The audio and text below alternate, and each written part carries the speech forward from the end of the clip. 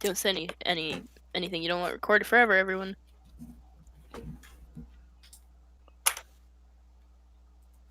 Lies. The whole media. One day, Blink will become world famous, and then he'll just be scrolling through his like private like things on YouTube. Just like, you know what? I bet my fans would like to see this. Oh, yes. It's content, right? And I don't have to make a video for a couple weeks. I mean, Oh yeah. just edit this together, throw it out. Bro, I'm kind of tired this week, but hey guys, I've got this cruel video from like back in the day when I was playing some D&D. I hope y'all enjoy.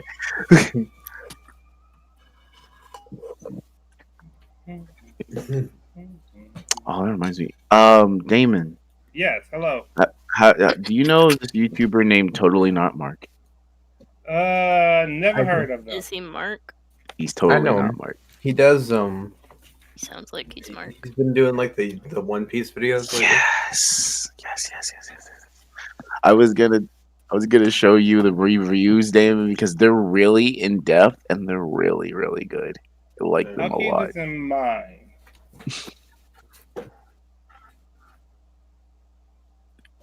I have enjoyed them. All right. I've watched all of them. Same. Listened to all of them. I've been looking forward to them, honestly, and I'm glad he's back with them. All right.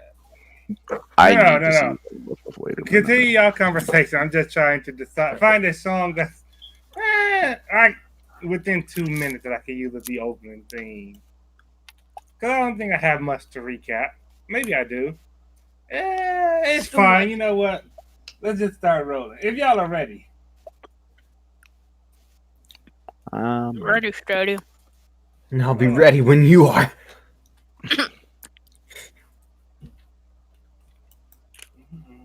I'm not eating any apple turnovers. 100% ready. So. I need you to do those. Hold up.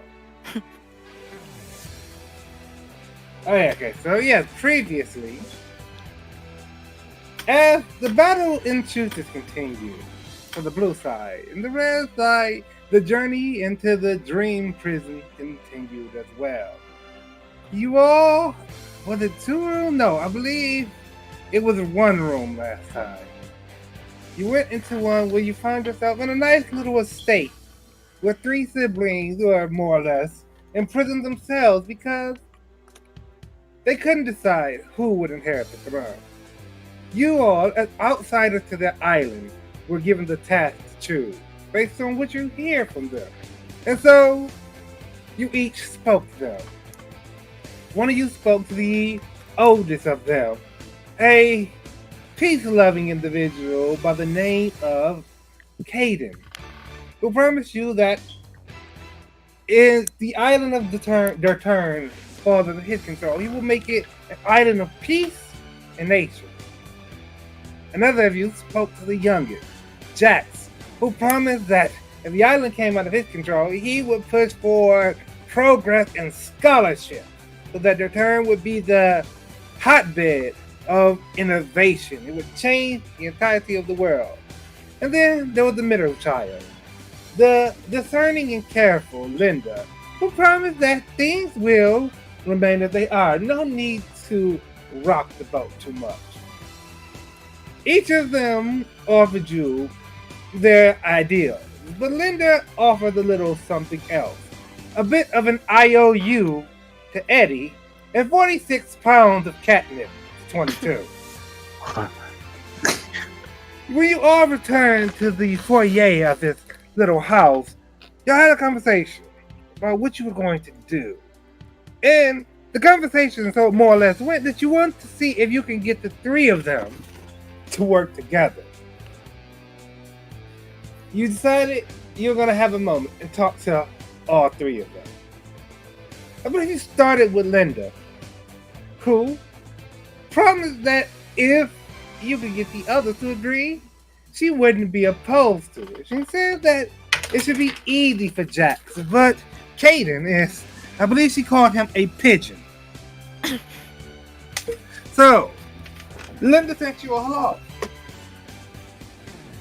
You had your conversation with, I believe you went to speak to Jax first. And you found out more or less that his issues with Linda stems from their childhood of her breaking his thing because she didn't understand the value of them. You convinced him that she has grown past that point and matured. See? You merely had to talk to Caden. Caden, who confidently believes that if you can talk to anybody, a resolution can be found. You also had to convince him that perhaps if he is to tread into someone else's area, he may consider cleaning his feet off and wearing clothes.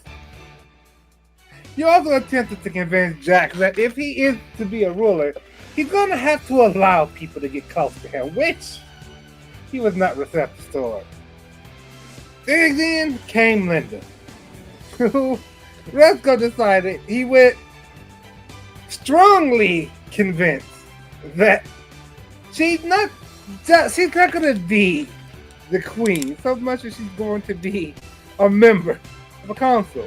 She told him that she's not opposed to it, but well, whether or not she actually was telling the entire truth will be left to the future to decide. Nevertheless, they promised you all that there would be an alliance on this island.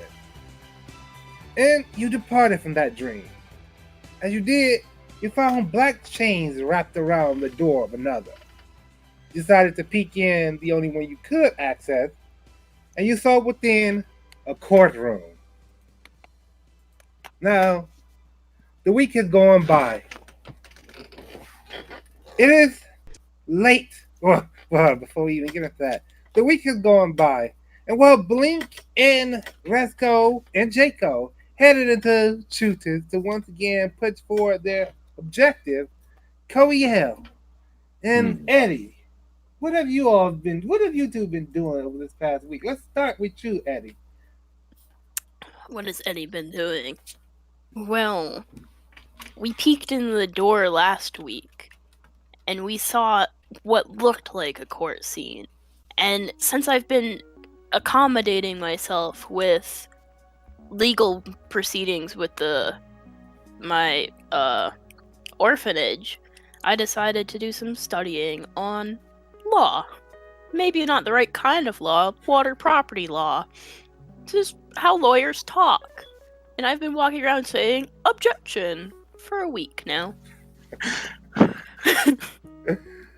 Resident of the house, how has Eddie's new, let's say, fascination, how has it settled with you all? I can tell you that for Koiel, it's been a little bit disturbing his meditation, but you know, he's all right with it. Eddie does Eddie things, and he assumes that, you know, Eddie's really trying to get prepared for the upcoming trial.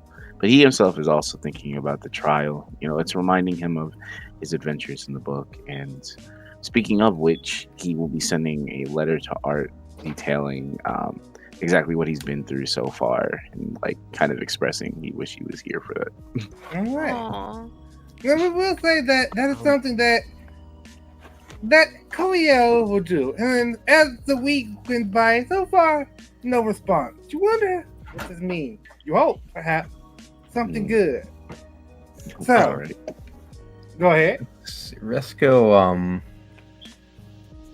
every time he's seen Eddie saying like objection just randomly, he would go over and have a conversation and link about any kind of thing. Like, you know, he's been reading his book, so he would just have some kind of long, expansive conversation that probably spans like an hour. All right. Did 22 get his catnip? I will say, so far, you all have not received, excuse me, the things offered. You have the suspicion that it will take a while to get from the island to Caladium. Then he's just gonna go on much longer walks until Eddie's asleep. And Blink will entertain the idea by playing lawyer with Eddie. All right. Just for personal clarification, the worlds that we visit in the dream world, hosted by the man who's been imprisoned in it, those worlds are actually places, correct? And Sort of, and also not. They are dream places in that they were dreams woven for situations. However, they don't tend to actually exist in the world where you could travel to them. let's see. All right. Then we'll say, all right. Let's go. Blink. How did you? Oh wait, you two just explained. Well, let's go just explain how he was responding to Eddie's an objection. But what about Blink or 22? Well, yeah, 22 will go on extremely long walks until Eddie goes to sleep. Oh right, yes, of course. And Blake will play lawyer with Eddie every once in a while when he comes home from work. All right. Where the heck do you work? He works? I work at the old are pet you? store. I'm like a vigilante. What? Can I have a pet, please? You're a I've been vigilante? wanting a pet for like 10 Wait, weeks. Give me a I pet. don't really feel. Hold on. I had no idea you were a vigilante. Well, I mean, I work with the state or the city. Yeah, the city guard. He is. Respin is well aware of him. Vigilante isn't quite the word. More like he has been deputized. Ah, okay. Yeah. Well, that's What? fantastic. Yeah. You're a cop. He's an officer of the law. Oh no. Stop right there, criminal scum. Me? No, not you, Eddie. Oh, of course not. I'm not a criminal. Oh, no, I thought you were a criminal person. Of course not. You sweet for that, Eddie. Where are my children, please? Yeah, Are they alive? We'll get to that. So, the week has passed. Connie went And rogue it's mode. Murder Late them. in the. Oh, right, yes. We cannot forget the fact that your construct has been given a heart that allows Connie to live in a way. Essentially, Connie has a spirit now. And you notice, of course, this evening, that Connie isn't in the kitchen. Wait. And it is evening, late into the night, in fact. You all are more or less sitting down, relaxing. The boys are upstairs, asleep. Oh, Things except are at peace in the house in Caladium, except I would like you all to roll a wisdom save. oh god. Right, I have to refresh my page for the ruined everything. Wisdom save. I'm so good at these. So good. Oh, I forgot all So about. good. 7. I'm so good. All right. All right. Oh, and I forgot I have 2 Eddies. I forgot that my life is like this. All right. We're all gonna die. Except All for right. Eddie. All right. Except for Eddie's. So, Oh, sorry guys. everyone but the Eddies. As you're relaxing this evening, you feel in the back of your mind a howling. And Resco, for you, the howling is louder, like you stand beneath a wolf standing upon a cliff, his mouth turned up to the moon. What? So how's everyone doing tonight? Did you hear that? Hear what? The super loud sound. Wasn't necessarily loud for me, but I did hear a sort of wolf howl. Is it A little Connie? strange. 22 The hell also was didn't that? hear it. I don't know. I think it's the basement again. Again? We can't keep putting this off. We have to deal with that thing. I'm sick of it. What exactly is that thing? It's our Basement? door in the basement that it makes this sound after a while. Because there's, that 'Cause our house is old broke. guy that's, Oh yeah. Can we ever lives in our maybe think that having a world. doorway to multiple different areas or worlds even might be a little bit detrimental? Well, I We mean, it didn't came with the house. install it. I know we didn't install it per se. It's just thinking about it. Maybe We it didn't has even some. buy the house. Maybe it has some side effects we weren't aware of to other places and us. I Yeah. hope my orphanage doesn't have a basement door. From my understanding of the situation, we had a hole in the wall, and then we found out that things could just come here, so they fixed it so we could also go to other places at least. So until we get this problem solved, it doesn't seem like this howling is going to stop. Or at least that seems like the first step. I'll go over to the door real quick. Pull myself up. Like, not the door downstairs. Oh yeah, you're actually on the map currently. Yes. On the couch. Oh, sorry. I didn't see myself. Please remove me. Increase the size of the list a bit. So Koya, you go over to the door. The front door, and I'm gonna check through a little eye hole if there's one, and let's see if we have any visitors, because we seem to have visitors a lot.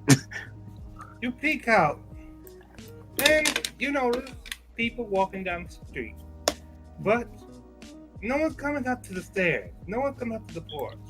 Your dryads, they don't even stir. Somehow, at least tonight, you've been left alone. Wow, Vot, a single day without person coming by. Yeah, it is quite rare. Well, since we don't have any business abruptly arriving at our front door, I feel like today is a good day to take care of that howling. Yeah. And as you say that, comes a knock at your front door. Maybe I shouldn't have said something. I got it this time, Resco. Don't worry. You sit down. I got you. Okay. I'm already at the door, though. No. How? Where? Eddie comes up to the door as you're standing there, Koya. And sort of pushes you aside and peeks out the peephole. In my defense, you were a bit slow to get there.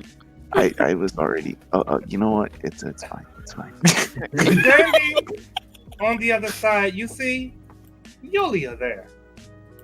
Oh, hello. Hello. Let her in. You open the door. Yulia, she comes in.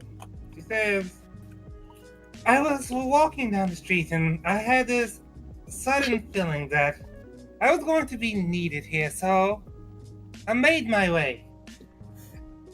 You can hear the howling too? Should you see a doctor about that? Yeah, we have. Can I ask you a question? How do you decide to go on your walks? Like, I mean, is it a thing like you wake up and you're like, oh, gosh, I feel like going on a walk?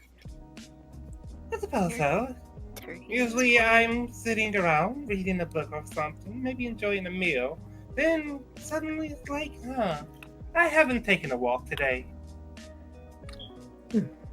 Well, I don't know where Connie is, so if you're hungry, you'll have to, I don't know, we might have ingredients. I haven't gone grocery shopping. Well, where are the boys then? Will they need a meal tonight? They are sleeping, I think, maybe. And I trust that you fed them, of course, Eddie. I sure hope I did.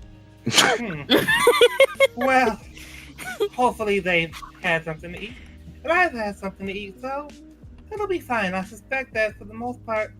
And she looks around, sees Vought as per usual. He waves. He said, for the most part, I'll sort of be back up.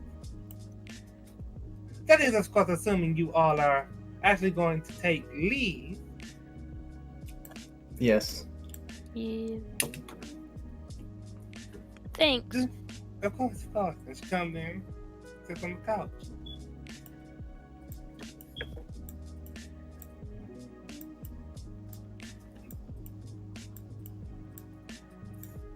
Resco, Yes? have you seen Connie? I miss her. You know, I haven't. Do you think she ran off like my third son? Well, That's what happened when he gained his freedom.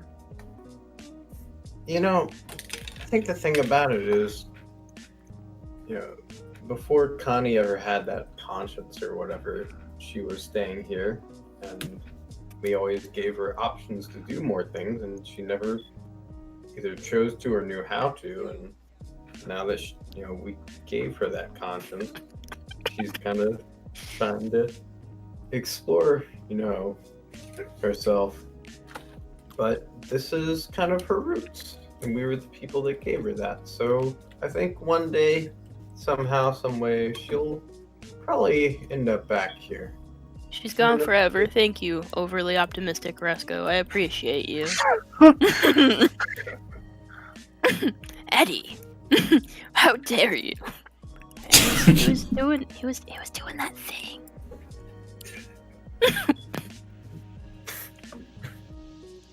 So I hear that you are pretty good at guessing when we need you.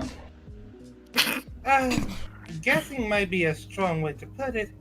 It's like there's a calling, And you don't hear the howling portal. No, I'm not even aware of a howling portal. That is. So you're really, really good at your job, I see. That's nice. So how's the husband doing? She's only really good at her job if we're not here. Otherwise, she's not babysitting. She's just visiting. She says, "As matters have it, I'm not married." Is that so? Interesting. I may actually look kind of young, but for an elf, I'm like in my 50s. Did you say an elephant? He said an elf. She's gonna take a look at you. She says, "You're charming for a young man." Thank you. Okay, wait a minute. Maybe we should leave Blink here for you to babysit. That was actually essentially an insight. I figured as much.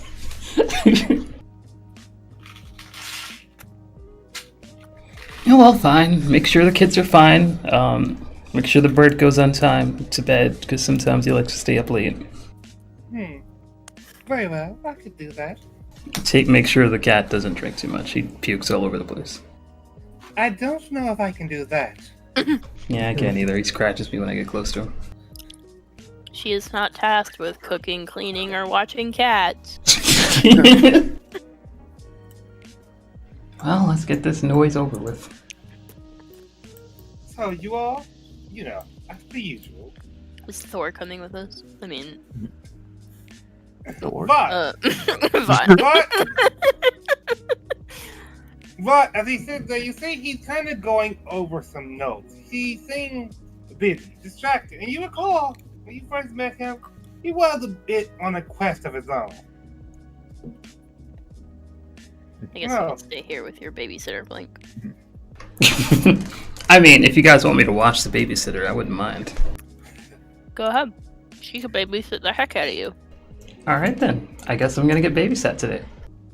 Good luck on your mission. Really?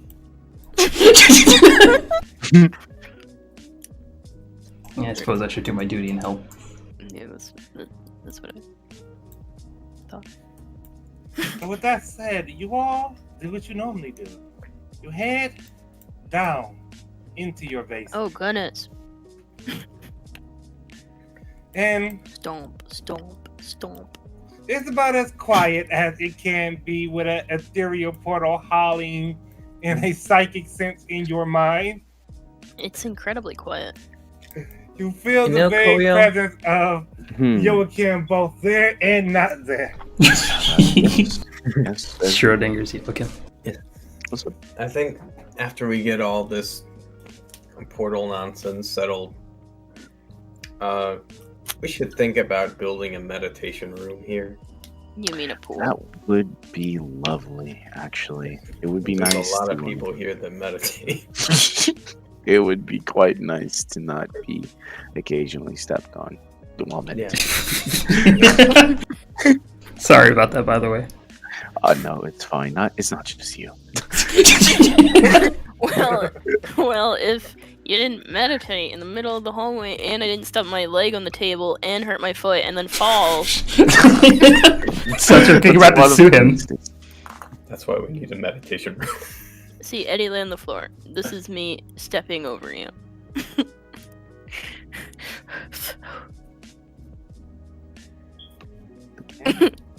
Trip. Eddie, you gotta be No. careful where you're No. when you're walking into Eddie.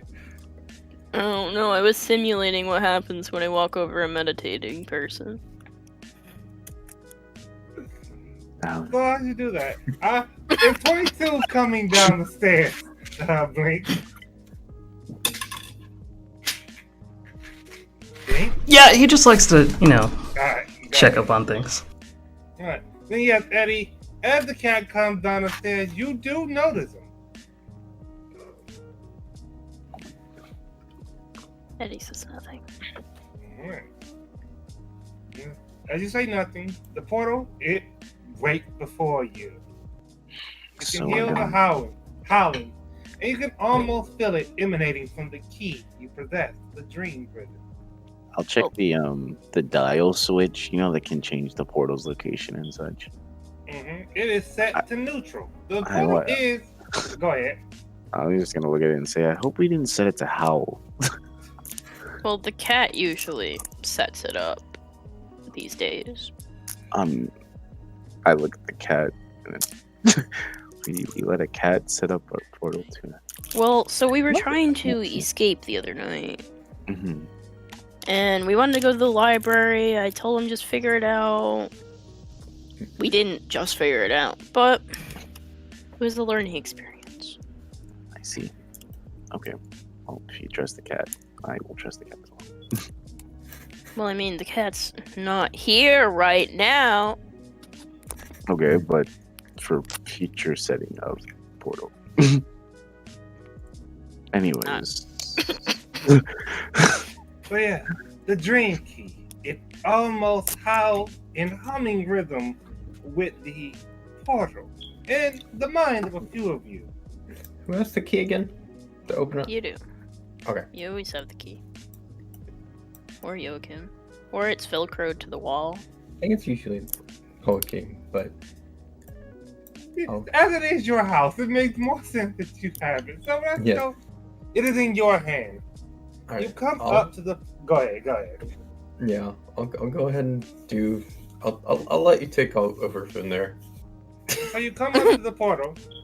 You slot the key in.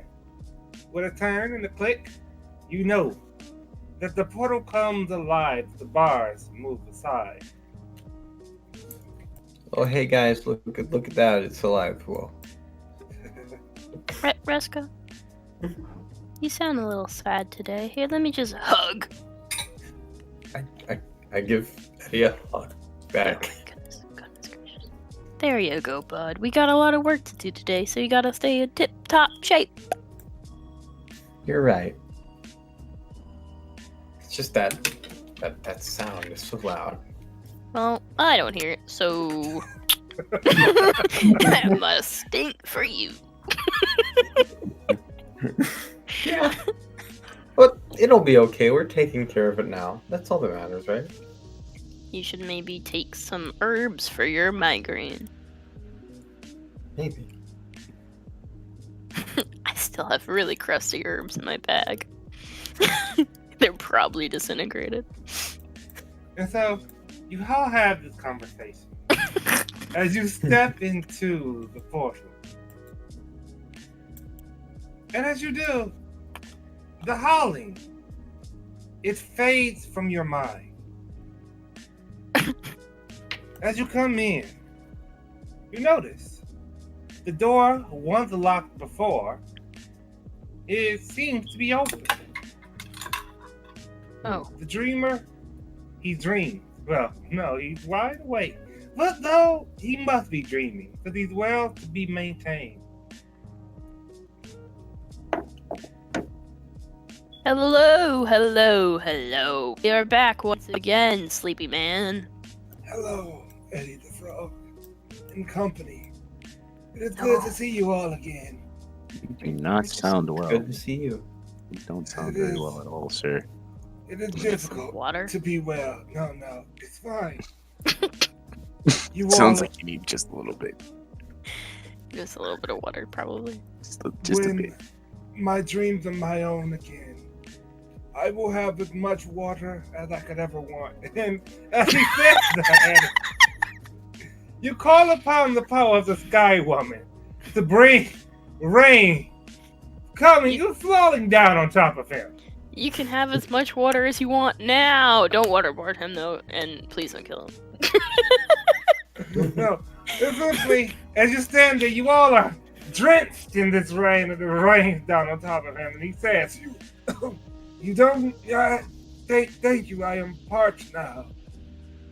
Eddie, You're why are you parched doing this? now, or you're not parched anymore.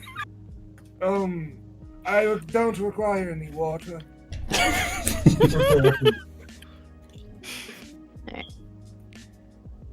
So when President Dreamer looks at you all, he says, "On the other side of the doors, do you know what dreams they are?" One of them is a courtroom. We don't know about the other one, or what happened with the lock. I felt that lock come undone and be locked so many times in these past. And you had a far off look. I don't know how long it's been. But I can say that it has been a bit since those chains appeared. What do you think they mean?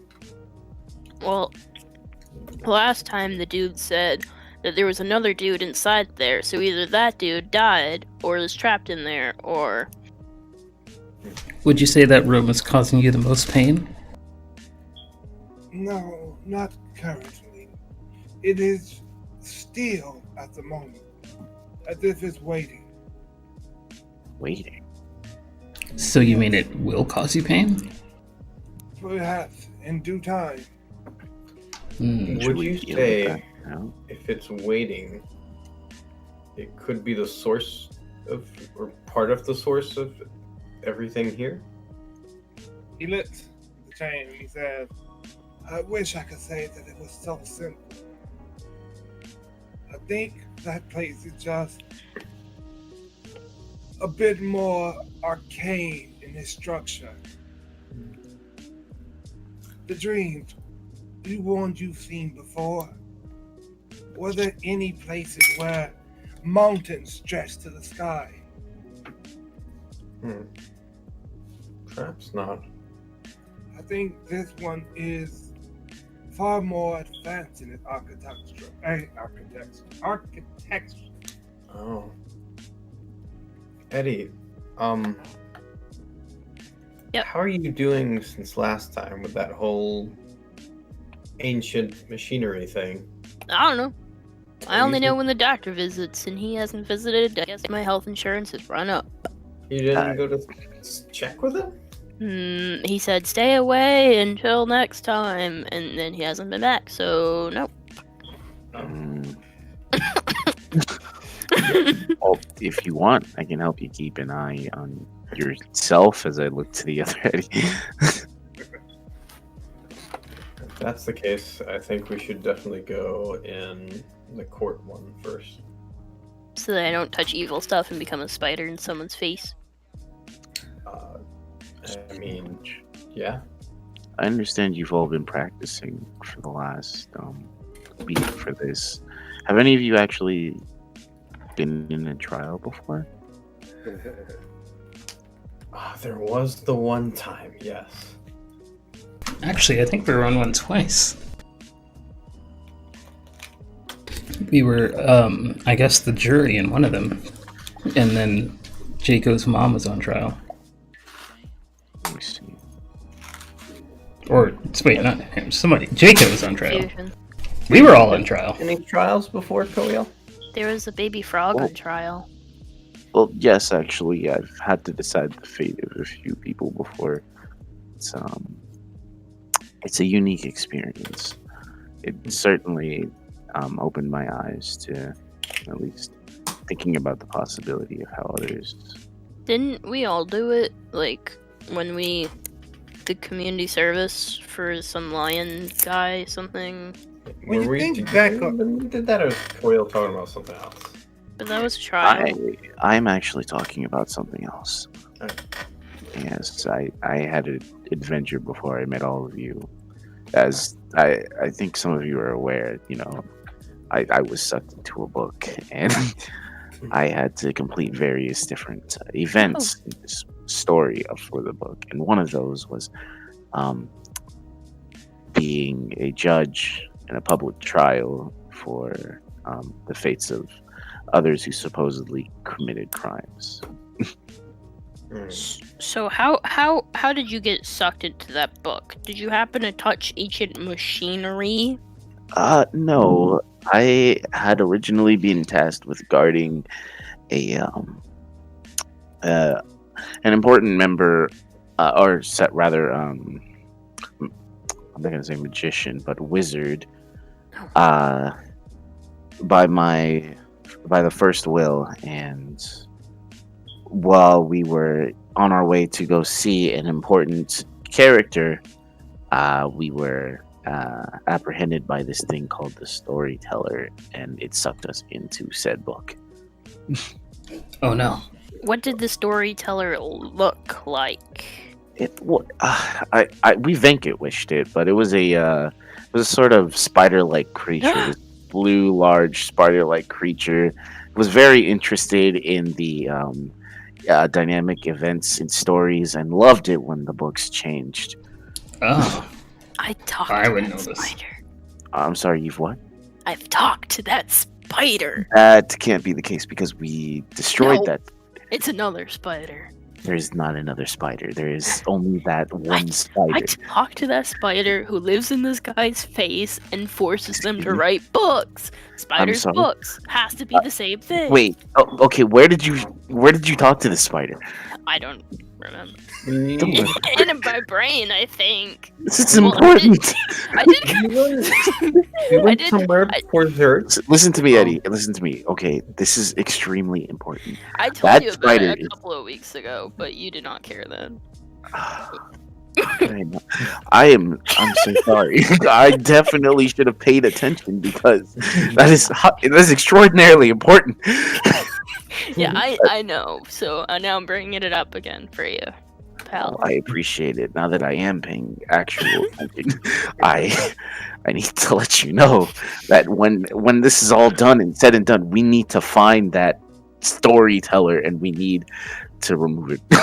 Are we gonna die? Do you want the whole story? Because there is a little bit more to the story.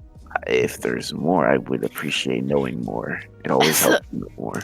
So the original storyteller, I kind of talked to the spider in his face, which made the spider come out, but then the guy died.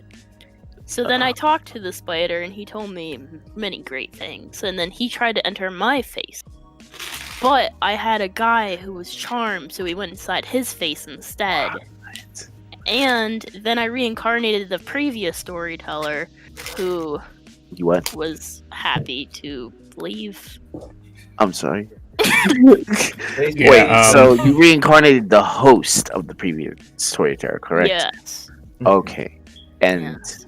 so that storyteller has a new body.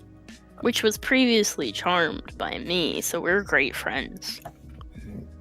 And what sort of spell did you use to charm this? if you I don't- don't even remember. No. It could have been Gios. It's It could have chaos. been. I'll give you the options. It could have been Gios, Charm Person, Beast Bond, or Charm Monster. I think it was Beast Bond. It could have been any of them. Well, I hope that charm is long lasting because the storyteller, at least from what I remember, its behavior, it sounds like it needs hosts to live right now, which means that maybe it's not as powerful as it was previously. But Well, I did let him escape because I wanted to be friends with the spider. He was very nice. oh wait, you let him out? Yeah, but then he went back in. I was talking to the spider. Okay, but what about the body that he went back in? Did you ever? He's still writing a story. I had no more stuff to. I was not allowed. I was. Absolutely. When this is all Disallowed. over, we are going to investigate the storyteller. You and I. That seems intense. Well, go with you. I would appreciate that because the storyteller, if it's anything like the previous experience I had, we could use all the help we could get. Well, so the whole point of this is that I can't touch ancient machinery because something about the spider, which is why I was asking you about. Well, I'm actually not sure what that would have to do with ancient machinery, but maybe the storyteller spider isn't necessarily done with you yet, and that's why it's cursed you. Oh, I'm cursed? Oh. I'd assume it's a curse or some sort of effect that it brought on. It tried to take it, whatever it was. When it was released, it tried to take Eddie's body, but we managed. Oh, that is to true. push him out of the way just in time. Hmm. And he took someone else's body, and he just stayed there. That's true. Well, we should definitely pursue this storyteller because I assure you that thing just cannot be allowed to continue. It will harm plenty more individuals that come across its path. We should If definitely. it's still writing a story, it'll stay stationary, but anyone who comes into contact with it could be in danger. Well, we tried to get the man to stop writing a story and talk to us, and we tried everything. So the that last would be- resort was me talking to the spider. Let's see.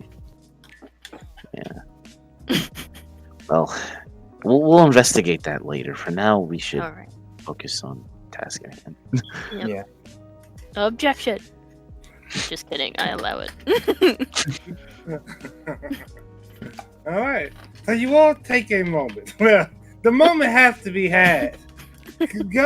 Eddie mentioned something alarming, and it is certainly alarming to Koyal. And so you both need this moment to discuss this matter.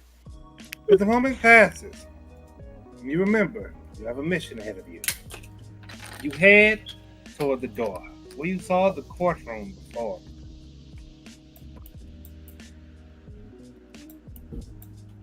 Go Koyo, ahead, what Blink. you described sounds a lot like the experience we had before with Spicikoff. It's not actually dissimilar. I would honestly say that the storyteller is if this makes any sense, a less evil entity than Spicikoff has been. Because Spicikoff thrives off adversity for the sake of adversity, but the storyteller simply enjoys enthralling narratives, whether that be putting individuals in danger and then having someone come to the rescue. The storyteller is okay with good endings, but Spicikoff, he wants everything to stay terrible forever. Well, I did talk to the spider, and he was very nice. His demeanor in general was actually very nice. For the most part, he did not directly attempt to harm me or my companions during our trip through his little adventure, but he himself is a dangerous entity because he just puts everyone around him in danger. If anyone else had been drawn into that sort of story and did not have the training that I have or the aptitude that my comrades had, they would have been outright killed. Well, I was trying to bring him home, so I guess I'm glad that didn't succeed. Yeah, no, that would have been terrible. That was kind of the plan, but... Speaking of which, do you know a tiefling named Music? Oh, What? a tiefling? Yeah, his name is Music. He works for Mama T. I do not know a tiefling named Music, but I do know. Actually, Damon, was Art a tiefling, by the way? I'm mine. He was, as far as you knew, a drow. Okay. I know no such tiefling, unfortunately. Ah, a shame. I would like to meet them, though, if you don't mind. They sound Yeah, he's a like good- a cool person. He's a good cat. He's good at cooking. Oh, Is he? Cooking. Oh. Can they be tasked with cooking and cleaning? With that Whoa. talk, Oh, it passed with. You all proceed into the door. As you are having this conversation, you find yourself in the courtroom. Oh gosh. The people around you, they rise to a low murmur as you come in. And a man standing at one of the tables, look from where he is, to you to all, and he smiles at you. I give him a smile back. I smile as well. Cautious smile. Blink, I'm blink, gonna blink. look around the place. You look around, you see people here and there, different people with different expressions on their face. One, in particular, is dabbing a handkerchief at her eye, as if she was recently crying. Beside her sits a maid that comforts her. As you look to the back, you see a large curtain. Beyond it, you don't know, but a bailiff, or what appears to be a bailiff, stands beside it. And as you look over to him, he comes up to you and he says, "Will you be the attorney defending the accused today?" Of course. If you don't mind, can we participate as a whole for that? Absolutely. This is allowed in our courtroom. However, I don't know if you'll be happy with that. I don't think I read the right books, Resco. Why wouldn't we be happy with that? There's rules to the courtroom, you see. We fabricate this courtroom is fabricated so that justice can be served without endangering the lives of the people around us. And the Lord and Lady Judge, they make it so that the defense attorney is absolutely invested in the defense of their client.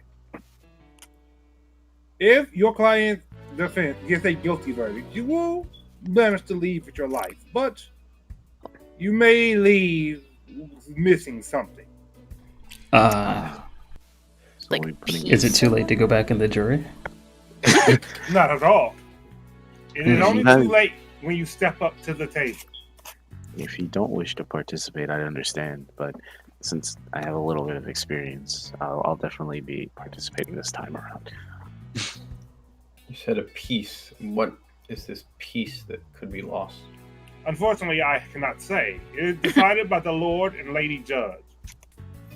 So if they feel that a thief for stealing bread should lose their hands, we also would lose said hands if we could not. That is a circumstance that has happened before. Oh, jeez. Well, go ahead, Eddie, too. He holds up his hand as you walk forward, Eddie, too, and he says, "May I have the name of all those who will be defending?" Eddie the Frog, the second. Blink, the elf, the first. Koyo and Elf from the first one. All right, very well. Will it only be you three then? Resco. Resco, you don't normally shy away from things like this. Yeah. Let's do it.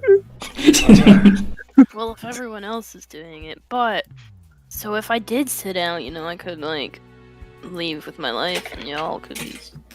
Before we commit to this, I do have one question.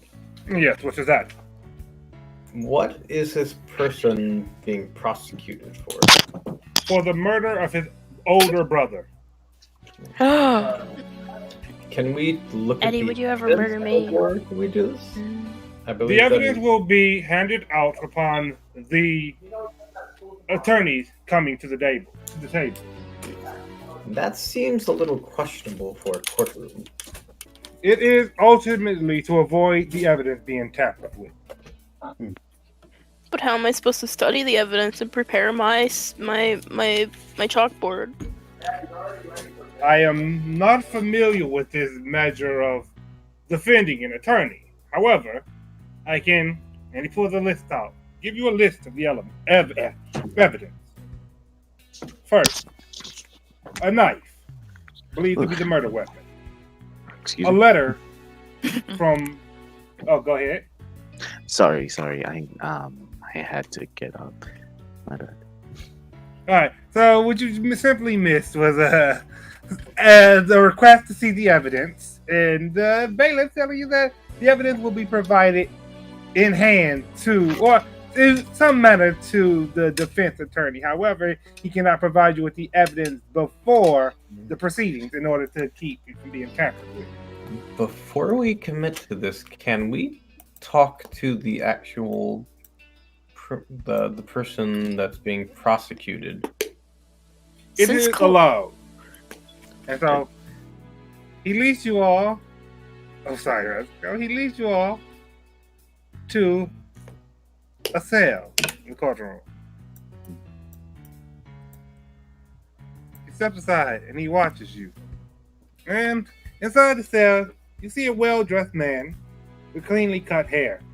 He has a bit of exhaustion in his eyes. You get the impression he hasn't slept for a while. He looks up as you all come over to the cell and he says, "You all, I didn't think anyone would be willing to take my case, but you all will defend me." That's what we're here to do. Yes. Link, you have Zone of Truth, right? I do. Bailiff, are we permitted to use Zone of Truth here? Unfortunately, no. We have had instances where defense attorneys will try to use manners of mind control to affect the judges. So magic is not allowed in this room. Otherwise, I could have guillotines both the judges and done. I beg your pardon. Could you speak a little bit louder? Don't mind Eddie. Eddie's been very tired lately. You know, he's dreaming I while said walking. that it's unreasonable. There's no bed in this man's cell. Exactly. You are correct. I will see what the judges think of this following the trial. No. Bet. All right. Well, then let's get started. He comes up and he says, "I swear to you all, I'll tell you the truth. I just want to get out of here. I didn't do it." All right. Well, at least start What by do I telling make us. of what you say? I will say roll an insight. You might have already done it. I will scroll up. All right. You get this feeling that this man is distraught. And he's telling you the truth. At the very least, his version of the truth. Nothing about him seems to suggest that he's lying to you right now. Is he a person? He is a human, yes. We'll hear what you have to say. All right.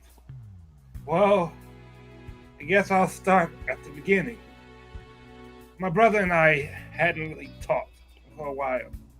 There was a lot of tension between the two of us. We just couldn't talk. We didn't talk. But I needed a favor. It's true. And I sent a letter. I told him that was coming. And I told him that it was important. It was a big favor. And he wrote back. He allowed me to visit his house. And so that day I came over. We sat down and we had some tea together. And I explained the situation. I needed a large sum of money. Oh, And my brother, he's the owner of a company, a shipping company. It would have been no problem for him. But told me that he's working on building a family soon. Him and his wife, and he can't spare that type of money. He couldn't trust that I wouldn't blow it or waste it in some manner. And honestly, things got a little tense between us. We fought. But when I left his room, he was alive.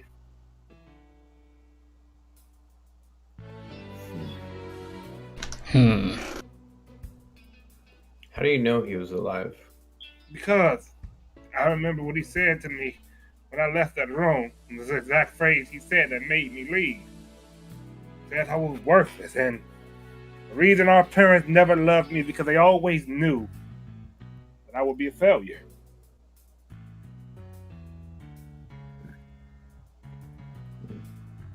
I guess that's technically true, huh?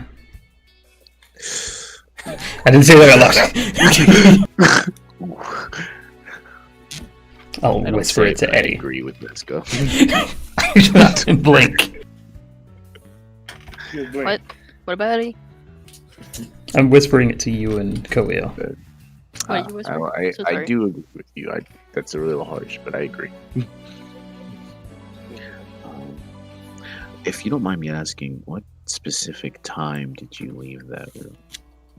It was late in the afternoon. It had taken me a while to get there. And so my brother was a little upset that he said he cleared his schedule for a certain time and I needed to be there because he had business to attend to and I wasted his time in taking so long. And it was late in the afternoon. He said he wouldn't be able to go back to work today.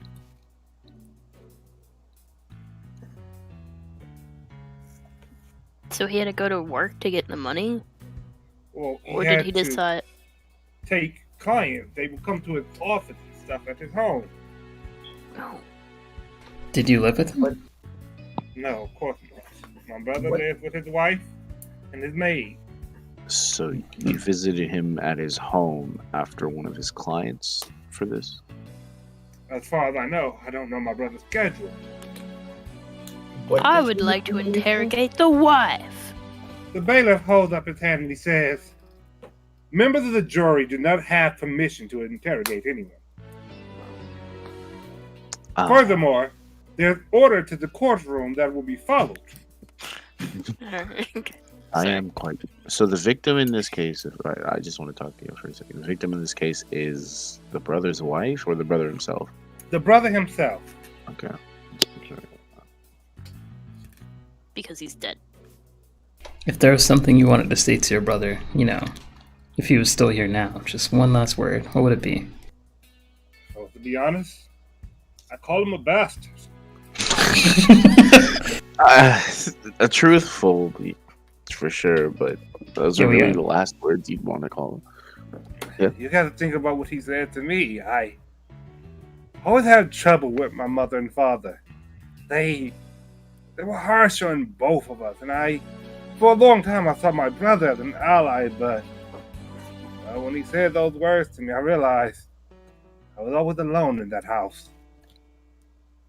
Yeah, that's depressing. What sort of job did your brother have? He inherited the shipping company from our parents. Let's see. Is there anyone you can think of that would want to kill your brother? Not at all. My brother had plenty of friends. Everyone loved him. Even when we were younger, he was just the most popular person I ever knew.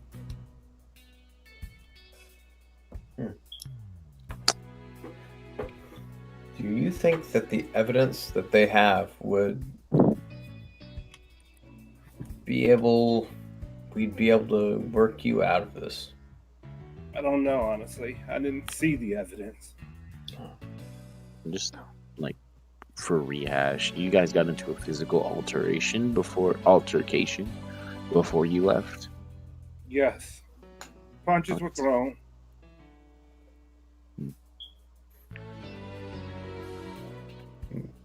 So because this is Caladium, we don't have like fingerprints and stuff. Indeed. Okay. Magic. Just checking. Just checking. How old are fingerprints?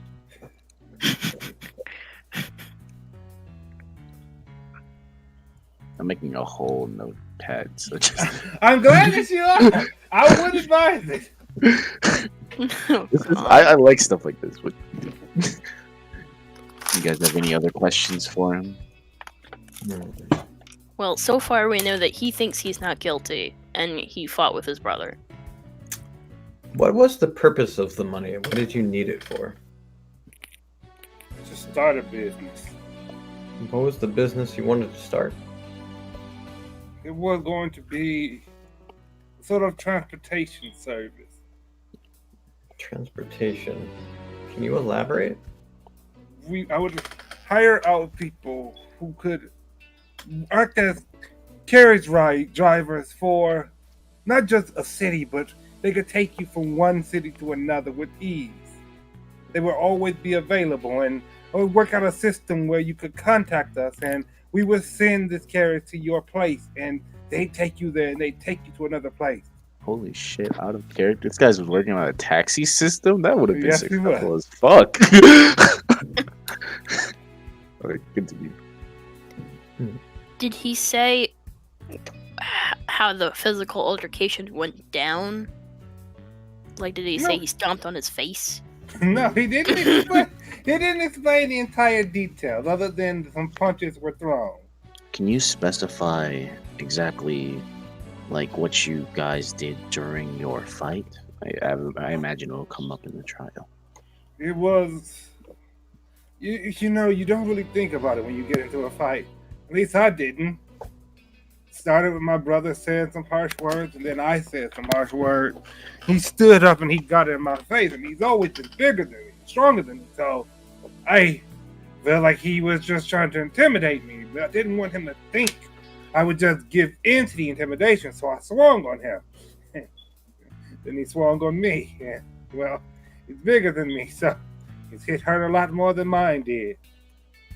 But at that point, I was determined to prove myself in some way or another, so it just, a lot of punches were flying. But I never drew a weapon. I didn't even have any weapons on me.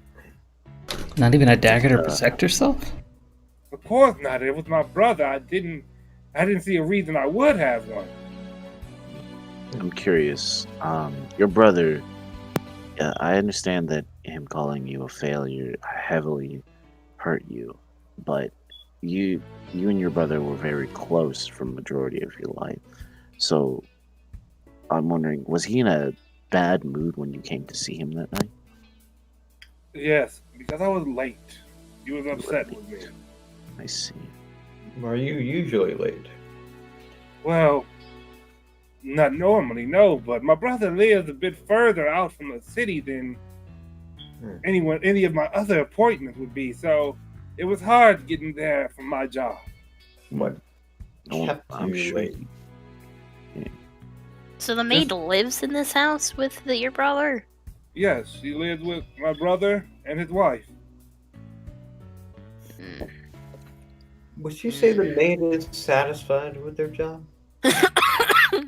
I honestly never really got the chance to talk to her. She was all smiles and happiness when she answered the door and led me to my brother's room. Would you say the wife is satisfied with her job?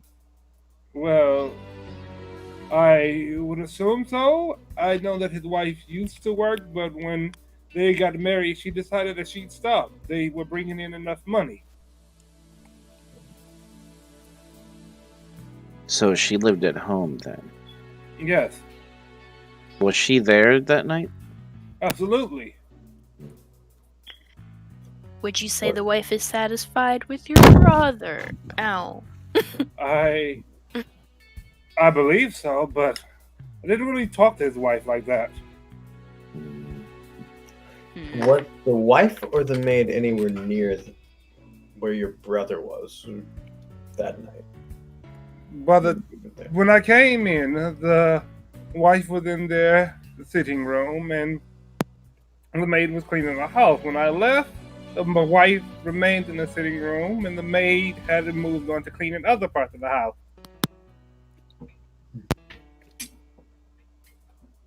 So the maid had cleaned the sitting room before you guys had your meeting, or after? Before, I suppose she could have gone up to clean my brother's office. That's what the meeting was had. Hmm. And where was he? I'll ask actually the attendant for the court. I understand that we're not allowed evidence, but could you at least tell me where he was found dead? He was found dead in his office.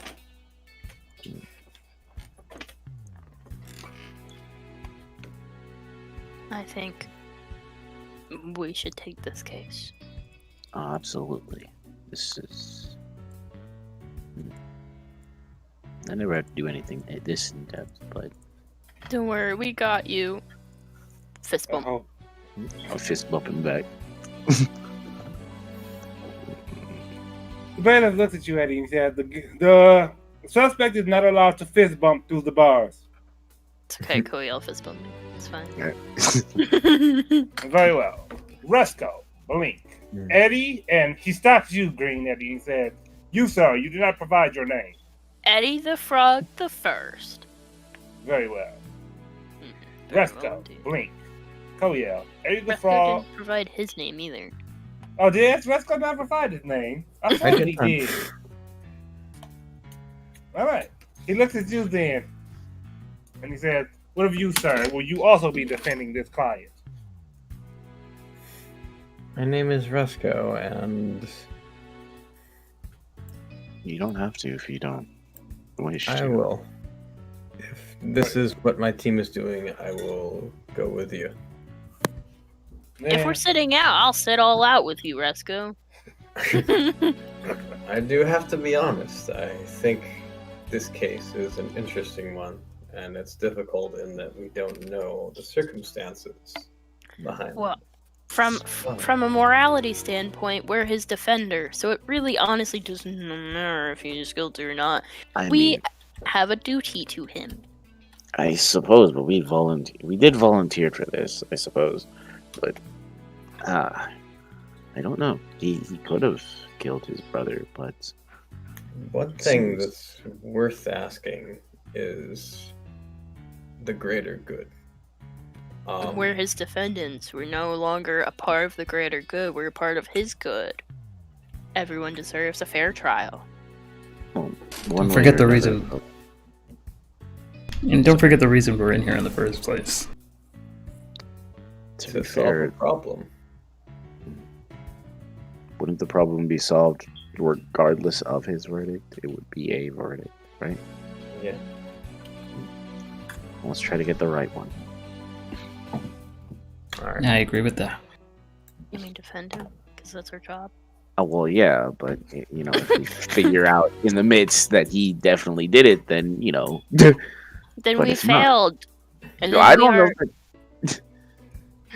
I mean, did we? We've come in here to do a job. to defend this man. Look, If he I killed the person, I don't yeah, feel there's right a with him. possibility he could have done such a thing. So we need to explore all angles. And Hmm. what are your Maybe thoughts? Though? I interrupted you. I'm sorry. it's all right. Maybe it's Spicikoff getting to me. Thinking back to his trial, thinking back to how he pushed us around to do whatever he wanted us to do. Maybe that's got me questioning things. I just don't want to see all of our efforts go to vain, but I want to support this person if they're innocent. Thank you. Just doing our jobs, man. I'll defend you. Very well. The bailiff said, very well then. If you will allow me a moment, I will speak to the Lord and Lady Judge. So, he climbs up onto the platform, and you hear whispers from beyond the curtain. Okay, here we go. He comes back down and he says, he said, you can tell Eddie the Frog that he was telling your names to the Lord and Lady Judge. What's your plan? And so, he comes back down and he says, please take the table. We will begin shortly. Table's low key. May I ask a few more questions about the murder before we start? You may. Okay. I was actually hoping that we could interview his wife, but she may be called up for testimony. So. That is one of the people who will be called up for testimony, yes. Is the maid gonna be called up too? She will be the first person called up. Who else will be called up? You're asking? No, I suppose it's my duty to answer. So, the maid shall be called up. The wife. No wife. The defendant will be allowed to make a case for himself. I see. There will also be the person that the victim had a conversation with prior to the arrival of the suspect. Okay. Unless the prosecutor has a surprise witness, then I believe that is all. Did he have any other clients that day? Just that one client? Unfortunately, I do not know. I am not privy to that information. What the heck? Alright. I imagine we'll find out more once we start the interviews. I'm just thinking if there's. Okay, so to recap, I'll recap my notes for you, because we're in this together. I got some notes too. We'll compare notes. Okay, so let's set the scene. The brother's at home. He's in a bad mood. Mm-hmm. He's like, oh, where is my brother? Where is he? The brother arrives. He's like, I got this business idea. It's transportation. I just need some money. The brother's like, oh, no, this is just a scheme. And then the brother started saying words, and then this guy said words back. And then this guy swung first, and then the brother defended himself. But the brother is bigger and stronger. And the wife was home, and the maid was home. The wife was in the sitting room, and who knows where the maid was. But the office was previously cleaned before the meeting, so she had to be nearby. And the meeting was in the brother's office. I see. Okay. I have them down as Brother A and Brother B. Brother A for the one murdered, and Brother B for the person we're defending. Murder. Okay, and the maid cleaned the office before the meeting. Clean the sitting room before the meeting. Clean the sitting room. Okay. It'd be nice if we could see these places, but I suppose we don't need that. Ace Attorney, bro. It's been so long since I played an Ace Attorney game. I will throw out that Joaquin mentioned a little bit ago about having expected it to be at 12. But, yeah. Oh, when he arrived. Yes.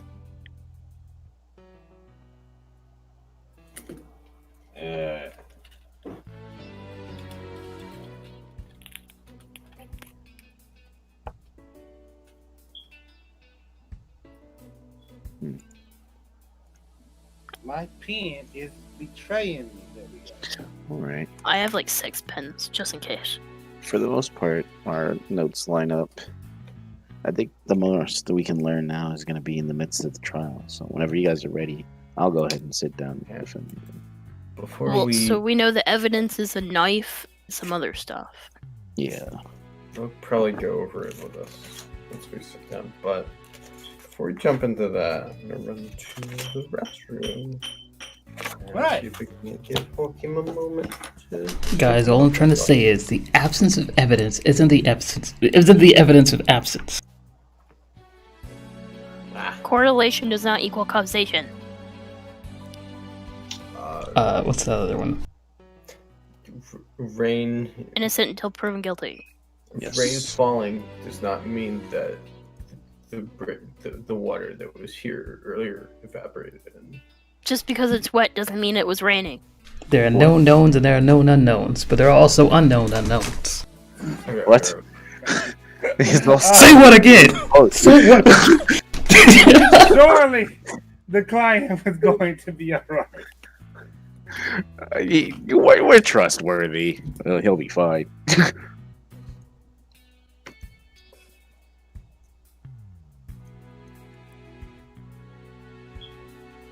You're doing good. I'm going to make sure my evidence is updated.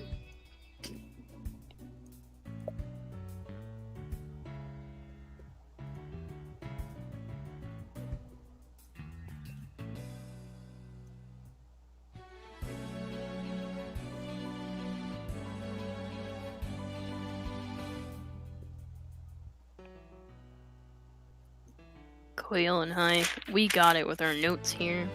Oh, for sure. I really do love like trials like these. These are so fun. The only thing I played was like Law and Order SVU, and I was so bad at it because you had to find like the cigarette butt 5 feet away that somehow was the only evidence. What? It was so hard. I played all of the Ace Attorney games when I got the chance to, and I emulated them. So they were so fun. I kind of wish I hadn't, so I could go back and play them again. The the trilogy's on Switch. If you have one. Unfortunately, even if I did, I remember who did what for like every trial.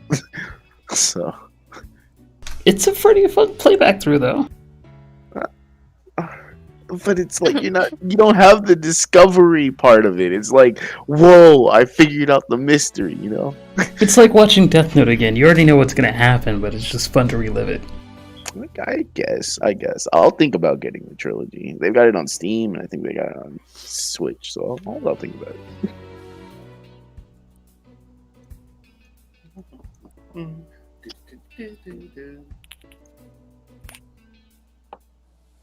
Did you play any investigation games? Oh, unfortunately, no. I haven't played those. It's actually pretty fun. I'm gonna give them a chance whenever I get the extra time.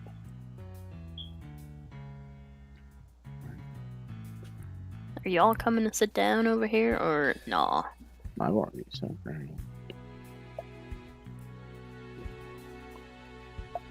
I see you here now, just like I didn't see you at the door, but now I see you here.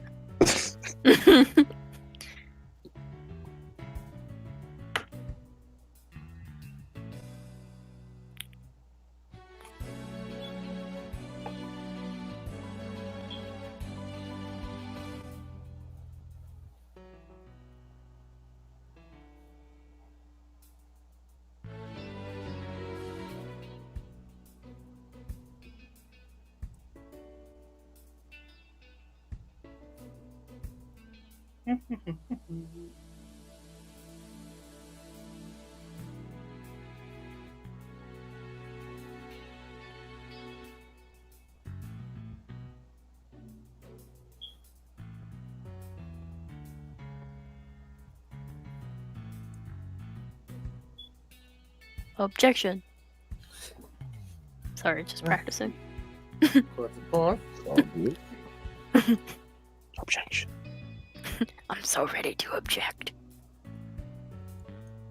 Wait, should we have asked if that's allowed in these courtrooms? No, we're gonna do it. Don't ask, because then we can play the fool. I feel as though we should play by the rules. Then ask. I shall actually. Excuse me.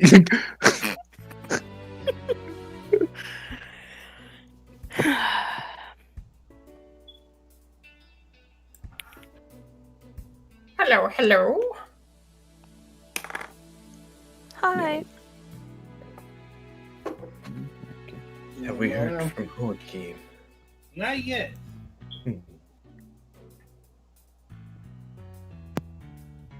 Let me see.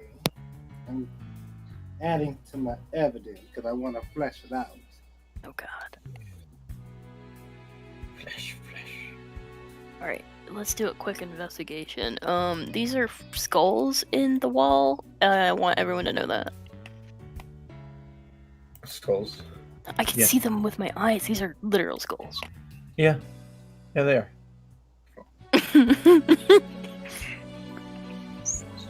So my idea is that this whole court system's flawed, and they really just take people and make walls out of them. Yeah, I mean that's totally possible. It's fine.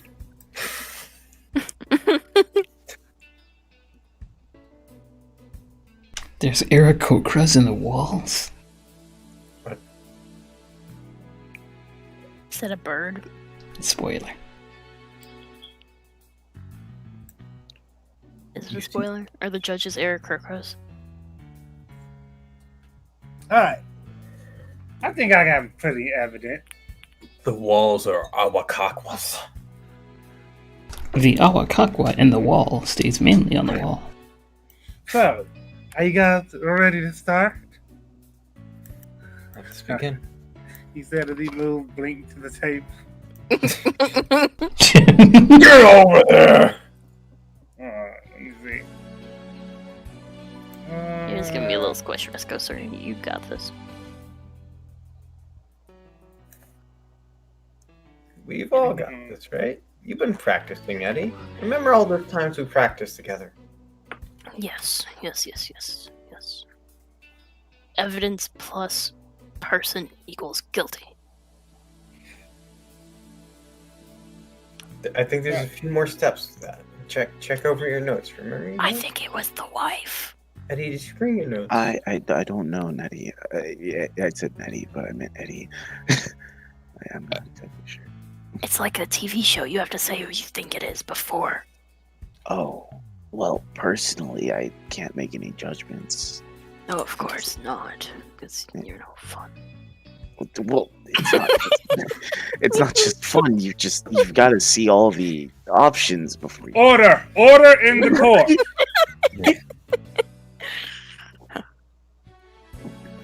The trial will begin with a statement from the Lord and Lady Judge.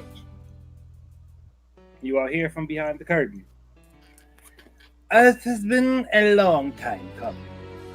There are many people who are not willing to take on this trial, believing the client, based on his personality, to be guilty. They did not feel that they would like to sacrifice for it. Nevertheless, the Dream Court allows those who enter the dream to take up the role. As such, we shall make a penalty. Indeed, this is so that the person, the client, will be defended to the utmost ability of the attorneys. Anyone could simply end the dream by forcing a guilty verdict, but we want to make sure that it's an innocent verdict. Therefore, the punishment shall be this. And as she said that, on your left arm, each of you, right up at the shoulder, this ring of light appears. Okay. It sort of tightens around your arm. Not too tightly, but it appears, and I it's can't breathe. tight just a bit. And It's just your arm, Eddie. the Lord and Lady Judge, they say, upon the guilty verdict of the client, the defense attorney shall lose their left arm. That's my favorite arm. I sort of need that arm to do quarterstaff tricks. Need that arm for swimming, eating. Order in the court. God. If we are in understanding, defense attorneys, concerning its punishment, will any of you be stepping away from the table? Hey, Resco. It's not too late for us. We were here sent on a mission, so I'm here to see it through. But not all Very of us well. have to.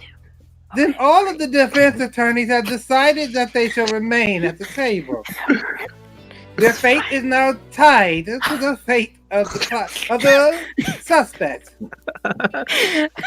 Alright. I think if we were going to make any kind of different decision, we would have to made it before. Yeah. Those are valiant words of you, Resco. I fully support it. I'm going to say we're all crazy for doing this, and we could all potentially die. Oh, yes. Just of lose course. our arm. Losing me- our arm's not dying. Can we keep our arm, or do you keep it? We shall be keeping the arm. No.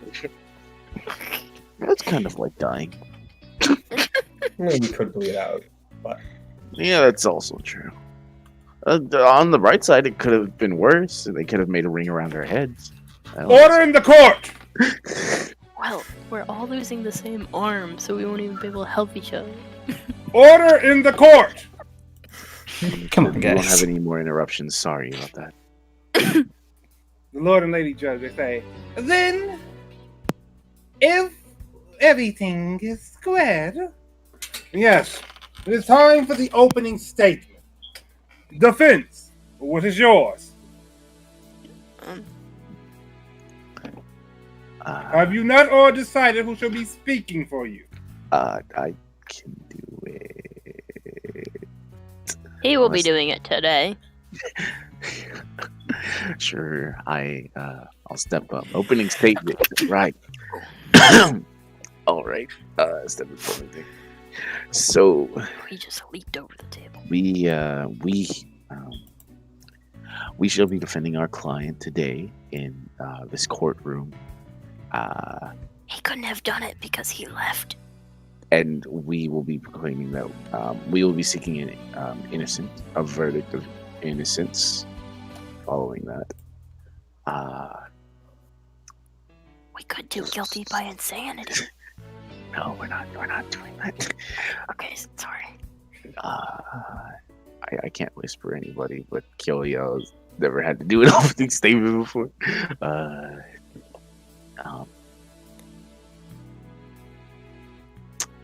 Yup. That's it. Order! The prosecution.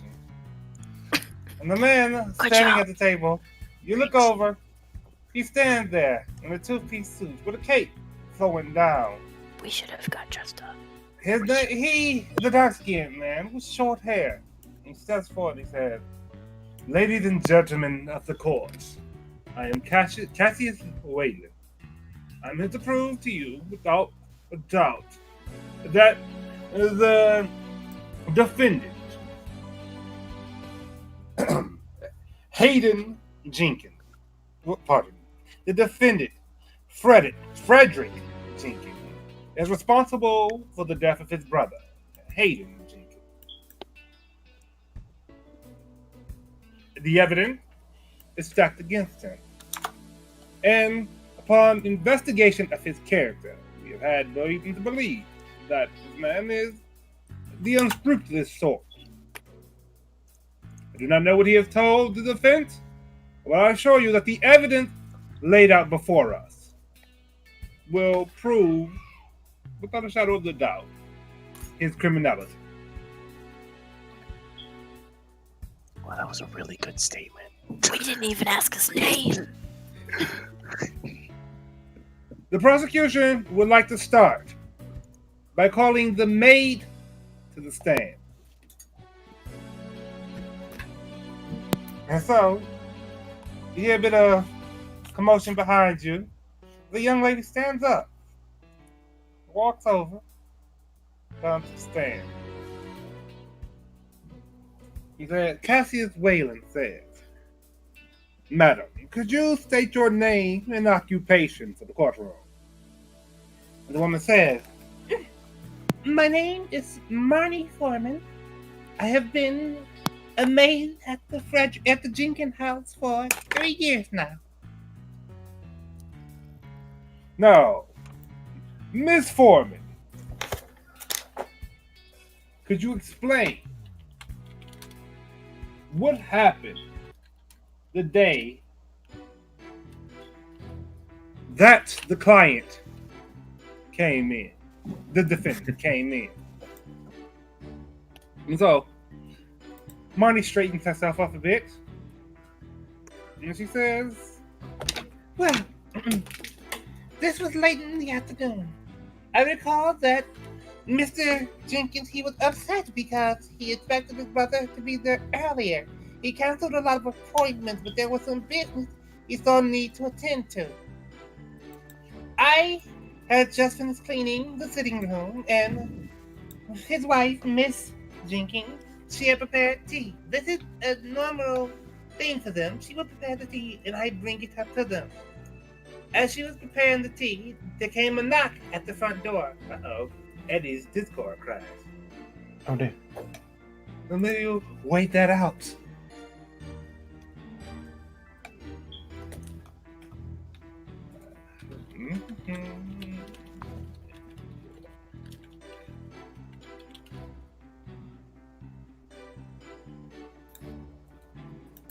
I would like to make a note to everyone at this time. I posted some legal terms in Caladium Red. In case you want to sound as if you know what you're talking about when you clearly do not.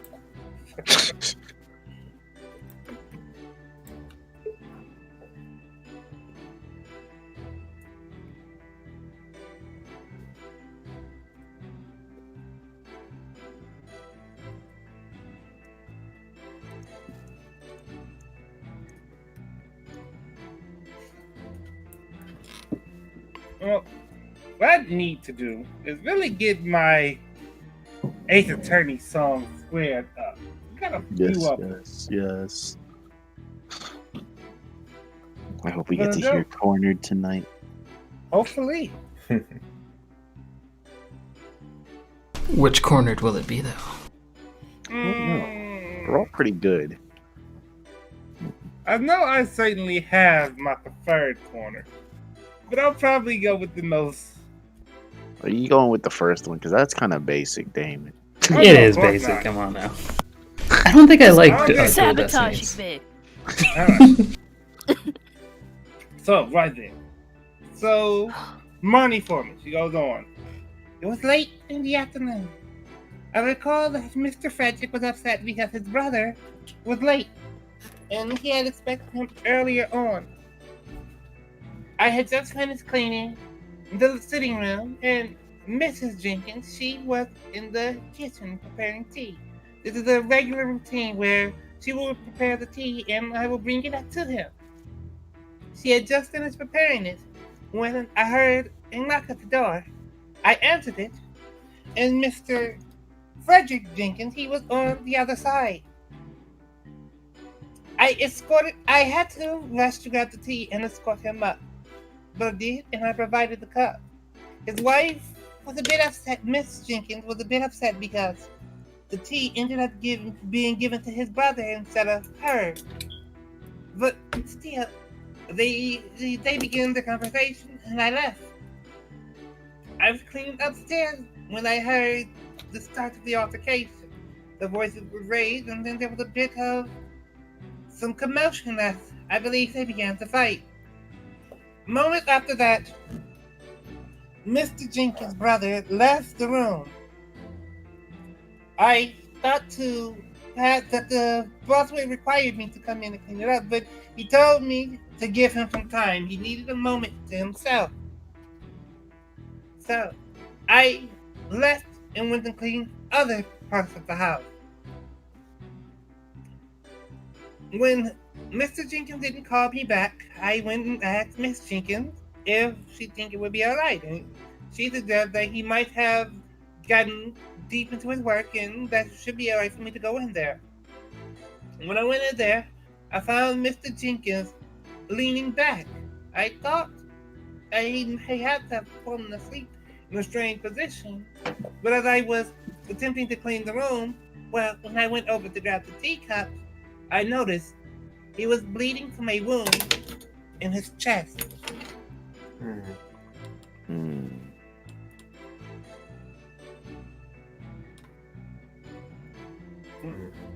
So she says, I told Mrs. Jenkins, and we contacted the city guard, and that's when they asked us questions, and then Mr. Frederick Jenkins was arrested.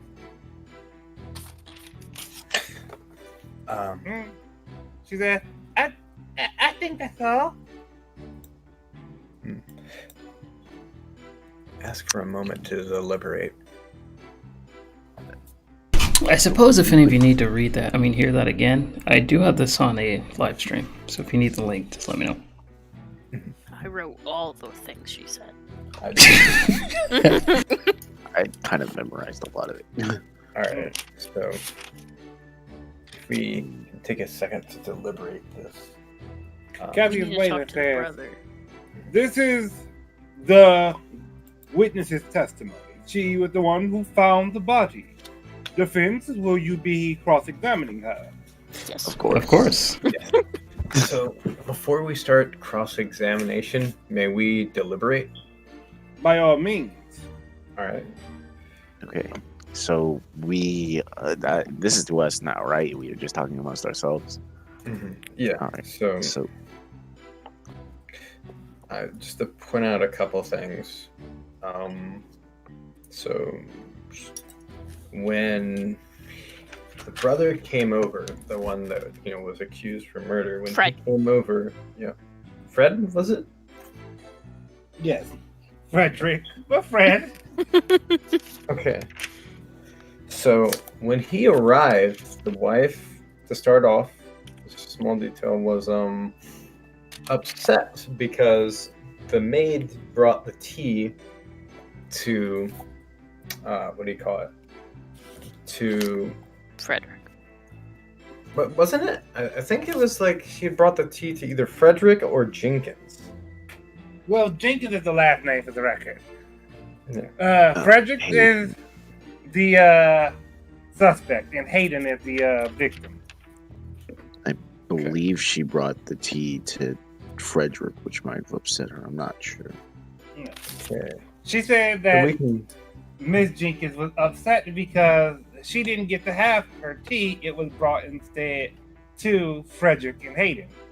I see. okay.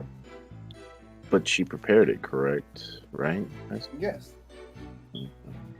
So what happened is she went in there and his wife had been preparing tea for herself, and then the maid took the tea. Sounds like. What she said is that they have a normal routine where the wife will prepare their tea, and then she will bring it up to the husband. All right, but because the brother showed up late, the tea ended up going to. Him instead Yeah. of being given to Miss Jenkins. Yeah. See. Okay. All right. So then, brother instead of her. Okay.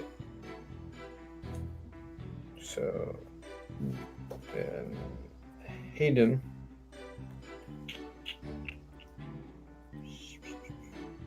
The wife had said that after she left, that maybe he needed some time to himself. And The wife said that it was alright to clean, even though Frederick said it wasn't, to give him some time, because she said Hayden would be deep in study by Okay. then. all right. Okay. And we're 100% sure he was killed by the chest wound with what aid? Was it a So, sword or a dagger? There was something mentioned here. I don't know if they mentioned a sword or any kind of knife or anything like that in that testimony. but Nah, it just was the wound, I mentioned believe. When she went in there, to check on him, she grabbed the teacup that he had, that they had prepared earlier. The teacup was present when she walked into the room, and he was dead. Hmm. And he was bleeding from a wound in the chest.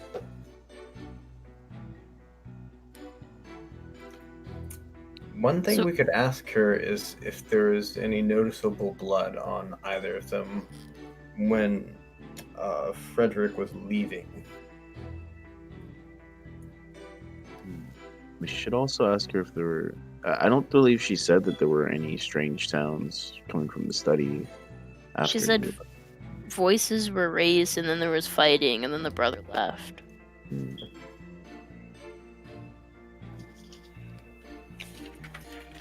We need Didn't to. she? Sorry. Didn't she say she came back in after the brother left? The maid never did until after the wife said that it was okay. Hmm. She basically handed the tea to Hayden and Frederick, left them alone in the study, went upstairs to clean, and then a little bit heard the altercation, came back down, and the wife asked, I think, to give Hayden some time. This was just after Frederick had left. I And thought Frederick said to give Hayden some time. was it the wife or Frederick, Damon? It was actually Hayden, the victim, who said, wait. No. Kill him down. For the record, in case, just to avoid confusion, Frederick is your client. Right. Hayden was the victim. Right. And the maid informed you all that she heard the commotion, then Frederick left. She came to clean up because she felt that there was probably a mess made, and Hayden sent her away, telling him that he needed some time. She waited a few hours, and after her boss did not call her back, she asked the wife what to do. At which point, the wife said that it should be all right to go up there and clean the room. So we should for one thing, to try and but to help prove our defendant's innocence. It's worth noting that when she did go to see Hayden after Frederick had left, there was no wound in the chest and he wasn't bleeding from anywhere. She didn't mention that, so whatever wound that occurred might have happened after he had left, which could lead to his innocence. What's worth considering as we progress is we can try to trap any of the people that are giving testimonies in some kind of question. Because if we assume Frederick's innocent, then she was the last person to see him alone in the room, and he could have been alive when she entered the room. Yeah, there's one other thing to note. So we have the evidence here, and that gives us maybe one step above these people, because they might not actually have the evidence in this case. So they don't necessarily even know what was there and what wasn't there. They just know what their testimony has. They don't know whatever holes there might be. So if, for example, we introduced some kind of false evidence, we could question them on that and see where that leads us. See what Not to mention of evidence, I will say you all are given an inventory of what's in the evidence. Okay. You have a knife that is believed to be the murder weapon. The teacups drank during the meeting between the brothers. A letter from the client to his brother. A banknote for a total of 75,000 gold. A bottle of whiskey. And a speak with dead testimony. Speak with dead. Can we What is hear that that speak with dead dead testimony? from? Say again? Can we hear that speak with dead testimony? Absolutely. Well, what you can do is read it because it's written down. Where So that? when you peer Oh. at it, go ahead. Go ahead. All right. When you peer at it, it says this. I was fuming when my brother left. I took a few sips and sat down. I fell asleep, was woken by a sharp pain. I'm gonna guess that's the end of that. Did it? Not exactly. I mean, didn't the wife make the tea? Well, So- he didn't say what he took a few sips of. He could have been the whiskey, and then by a few sips, he made a few shots, and then he passed out. Can you That's fair. repeat that statement? Yes. I was fuming when my brother left. I took a few sips and sat down. I fell asleep and was woken by a sharp pain. We should question her about the tea. Well, no, he didn't drink the tea, so it wouldn't be in the tea, would it? Can we look at the teacups? Are they empty? The teacups are currently empty. Both of them? Yes. How filled is the whiskey bottle? The whiskey bottle, roll an investigation. Okay, here we go. I'll do it too. Definitely open. And you get the impression that maybe about a cup of it is gone.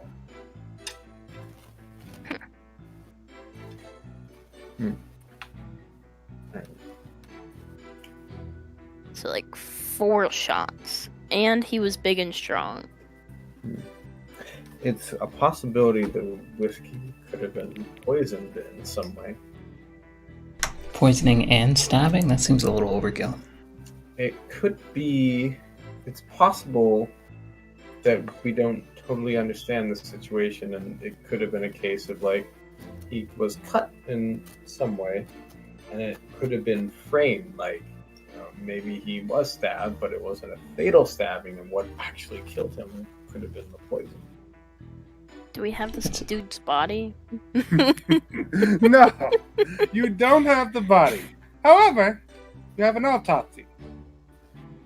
What's Then- the autopsy say? The body had no apparent signs of poisoning, and a deep wound provided successfully done by a dagger in the chest of the victim.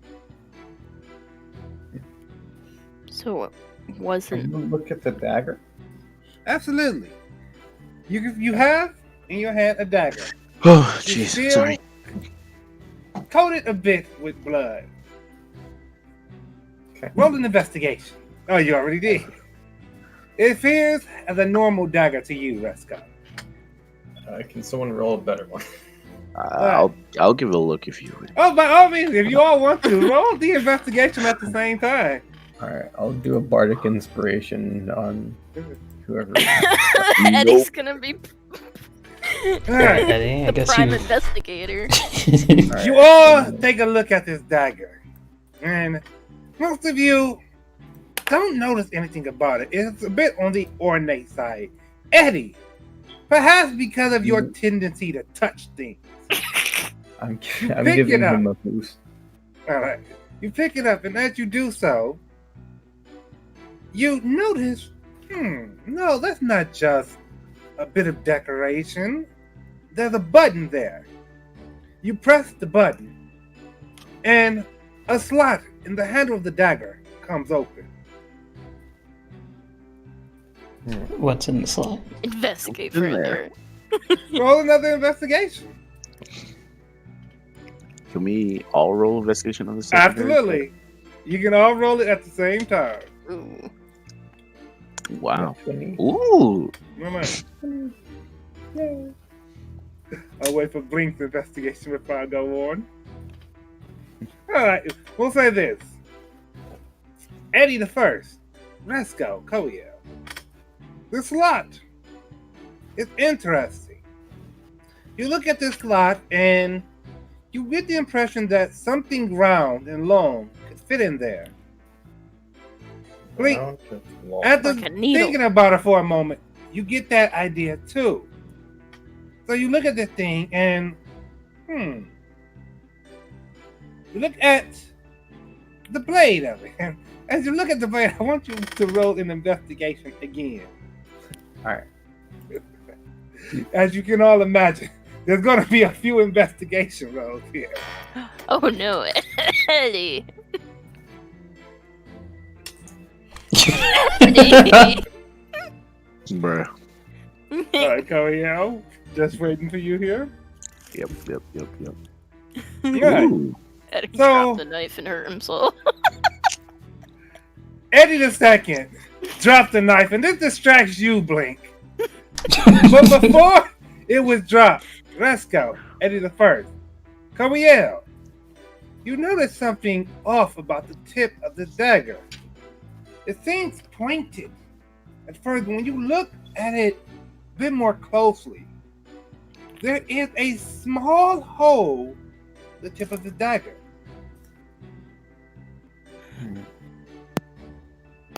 But he wasn't poisoned.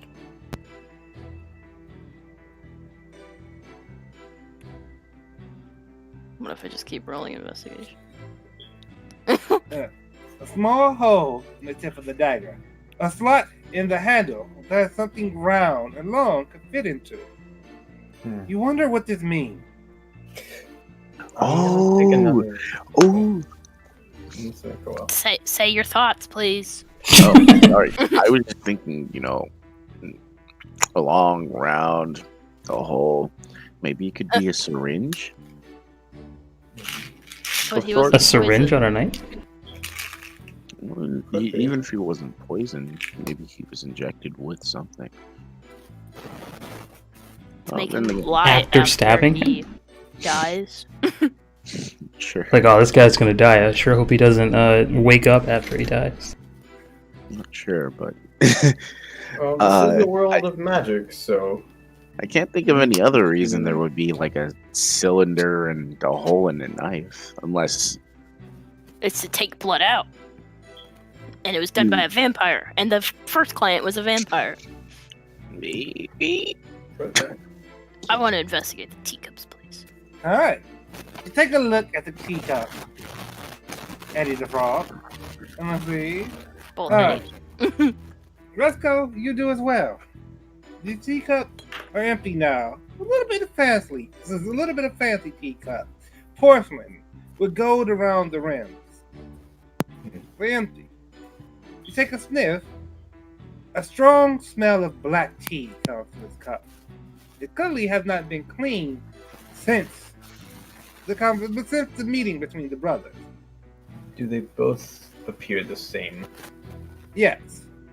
So slightly different in a way that in one you get the impression that the tea was more or less finished, but the other looks like a little bit of tea probably sat at the bottom. It's a little darker at the bottom of that cup than it is in the other one. Which of these were the teacups that was left from the victim? Looking at the evidence, you can't really tell. You think you'll have to ask the maid to really know. All right, I'll ask the What maid. if I secretly did magic? How bad would that be? Well, the better informed you, magic is not possible in this room.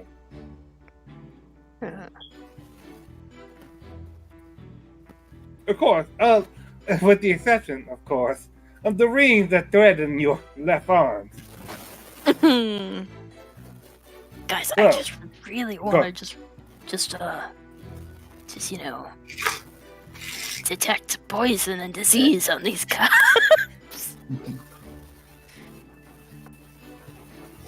Cassius Wayland pulls the pocket watch out, looks at it. He looks over to you all and he asks, have you all had a chance to speak amongst yourselves? We shouldn't keep the court waiting too long. Alright, hold on. I want to know about the banknote. Who's it from and who's it to? You take a look at the banknote. It is clearly from the victim, Hayden Jenkins, but it's not addressed to anyone as of yet. There's no name written in the addressee line. You take a look at it, Resco. You don't really pick up anything about it. What did Oh, the okay. letters say? You pull open the letter. Sorry. No, this is fine. This is what I wanted you all to do. So you read over the letter. It goes like this. Brother, I know we haven't really talked very often. I was quite honestly happy to never speak to you again.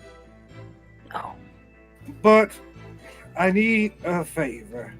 And if you could spare a bit of time, it will be worth your while. I'm not going to waste your energy. He didn't say how much he wanted. It goes on to say, I know that you're going to read this letter and you're going to hate me. You're going to think it's not worth your time, but I assure you that this is urgent. Yours in writing, Frederick. One thing we could ask is if there's any other thing for.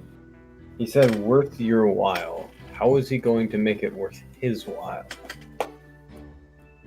It is a business venture. It is. I have but so many questions to it ask Frederick.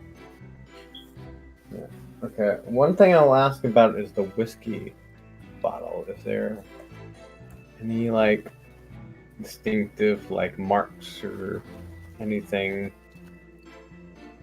Roll an investigation. Oh. You don't notice anything, Reska. You know you. Eddie and Eddie the Second can only think about how much they might want to try this whiskey. Koiel, you can only think about how much you are not interested in the taste of the I whiskey. give bardic inspiration to Blink. Blink, The Eddies are guiding each other. as each of your comrades are lost in their own thoughts about the whiskey, you notice there's a bit of an intricate pattern around the upper rim of the bottle.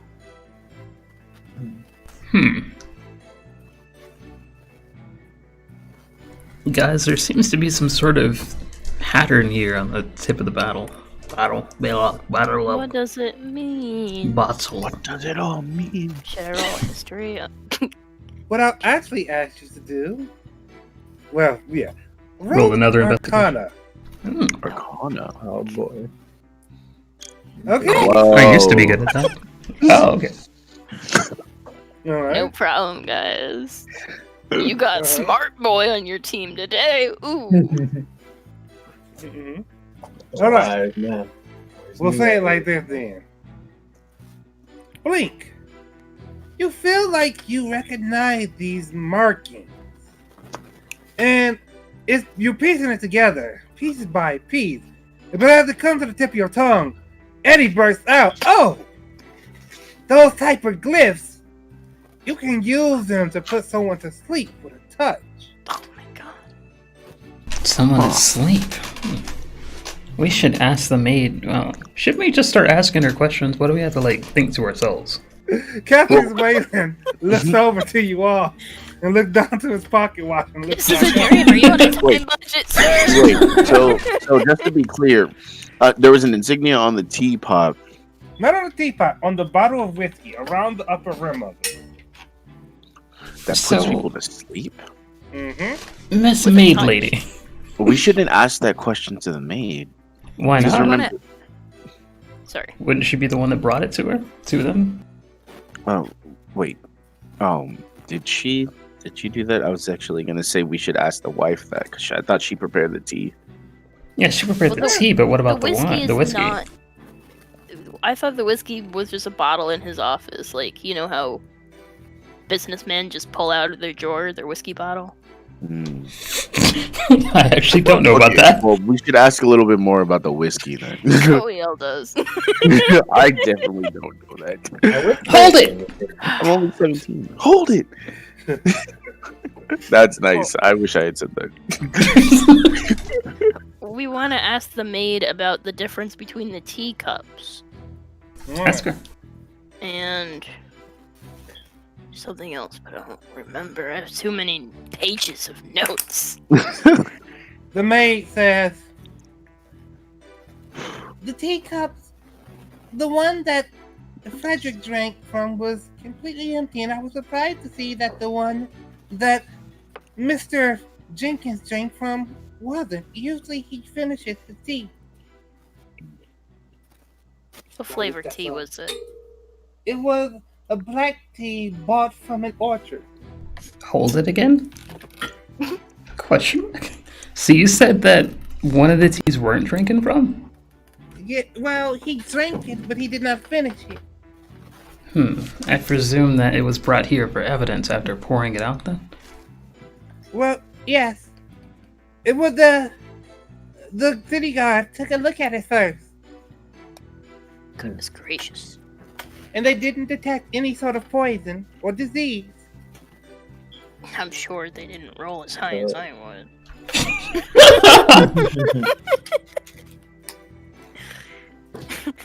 So where'd the Guys, whiskey I think- come from? Oh. Well, we know that there's this whiskey, right? Yeah. Yes. With his sleep. And we know that Mr. Hayden usually finishes his tea. So it's probably possible that after the altercation, where he had some time to himself, maybe he decided he wanted a drink. Yeah. And he grabbed the Well- whiskey bottle and fell asleep. What if he started drinking when his brother was late? He's like, oh, I'm gonna need a drink to do this. That could be the case too. Either way, we definitely should at least think about in our minds that he probably fell asleep at some point in the office. I think he was. asking about any kind of like tendencies he has, like with drinking, and we should ask her about the evidence. Where the heck did this whiskey come from, Marnie Foreman? It was provided to Mr. Jenkins as a gift from his previous client, the one that came in shortly before his brother. Oh.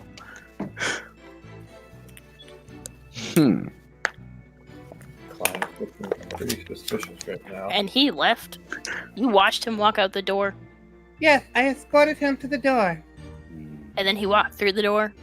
Yes, that's usually what it means when you escort someone to the door. Well, you could have said, "Here's the door," and then walked away. Is this a normal practice for you? Well, Sometimes. well, Thank you. yes. Oh, Can you think of any reason why he wouldn't finish his tea? He fell asleep. to be honest, no, I can't. While I worked for Mr. Frederick, Mr. Jenkins, I wasn't exactly particularly close with him. It was merely my job to clean and serve. I am only tasked with cleaning and cooking. Did you see Frederick when he left the room? Was he Yes. disheveled and bloody, or? He seemed slightly bruised. I didn't notice any blood, but yeah, disheveled seems like a good way to put it.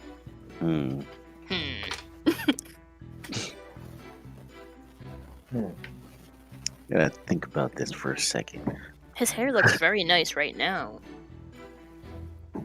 I imagine he cleaned up well.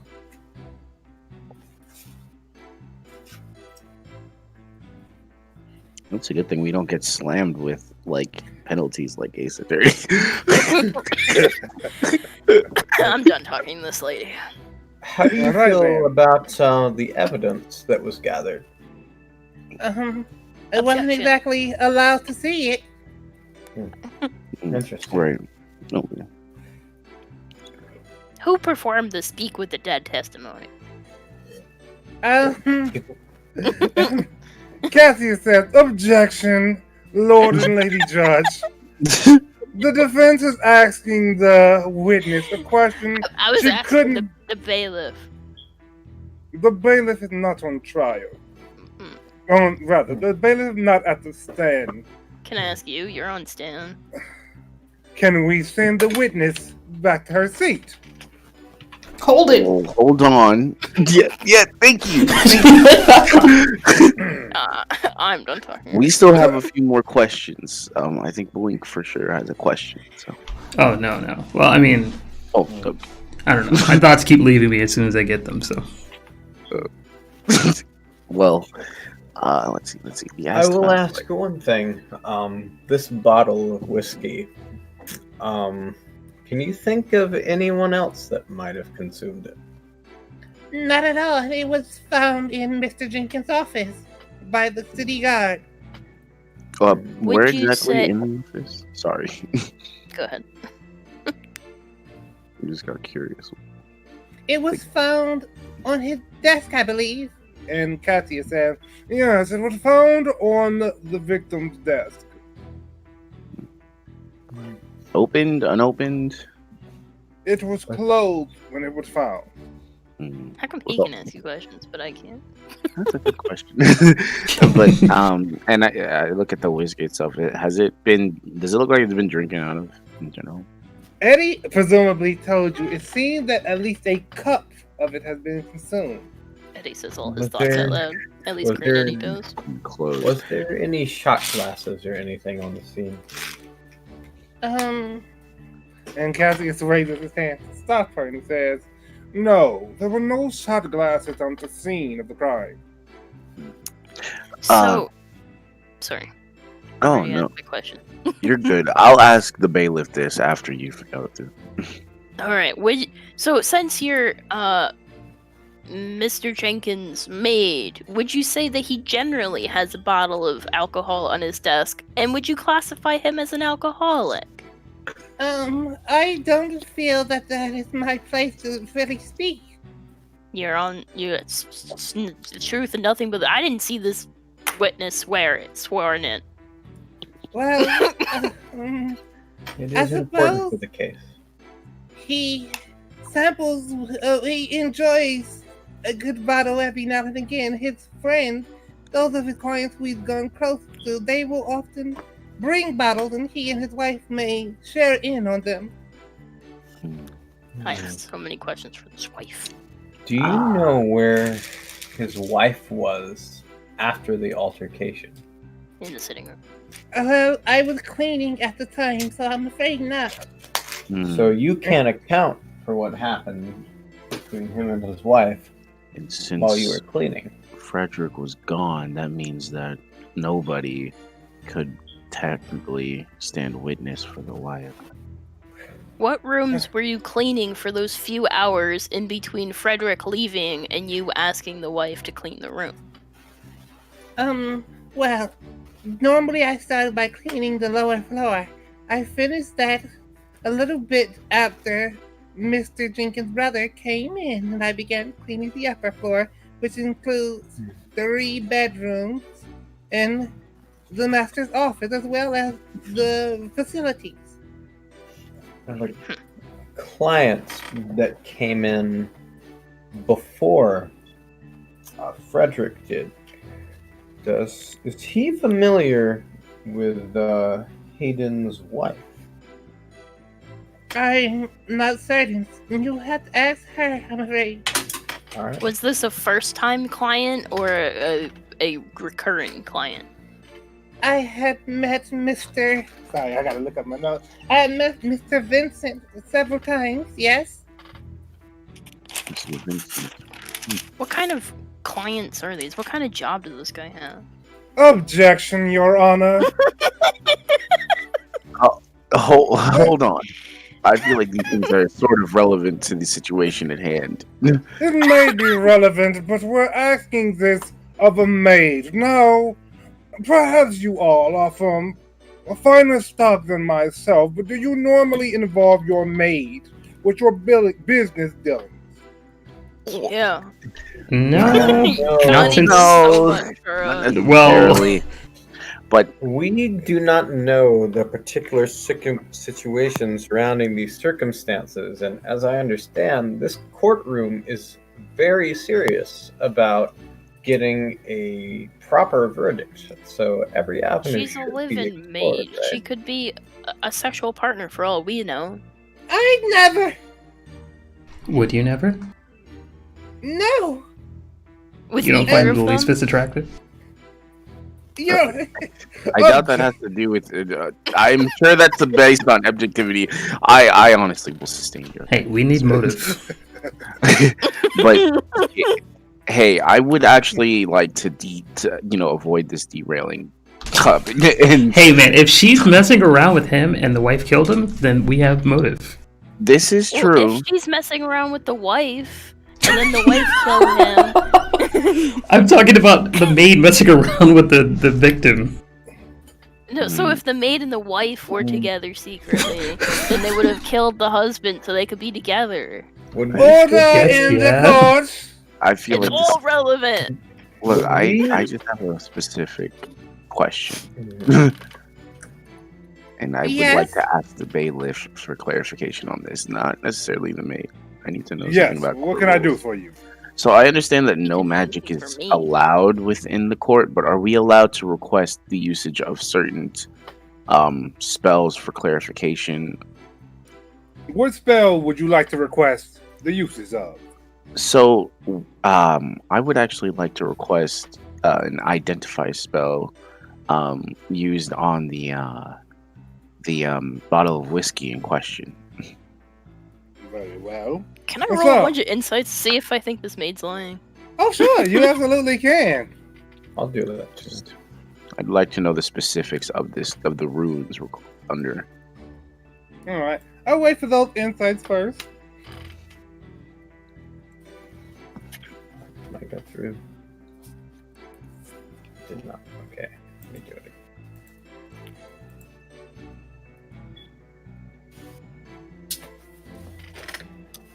Alright. So I'll say this concerning the maid. You get the impression that she has told you the truth for the most part concerning everything that happened. You get the impression that she doesn't know that much about the victim's business. She was not made privy to that. You get the impression that if there may have been some form of attraction or another between not for one, but for both of the people, the Jenkins. Oh, Based on how flustered she got when you brought it up. wait. Wait, so that answer is possible? Wait, so she's into Frederick too? but both Jenkins admit Hayden and the wife. Were they a three? Oh my god, were they a throuple?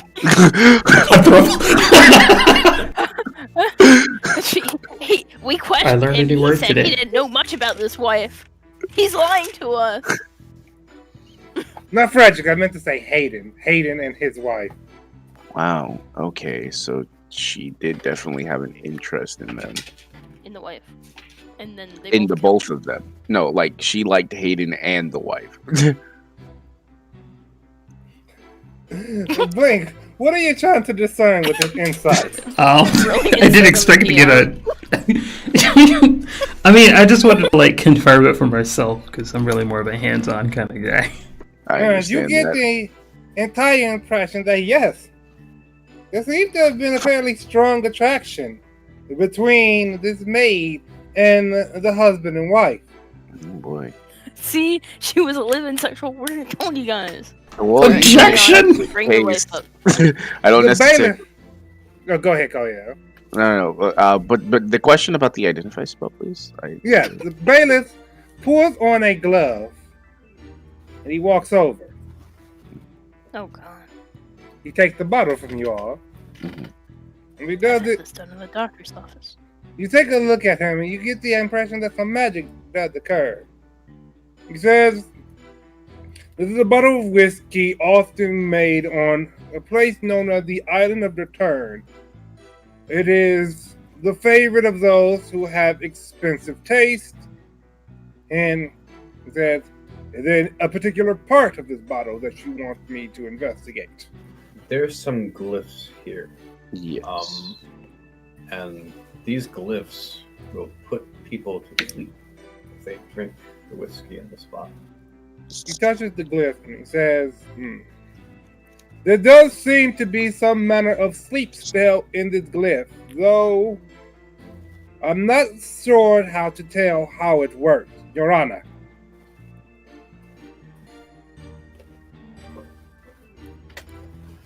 But the client's here, so we can hassle him about it, right? You Vincent? mean the business partner? Yes. Yeah, we'll harass Vincent about it when he's up. Right. And so Cassius Whalen looks over and he says, would you like to call Arnaz Vincent to the stand?" Before that, The wife. We could always bring the maid back. Wait, We're so trying to what get did to he the say truth. about the runes in particular. Like, did He said he confirmed that these are indeed runes that can put people to sleep, but he's not certain how they work. Okay. And then, So he told you as much as I did with my hands. yeah, I was just curious if you could tell us more, Eddie. He steps back. I think we need more of a linear path of truth. If we keep gathering information that are like not connecting, we'll kind of like burn ourselves out. You're right. No, burn herself to the ground like a candle. Otherwise, we wouldn't have found out about the attraction. Order in the court. Defense, are you done with the witness? For now. Sure. Very Does well. the prosecutor have any questions for her? Not at all. Oh. Miss Foreman, you may step away. Isn't your job easy, then? thank you. She bows. And she walks back to the audience. Sit beside Mrs. Jenkins. Or at least we presume We to be. saw some lady that was sobbing quite a bit when we came in here. The wife. Indeed. Yes, you did. Where is she? She is sitting to the right of the maid. Alright, I'm gonna glance back at her and see how she's looking right now, especially in regards to that statement about the maid and her attraction to them. Roll an insight. We're It all seems about to rolling. you. Oh wait, I guess that's a way for everyone to roll an insight. We're all around the okay. I'm getting in on this too. Right. So you all look back and you get the interpretation from this woman that she's too distraught about everything that's going on to have even reacted to your accusations of an affair between her, the maid, and her husband. It's all an act. The wife's I a don't- great actor. Honestly, I don't believe it was an affair. I think they were just generally, A throuple. yeah. Your Honor, can you please call the wife to the stand? I believe she has some impertinent information about her husband. Mhm. She seems to be a sobbing mess right now. Cassius Whalen I says, think- Your Honor, I I, thi- am fine with this request from the defense. And go think ahead, for- let's go. I feel like some of the best information we're gonna get is gonna be from the client. I believe Well- so as well, but it's very important that we Yeah. cross-examine the wife because Yeah. she's the only person present during the time of the murder. Absolutely. So, the woman, the weeping woman, she walks up to the stand, dabbing her handkerchief at her eyes. Cassius Whalen says, Madam, could you state your name and occupation for the record? She introduces herself. I am Lori Jenkins. I was the stay-at-home wife of Hayden Jenkins. And so, Cassius Whalen, he looks over to you all and he says, Well, since you're a witness, what questions do you have for her? Is it true that you and the maid and your husband are having an affair together? All right, off the bat, I really? objection, Your Honor. Object to his objection. This is impertinent information. We could have motive here. The defense's objection shall be sustained. And so, Lori says, Miss Foreman is an adult woman, and my husband and I, we are adults as well. They was fucking. I'm sorry. I'm sorry, I broke character for a second.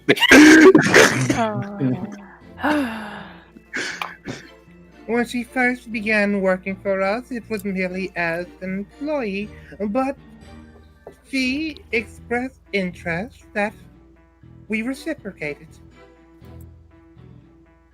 Do you like her or your husband better? Your Honor, Objection. We are getting information that is impertinent to the case. objection sustained. So,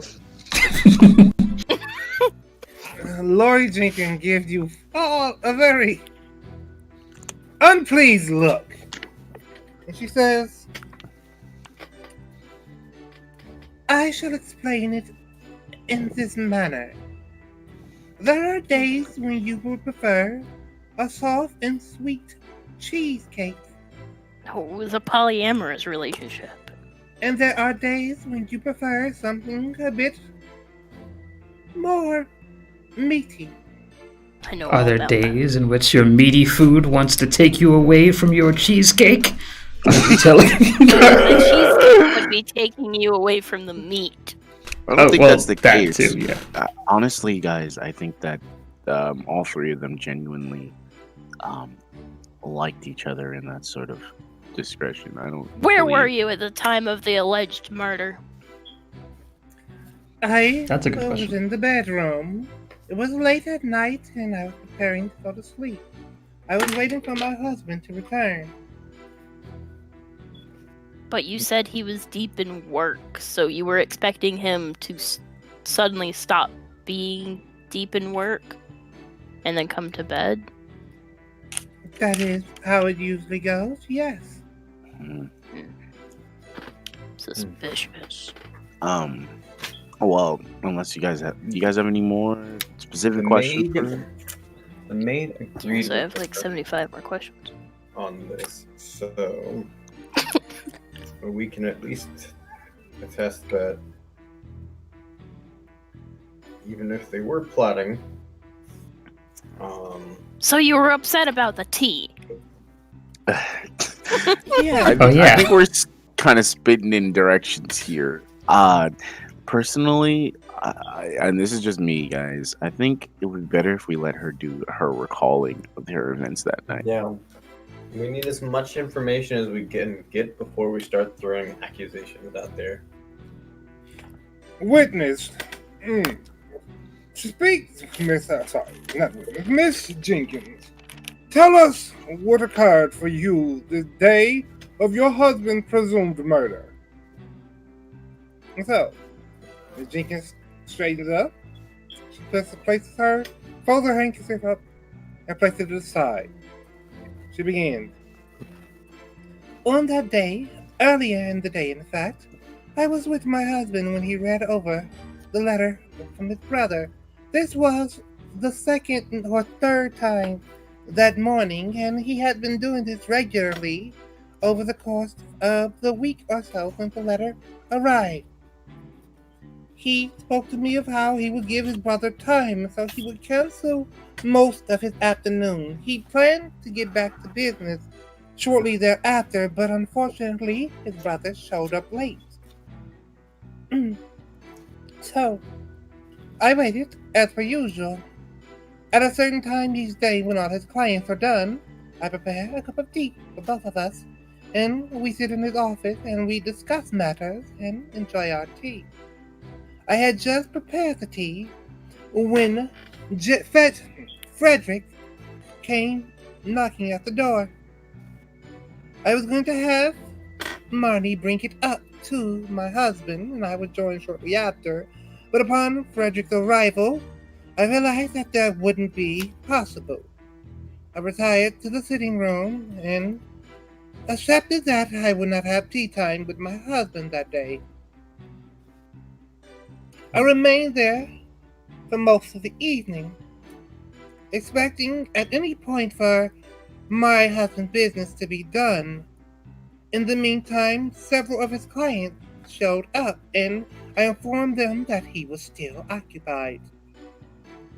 After a bit, I heard a bit of commotion upstairs, and shortly thereafter, Frederick came storming down. He did not say a word, but he slammed the door on his way out. Moments later, Marnie came down and she said that my husband would not have her clean the office yet. A few hours later, she asked me if she should check in now after he had not summoned her, and I said that she may, and that he was probably distracted with the business he wasn't able to attend to. It was after that she returned to my bedroom to inform me the state my husband was in. So by a few moments, do you mean a few hours? By what do you refer to? The amount of time before cleaning, or the amount of time before she came to tell me what happened? Before she came to tell you. I would say it was seconds, not even a minute. She came to my room in a panicked state. What about before asking to clean?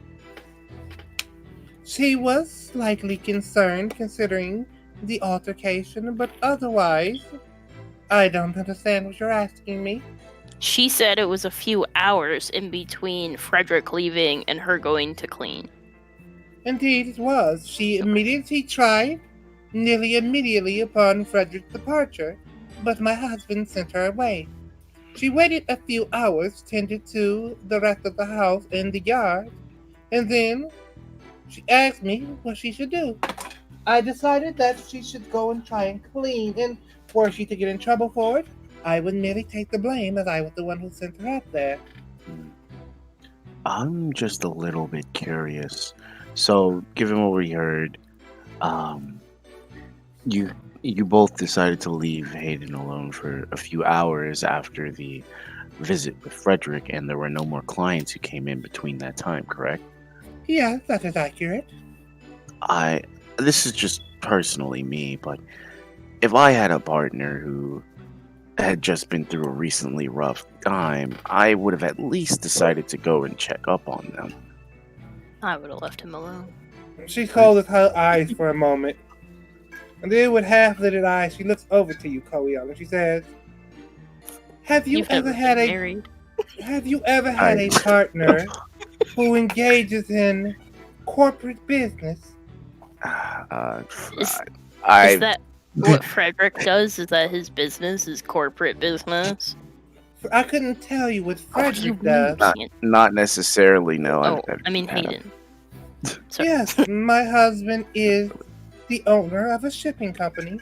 Never really had a partner to begin with, but And she says, Young men, I assure you that there was nothing amiss about the way I approached the situation. My husband is a busy man, and sometimes his business causes him a bit of frustration. It is better to allow him to have a moment to himself than to disturb him. I see. Forgive me, I've not very keen on relationship stuff. You are forgiven. So, So this is to the other people we're sitting, like just us, and I'm like, I kind of don't believe anything the maid said after she said that she didn't really know him. Well, they definitely had their sexual liberties with each other, but as far as it sounds, anything regarding business, he didn't seem to share with his wife or his maid. So if we want to find out more about the business aspect of what happened that night, but probably the best avenue for that is the third client, the client who I came will ask, before. as for the client that came before, how familiar are you with that client? Mr. Vincent, he comes over regularly and has attended some of our parties and invited us to some of his. He is a friend of the family. What does Mr. Vincent do? Mr. Vincent is a businessman who provides, I believe, jewelry and other such things. He also is in the business of providing art and will often speak to my husband about having art pieces shipped to other locations. As she says this, Kathy's waiter says, Mrs. Jenkins, do you have any reason to believe that Frederick may have brought harm to his brother? And she looks over and she says, Well, I understand that Frederick and my husband had a bit of a falling out at some point in their early adulthood. They didn't talk for some time, and I believe that Mr. Frederick fell into hard times. His letter expressed urgency in, well, I can only speculate, of course, but I suspect that maybe when my husband rejected his plans, he got upset. He definitely was upset when he left the house. Would you say that your husband has ever dealt with people that wouldn't be considered on the up and up? Absolutely not. And my husband is a good man. Would he deal with people that wouldn't be on the up and up if it was to support you or his family? Not at all. My husband understood that those type of dealing could put him in more danger than it would be worth. I I understand. Do you and Hayden have a joint bank account? Yes. My husband and I share our money. Miss Whalen. No, that's Cassie's wife. Miss Jenkins. A banknote was found in your husband's office at the time of the investigation. Do you have any reason to believe this note could have been written for your brother-in-law or perhaps one of your husband's clients? Did he say a banknote? Yeah, the banknote. You have this in your It's evidence. $75K. $75. Whoa! I didn't know about this piece of evidence. Yeah, you just guys explain it to me real quick, because I. So yes, there's a blank check, more or less, written in the name, written with a not blank check, but a check for $75,000, provided by Hayden Jenkins, but there is no addressee. To elaborate, I put down the banknote evidence. Is this your husband's handwriting? She takes a look at it and she says, "Yes, I have reason to believe that it is." Thank you. And Gwaylen says, "On that note, Miss Jenkins, who do you believe this note was written to?" And she says, "To be honest, I don't know, but I can say this much. Over the course of the week before Frederick visited, my husband expressed on multiple occasions that he would not be providing him with any funds."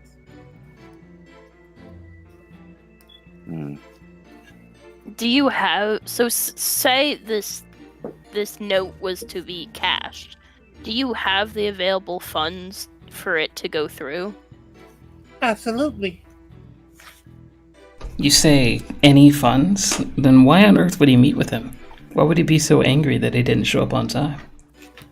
I honestly couldn't tell you. I would have asked him if I had the against the week, if I had the chance. Oh, Oh, God. Oh. Good job, Blink. Nope. Link. I'm rolling an insight on this. I'm rolling an insight too, because I believe in Blink. I think Yeah. he's brought in the right bush here. Part of the crew, part of the ship. 27, We all boy. We'll question everything. You'll get the interpretation that she definitely is crying over the loss of her husband. And she truly would have asked why he was willing to meet his brother after the meeting was done if she had the chance. Oh, so I get something to dig now. How many years of falling out between Frederick and Hayden? She thinks and says, "Well, I met Hayden when he was 27, but at the time of his death, he was 38. So, It's like 10 years. 11 years, dog.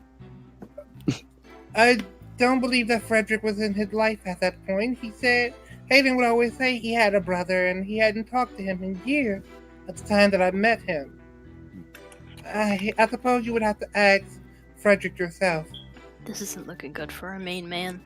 I mean, to be fair, I can understand why you'd want to meet him then. If you had a brother who had not contacted you for 11 years and then suddenly asked for money, I'd turn him down too, but I would want to Well, meet him at least. In his note, he said that we haven't talked and I don't want to talk to you again, but if you have some spare time, I'll make it worth your while. That doesn't mean necessarily that he thinks he's going to ask for money. Make it worth your while. Cassius said, "Miss Jenkins, Really isn't. if you looking had good to for us. speculate, for what reason do you suppose your husband chose to meet his brother?"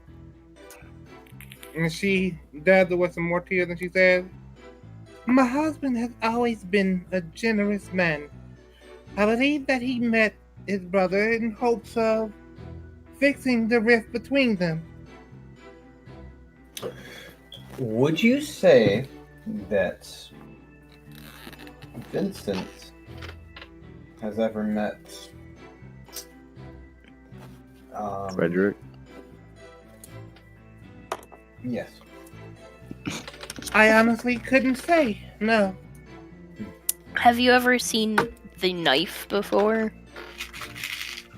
The murder weapon? Yeah, is it like one that you would have in your house? And she begins Oh to shit! weep. It says, of course not. We would never have such a thing. I mean, to cut steak. Well, to be fair, guys. I just wanted to know. Maybe it's a collector's. Oh, actually, I'd actually like to get the knife from Eddie if you don't mind. Eddie. Yeah, I'll just pass it down. While the wife is busy sobbing, I'll give her a moment, and I'll ask the bailiff if he could also cast Identify on the knife for me, please. So as she's sobbing, the bailiff with his glove on, Hey, I'm giving her moment, okay? and grabs the knife. He holds it in his hand. And he says, "There doesn't seem to be any magical properties about this weapon." But what about the background? Do you have anything like that you can tell me about it? He takes a look at it, and he says, something is meant to be in here. When he looks at it yes. He puts something in here, and it causes a needle of sorts to appear at the top. And would you say that needle would, theoretically, you would inject whatever's contents are inside of that in someone else? I could not speculate that far, not even with Identify. I'm sorry. I see. How old Well, is the wife? You ask this to her, or are you asking the bailiff? I just want to know if Eddie looks at her. How old is she? Eddie, I would say roller perception. Oh god, okay. Oh god, okay. What about the other Eddie? Alright, bet. Alright, so Blink and Eddie. And Eddie says, how old is she? You both look at her. You pretty confidently say to yourself, she has to be well into her 40s. The other Eddie, he looks and he says, no, she's not that old. It's the crying that's making it seem that way, but in actuality, you suspect younger than the husband, perhaps about 34 or so. So she has the arm strength to shove a knife through a man's chest. I say in my head to myself.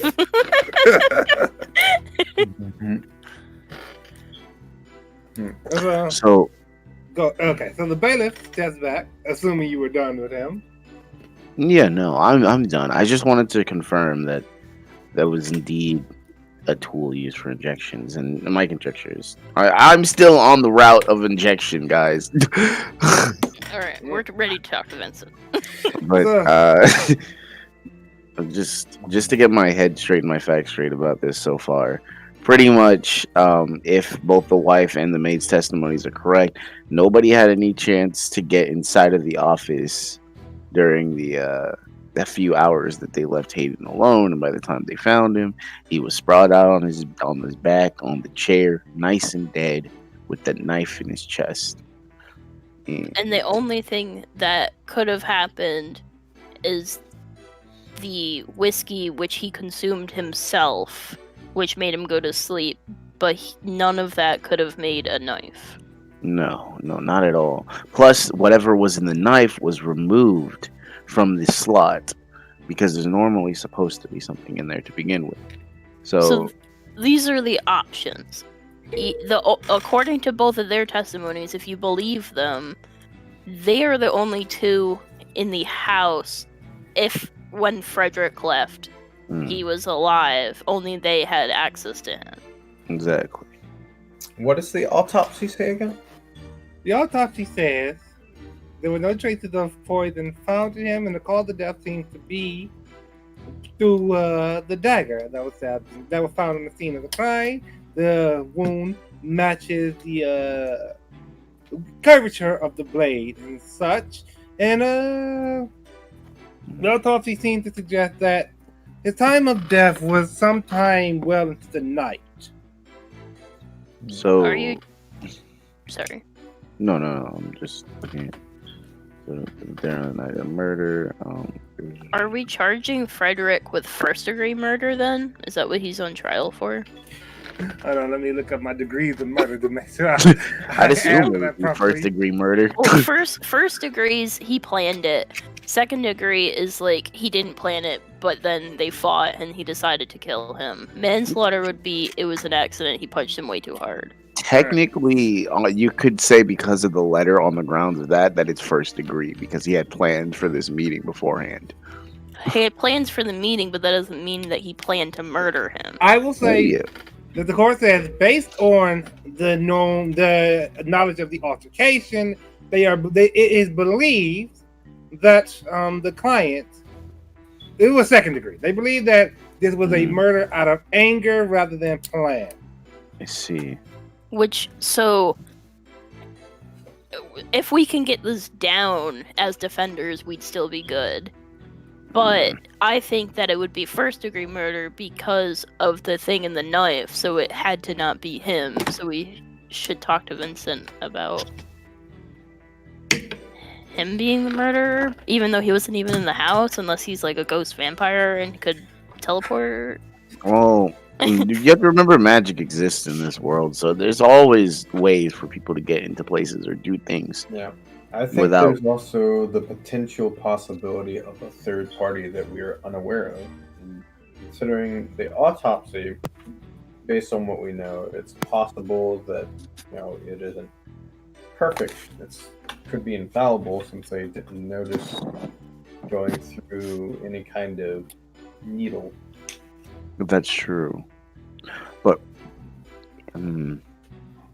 Well, so the knife is missing the needle, so someone had to have stabbed him and then had enough time to take the knife back out, take the needle out. I am building a case. One thought we could look at is we have motive at the very least as to, well, at least some slight reason as to why the wife and the maid might want to take the husband out of the picture, right? Together.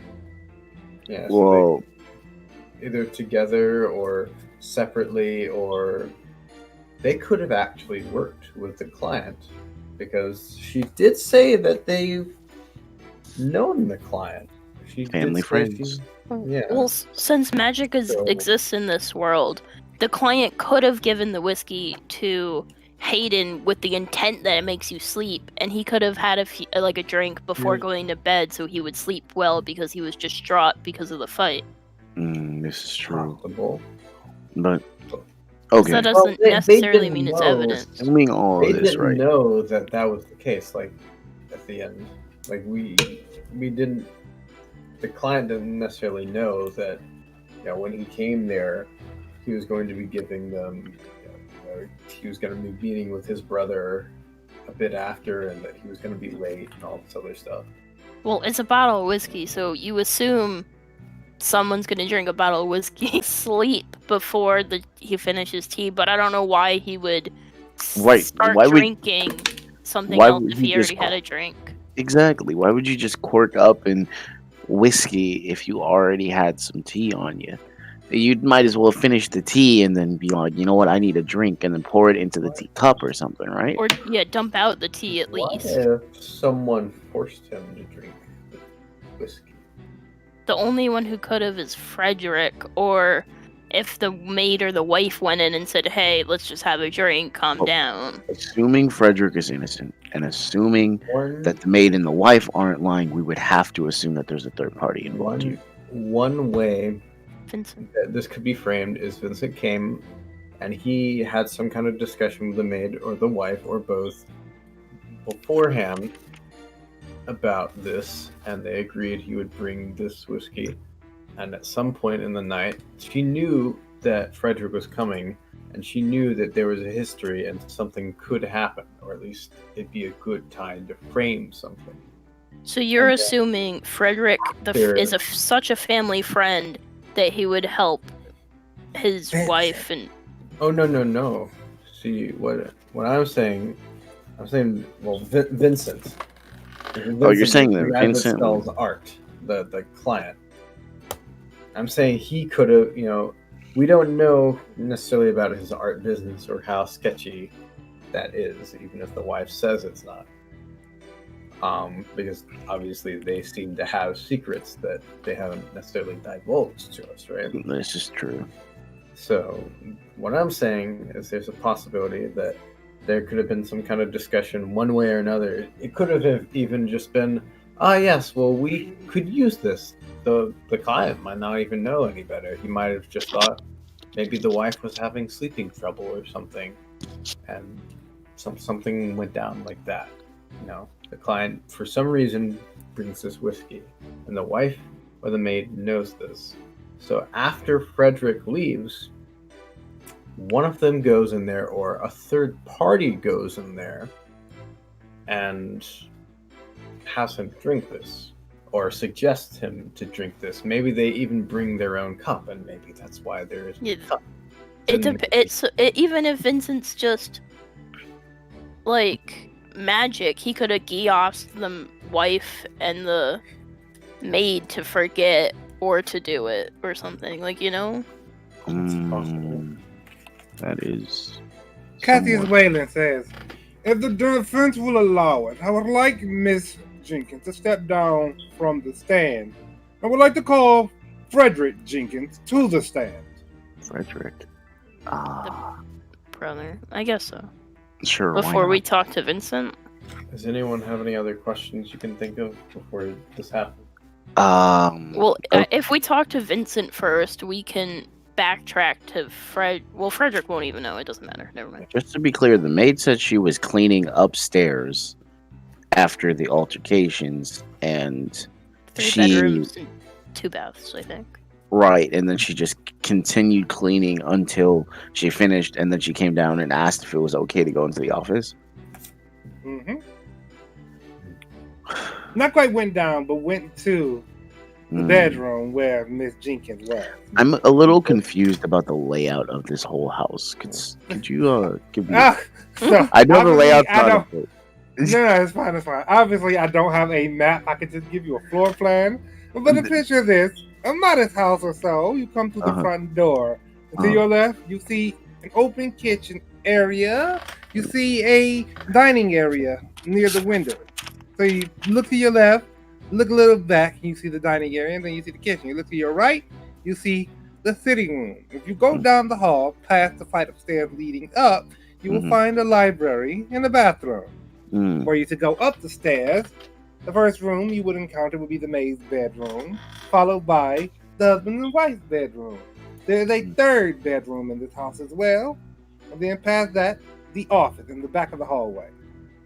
Did I give you a good idea, or should I make a... No. It gives me a great idea. So she essentially cleaned all of the bathrooms and the library as well as the kitchen downstairs before she went upstairs to go and clean, I'm assuming, the bedroom? Mm-hmm. And then after that, she went to the wife's bedroom to ask if it was okay to clean the study. Mm-hmm.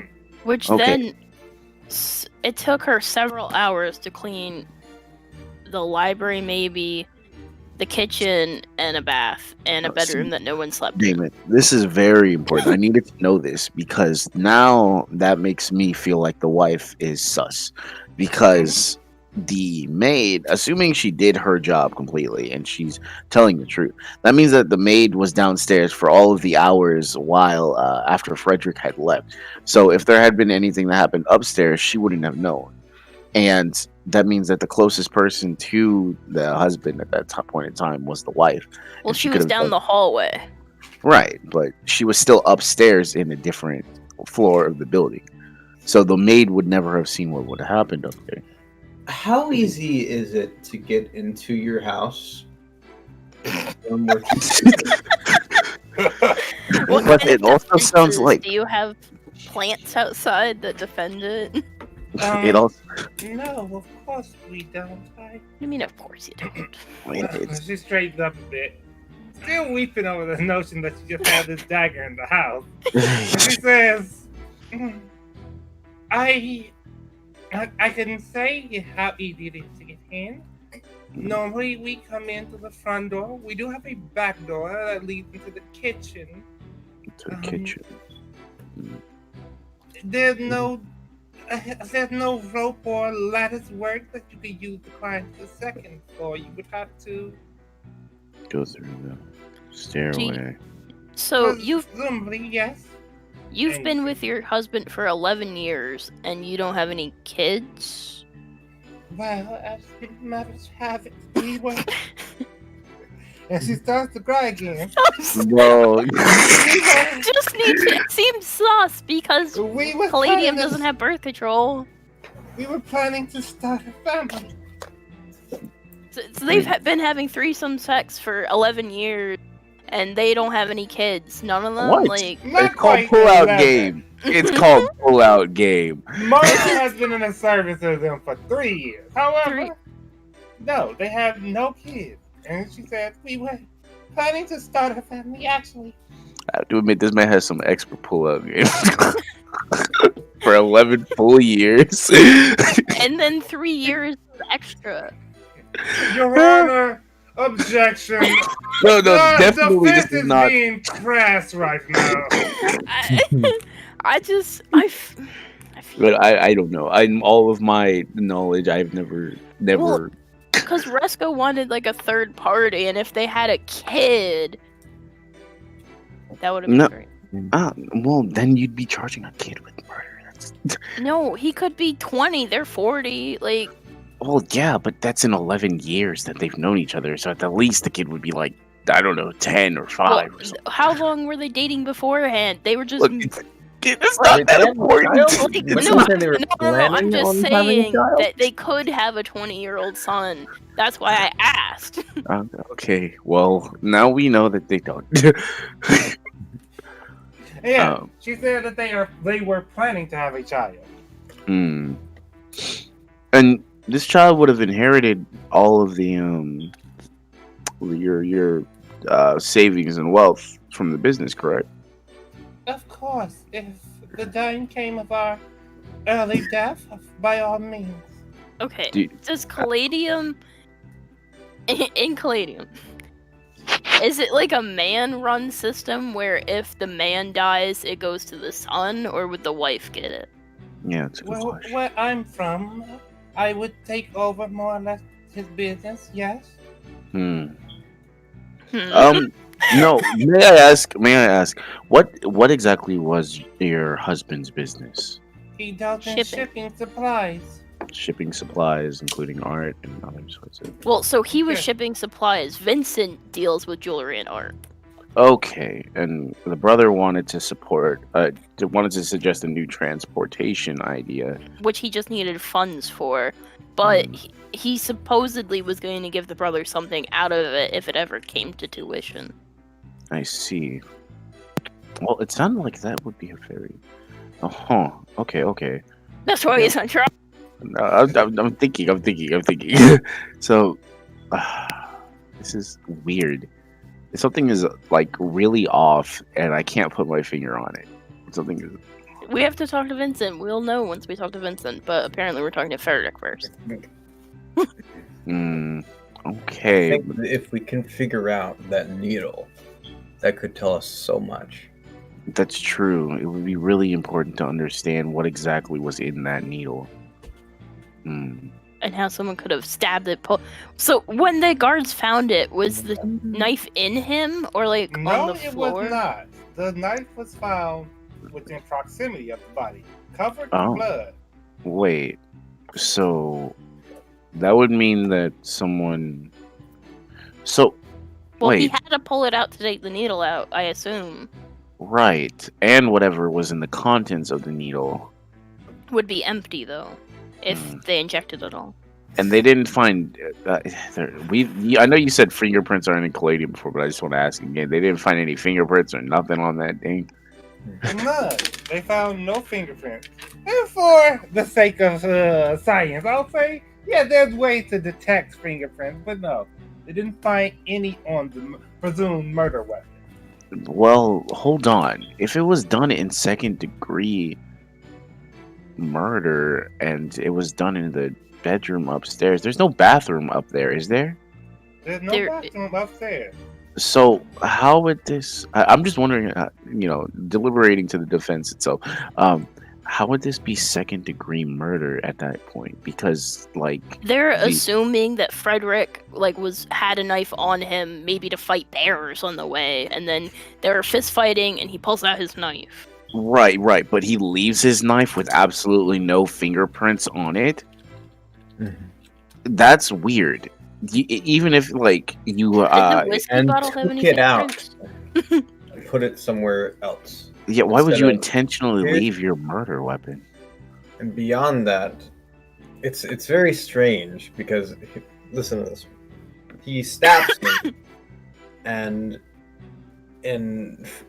if you stab someone, perhaps you would probably have the reaction of, "Oh my god, I just killed my brother, or I stabbed my brother. This is gonna have consequences." And maybe you'd run out, right? If Right. you're going to panic and leave the murder weapon, right? Mm-hmm. But this person deliberately took the knife out and left it at the scene of the crime.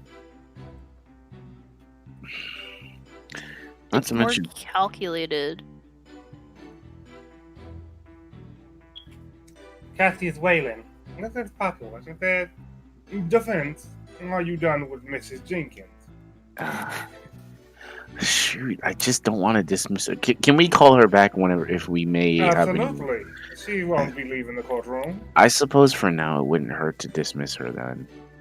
Well, We can- Miss Jenkins, you may step down. So What kind of She- metal is the knife? Sorry, made out of? you look at it and roll an investigation. 'Cause I feel like you would have to stab someone more than once. Like, I don't get how they only stabbed him once. But he was Eddie- asleep, and it depends what they injected him with. Eddie the second, you can't tell. Eddie the first, you get it. You're picking up on it. And the moment you're about to share it with everyone else, Resco beats you too, and he says, this is a silver dagger. Ah, this is a Silver. silver dagger. A silver Was he a dagger. werewolf? What kind of animal are all these people? They are all, as far as you can tell, human. Everyone in So- this whole courtroom? Yeah, it's definitely you all. Okay. So if we're looking at this and it's a silver dagger, here's a question.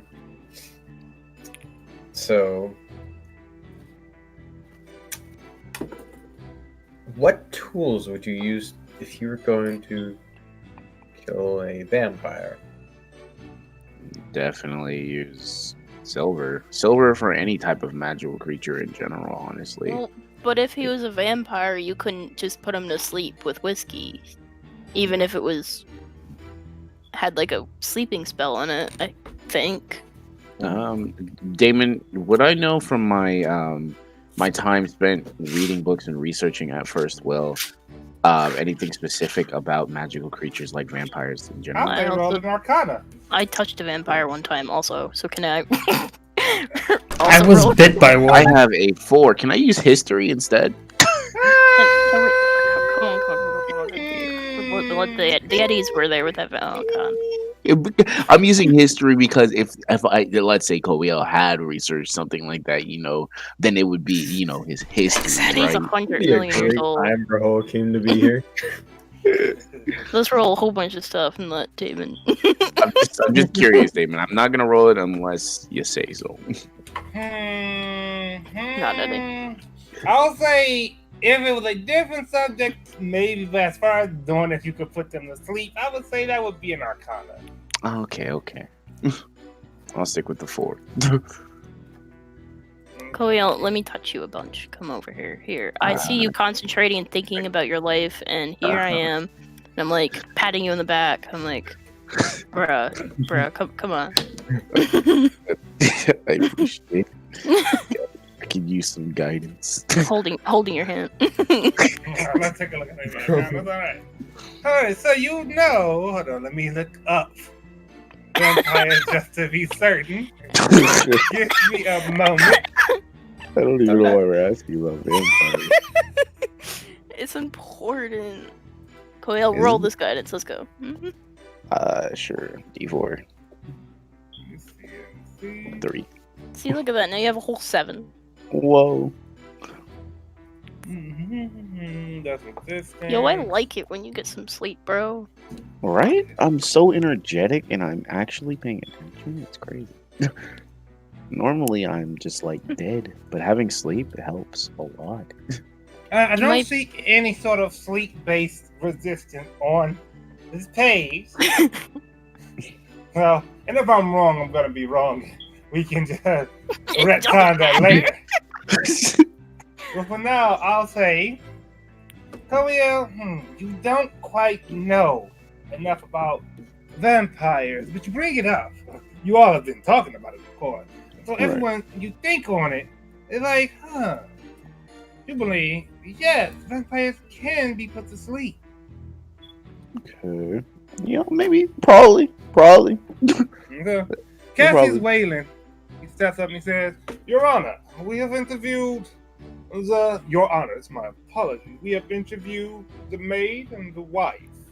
And we have reason to believe there is very strong evidence that there was an altercation. Now, I'm sure that members of the jury, and you too as well, are curious as to how this links Frederick to the murder when both of them spotted him departing from the abode.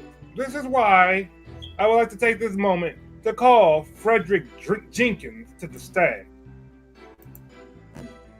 And so, I'm fine with this. Yep, so this is an important question. the bailiff unlocks the cell, and Frederick comes out. And he stands there. He has to be locked in his cell, but he's not in handcuffs or anything. What the heck? No handcuffs. Okay, alright. So, Cassie says, Mr. Wayland, that's him. Mr. Jenkins, could you state your name and occupation for the courtroom? And so, your client stands up tall and he says, My name is Frederick Jenkins, and it is my duty to locate objects. Locate objects. How do you locate them? Can you be a bit more specific on that? Yeah, I could do that with Indeed, like a spell. indeed, defendant. Could you be more specific on what it means to locate objects? And so, Frederick begins. When our parents passed away, my brother inherited the company. It left me to figure out how to do things on my own. And to be frank with you, our parents kind of spoiled us. I wasn't exactly skilled in a lot of things. I was always a bit of a slender person and a bit on the agile side as well. So, by chance, I was given a job to sneak into My God, he's someone's a home and acquire some paperwork. He's a thief. No. So, that's how you get your tools, huh? He's carrying on. Hold that thought, Blink. Let us finish his testimony. Bro, I got my hand. Koyo has his hands in his face right now. Just, ugh. He says, This is not looking good. He for didn't you, steal Todd. anything in the house. Nothing was missing, maybe. I know, but this is not looking good. It means look, I pulled Eddie aside and I whispered, it means he's really good at breaking in and entering. Oh, after. was- Oh. I was good at breaking in and entering. We're the worst offenders. It wasn't honest work, I'll be honest with you all, but it pays bills. It let me live. I didn't have to worry about starving or anything like that. And when my brother found out what I did, he and we sort of lost contact with each other. It was a big fight we ever had in our lives. How many years ago was that? It was, I think I was 19 at the time. Okay. It would have made my brother 22. I will point at him, and an image of the bottle with the wine in it will appear in his head. And I'll be like, hey, so about this bottle, what do you know about it?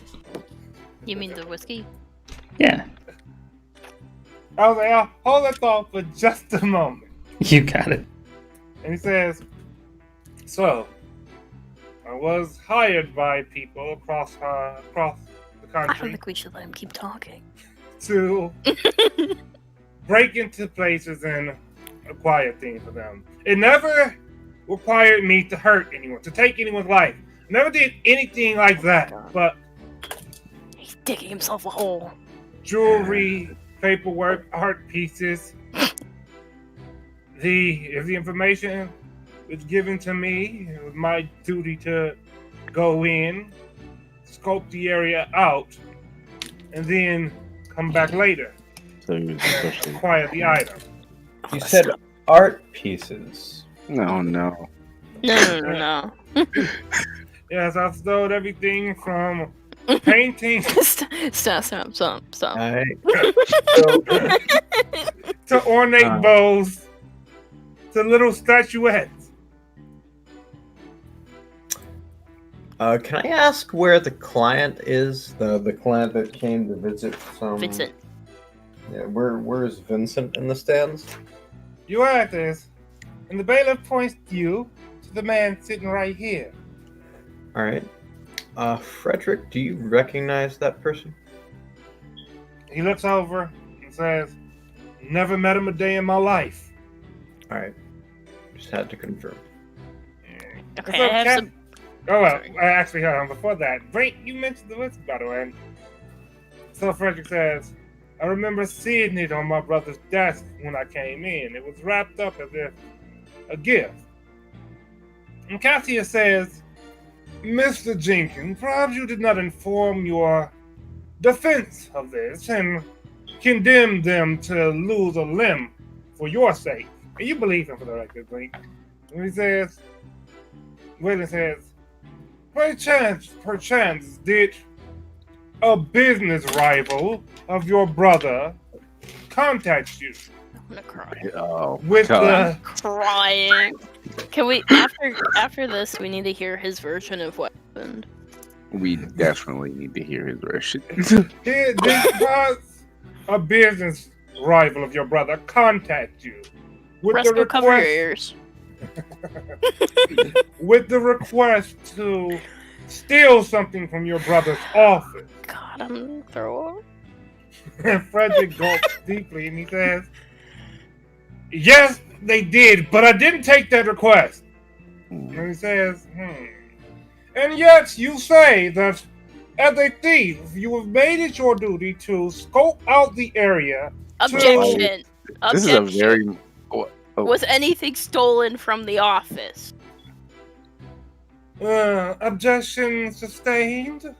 And Kathy says, was anything stolen from the office? Otherwise, there's no relevance to this current case.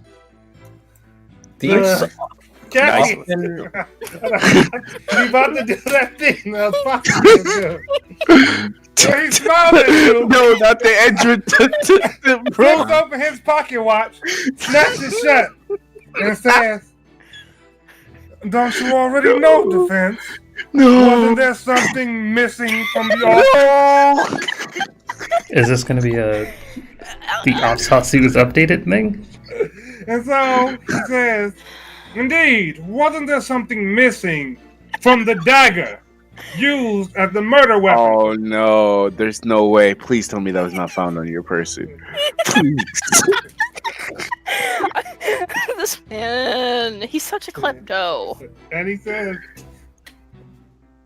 it doesn't matter if anything was missing. I didn't take anything from my brother's office.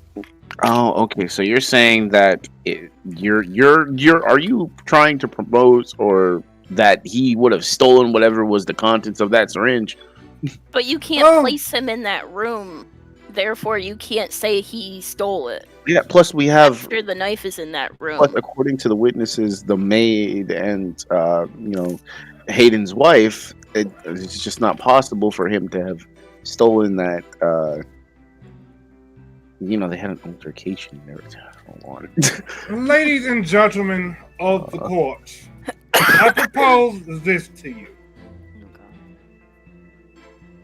Mr. Frederick Jenkins is approached by a client to steal something from his brother, and at first turns him down.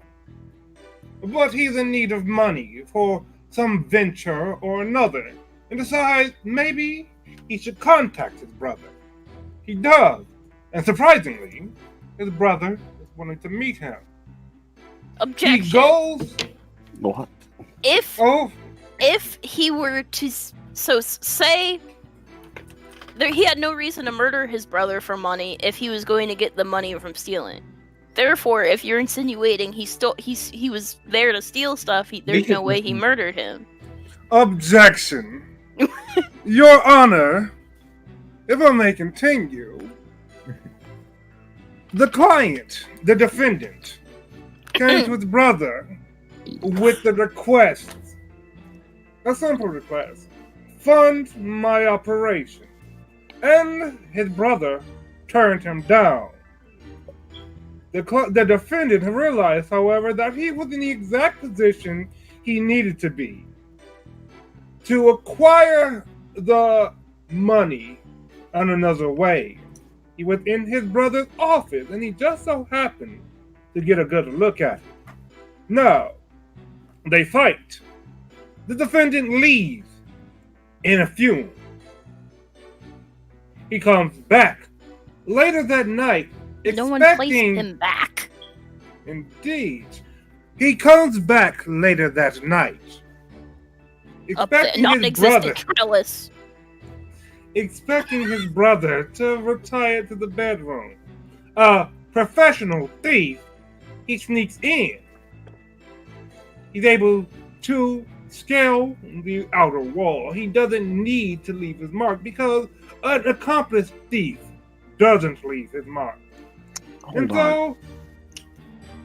Hold it. Objection. This is all just conjecture, Your Honor. Regardless of whether or not he could have done all of these things, he doesn't have any evidence supporting this claim. Objection, Your Honor. Oh, damn it. Defendant, would you like to tell your... No. Would you like to tell your attorneys where you were found when the city guard... Oh, no.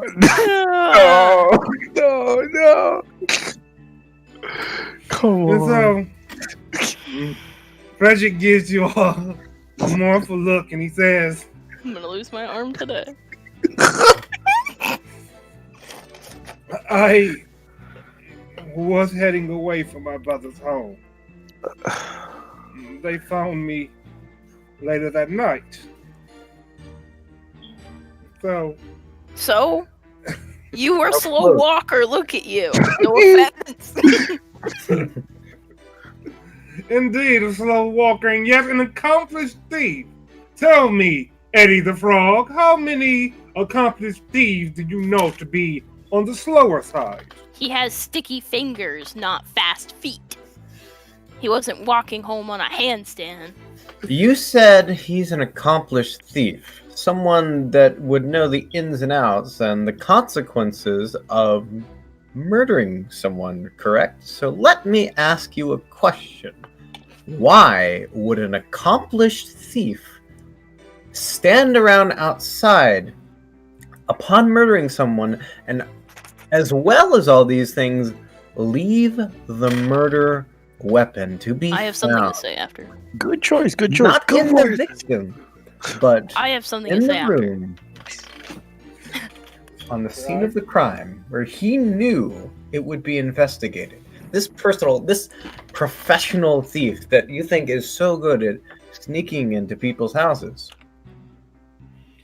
I argue this. A professional thief. I'm gonna argue something. Certainly. But not, as he said himself, a murderer. At least, not until that night. He expected his brother to be in his bed, the office empty. he sneaks into it. But instead, his brother is wide awake. All right. Objection! He was not Nice. wide awake. He obviously had sips of the whiskey, which means he would have been asleep, and therefore, if a thief came in to steal something, it would be perfect opportunity to not murder him. Objection sustained. Eddie.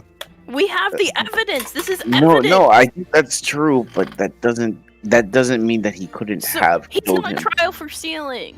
He's on trial for murder. If he No, I came- know, but I'm No. If the story is he came in to steal stuff but saw his brother in the room, he wouldn't have been like, "Oh, shoot, my brother's sleeping in this room. Let me kill him before I steal stuff."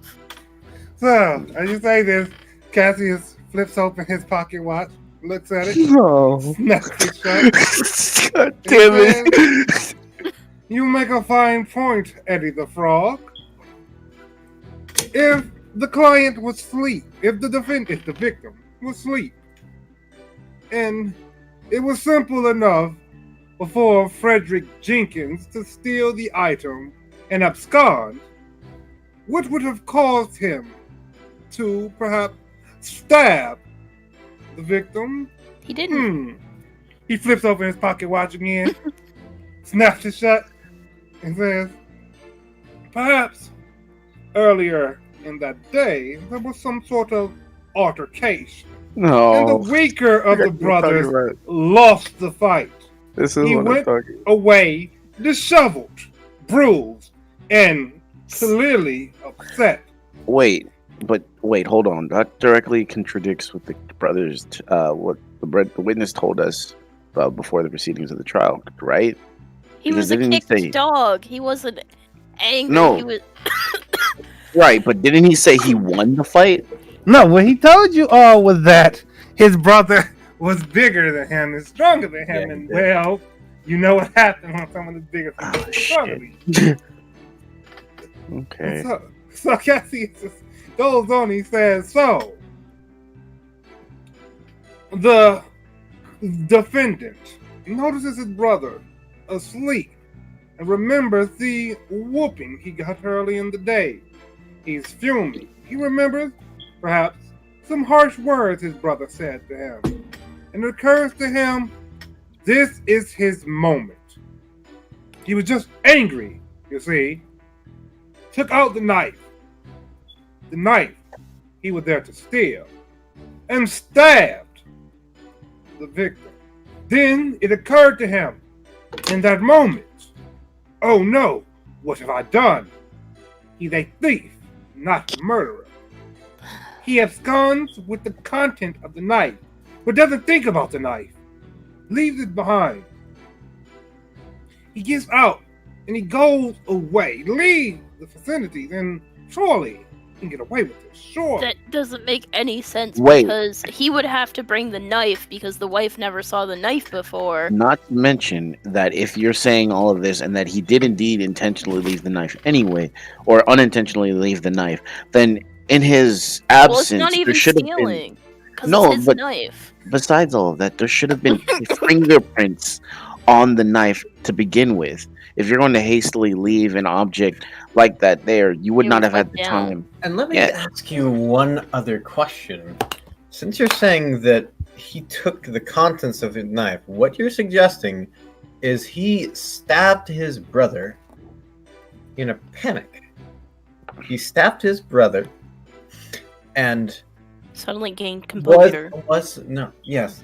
So not even that. You're suggesting he stabbed his brother, took the contents out of the inside of this knife, had that much mental capacity to remove that specific evidence for what reason, but leave the knife somewhere outside, still in a place where it would obviously be found, obviously noted as a murder weapon. You would leave that evidence there.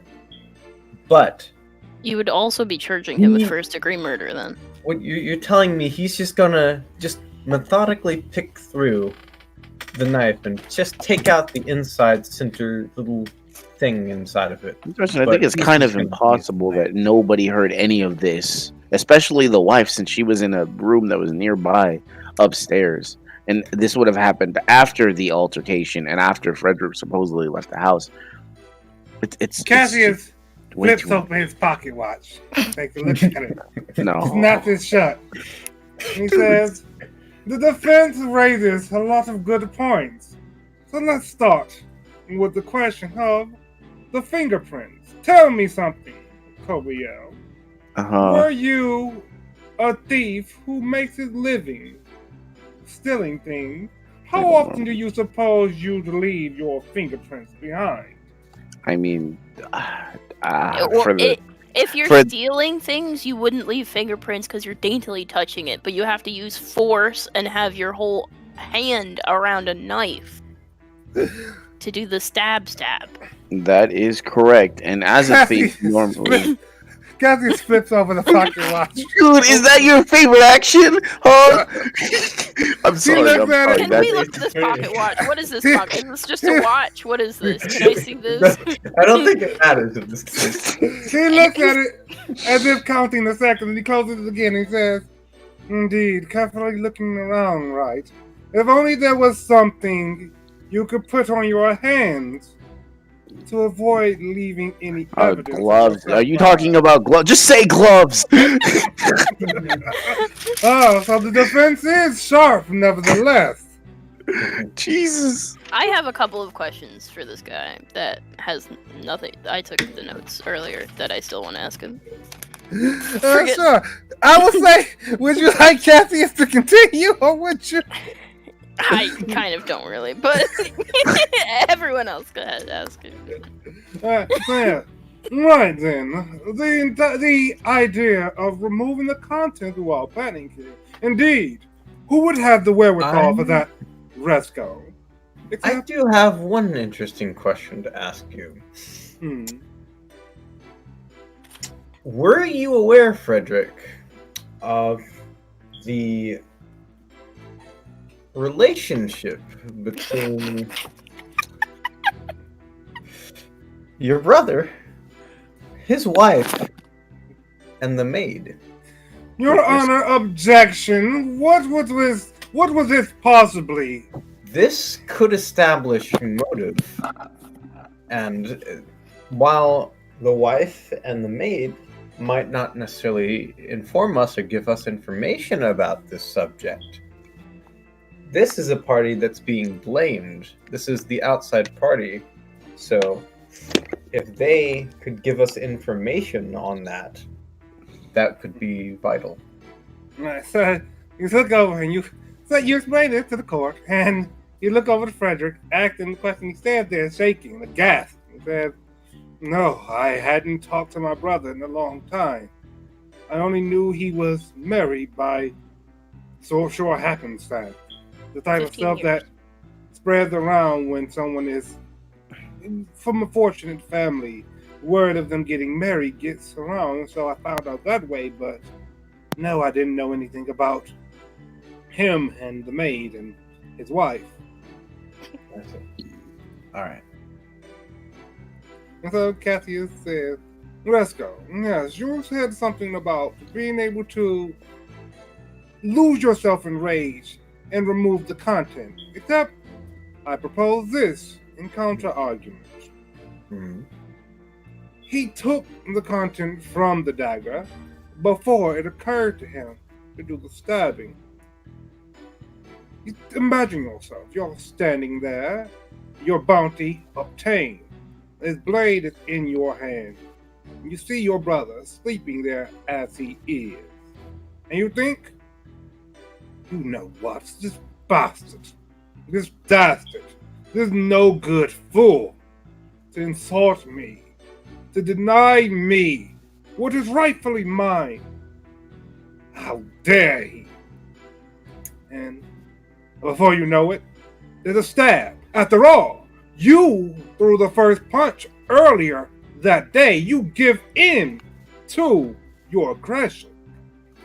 Can I whisper something to us? Yeah, absolutely. Sure, what's up? We're like assuming that this is a needle for injecting, But what this guy is insinuating is that it's just a liquid that is inside of the knife, which could have magical properties such as, like, hiding it from view. Oh. So it could have been, like, an invisible knife, and then he took it out, and now it's not invisible, and he can... So what you're saying is we can't really disprove this guy's conjecture until we know the exact contents of what's in the knife. I think so, because we think it's a needle, but we don't know how it works, and he said, what if he removed it before stabbing? So at this point, we could just go on and on and on about what could possibly happen, but we won't know for sure unless we know the contents. That's what I'm hearing. It could just be like a secret compartment for a needle. Like it could like. And I guess our next objective in this trial should be figuring out exactly what was inside of that. Yeah, I don't think it's going to do us much good having him continue to question him. But we can bring him back up. I have a couple of questions that I want to ask him for clarification. Why the hell was he back there? Why was he still found away from, He's a slow walker. I want to ask him, the maid said that he said to not go in and clean. No. Hayden was the one who said not to go in and clean. Oh. Frederick, of course, has no pool in the house, so he doesn't get to tell the maid not to do that. Well, he's his brother. He could have came out and say, like, hey, like, let him cool off for a bit before you go in there or something.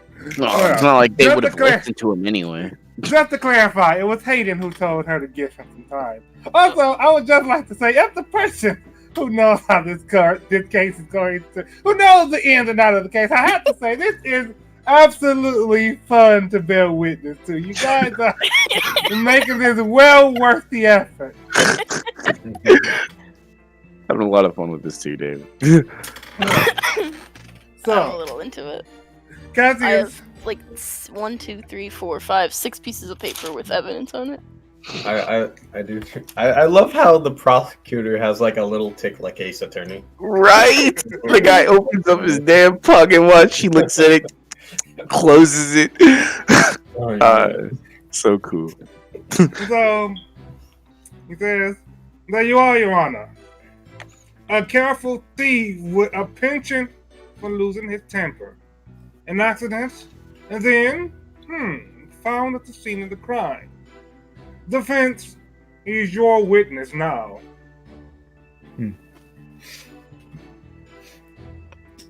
What did you mean by worth your while in your note?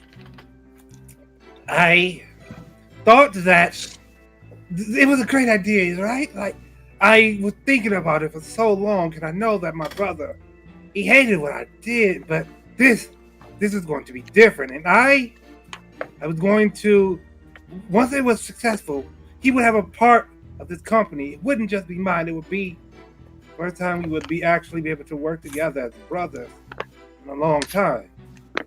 I thought he'd appreciate that. So when the altercation started, you said that he said something mean to you first, which got you into it. What did he say to you? He said that I was worthless, and that's why my parents never loved me. Oof. But you offered him a business proposition. Did he say it was a stupid idea or anything? No, he actually liked the idea. Wait, then why would he have called you a failure if... He asked me where I would get my half of this money from, since I told him that I would be funding the majority of it, and I explained that I would be getting it from my job, and, well, he did not see that as a job. I see. Did we ever hear this guy's side of the story, by the way? Which guy? Are you talking about Frederick? Oh. Yeah. I know we heard. Go ahead, Resco. I'm not sure if we did. We heard like bits and pieces. We heard about the altercation. We heard about, why he was there, but we didn't hear about this in particular, like the reason for the start of the altercation. And we also didn't hear about why he hung around the house afterwards. I want like a whole walkthrough of what he thinks happened. We can have him recount the events in total. Why not? Yes. All right, well, defendant, recount the events of the day.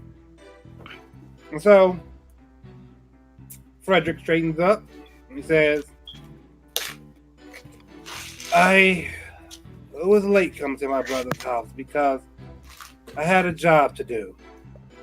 I don't give away my clients' names or anything like that, but there was something I had to acquire, and it took a bit longer to acquire than I thought it would.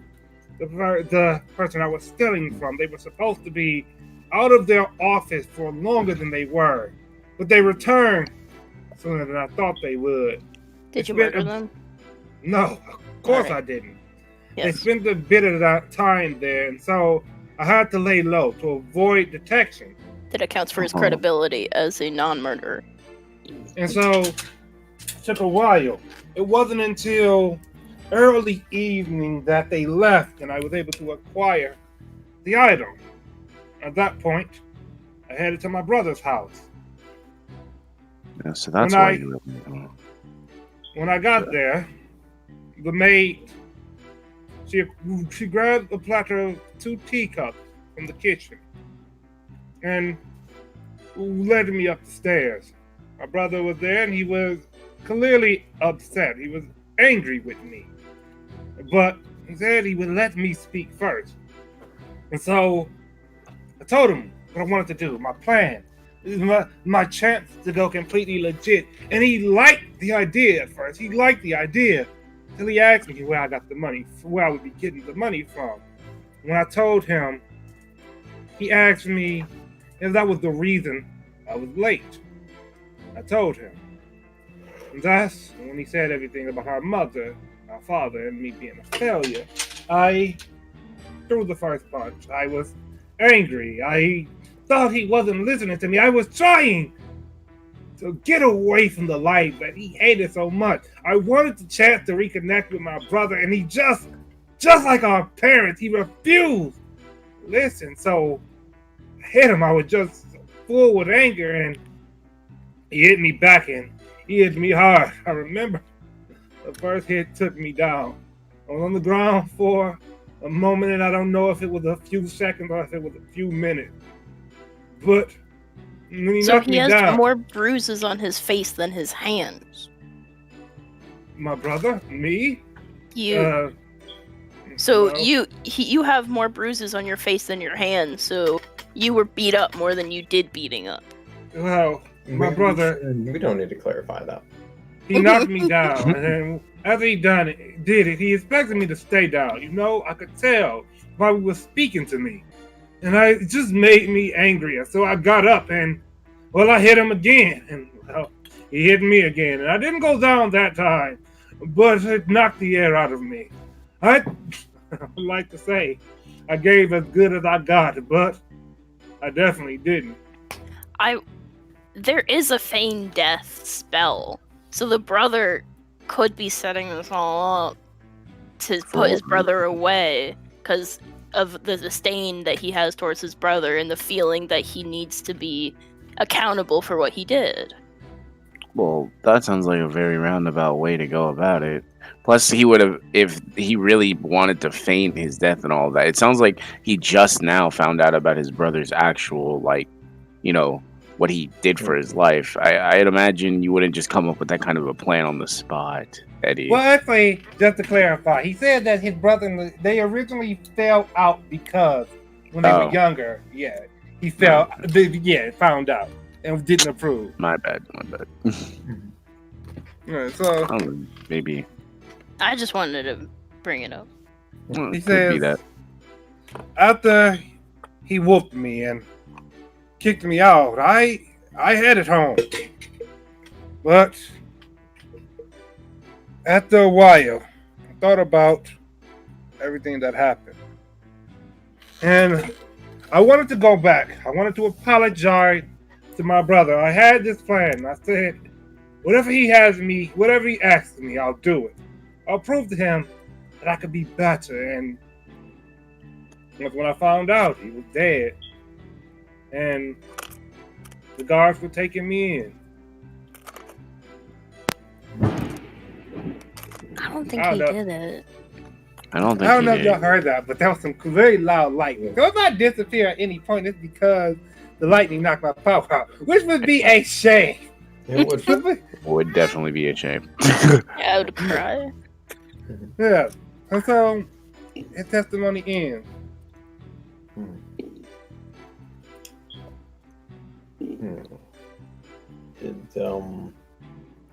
When they found you, were you walking towards the house? I Honestly.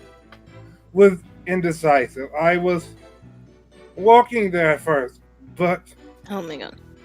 I didn't think.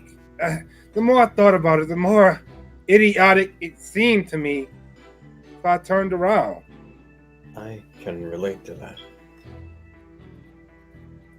It says, but I definitely didn't kill my brother. Yeah. Hmm. I don't think we're gonna get anything else out of him. Hmm. How much money were you asking him for? I asked my brother for 45,000 gold.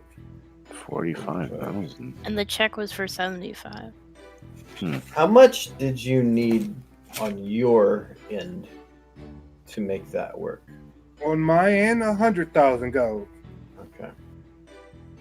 And Cassius says, indeed, how much did you need? Defendant, I would like you to testify about the person who approached you to steal from your brother. Person. So, Frederick looks from the prosecutor to you all. Man, that storm is here. It is powerful. All right, let's keep it going. We can't keep it going any longer. And say, about a week before I sent the letter to my brother, a young woman came into my house. She was in her early 20s. A very beautiful woman, I remember thinking. That made her sister have a sister. She had nice eyeliner on. Her hair was done. Her nails polished. She seemed to come from money. And that's where they all seem to come, the ones who want you to steal for them. She came in and she told me that my brother would be coming into possession of a very interesting object soon. She said that it would be an object that has a magical property to it that you could remove. She says she would like me to get this object, that she requires it for her own machinations, and I realized I don't think she knew that it was my brother. I think she just thought it was another person, but when I realized, I told her I couldn't do it. This wasn't a person I could steal from. And the woman didn't seem to want to force me. She left, simply saying she'll find someone else willing to do the job. What was the object? Someone else. Some sort of knife. Yeah. Yeah, the knife, which the wife never seen before, supposedly. That was the object that was supposed to be stolen? He says, Something with a compartment. he said, she described it as a sort of wand of sorts, but there would be a button that you could press and it would allow you to remove a gem that sits So in that's the bottom definitely of the wand. the knife. Unless Right? He said a wand, though. He did say a wand, but it could not be a knife and it could be a wand, and we're just thinking about it wrong. that's true. Hmm. Could I roll an investigation to have the brain circuits moving to see if the knife is the one? Why would a wand be made out of silver, though? Yeah, that's really strange. Maybe it's like a Normal- special. Go ahead. I'm just saying, like, maybe it's like a special kind of knife that could change properties. I mean, one that could change Well, properties. she said there's a button on it. Yeah, like you put in different gems and like it changes to different objects or There's something. no gems on the knife, is there? No gems on the knife, but you do know there is a slot where a cylindrical object could have been placed. That's not for a needle. That's for a gem. It's hard. You can't really say. You don't know any more than that it was likely a cylindrical object. Okay, What's well, that something about a gym? What is it say? And Frederick's explained, yes. He said that it was an item. You could press the button on it, and it would open a compartment where you could remove a gem from it. How hard would it be to call this lady to the stand? Well, and before your client can say anything, Cassius Wayland says, unfortunately, your client is very good at keeping his clientele a secret. If there's one thing he does right, it's Bela, Guillaume. thief. So, this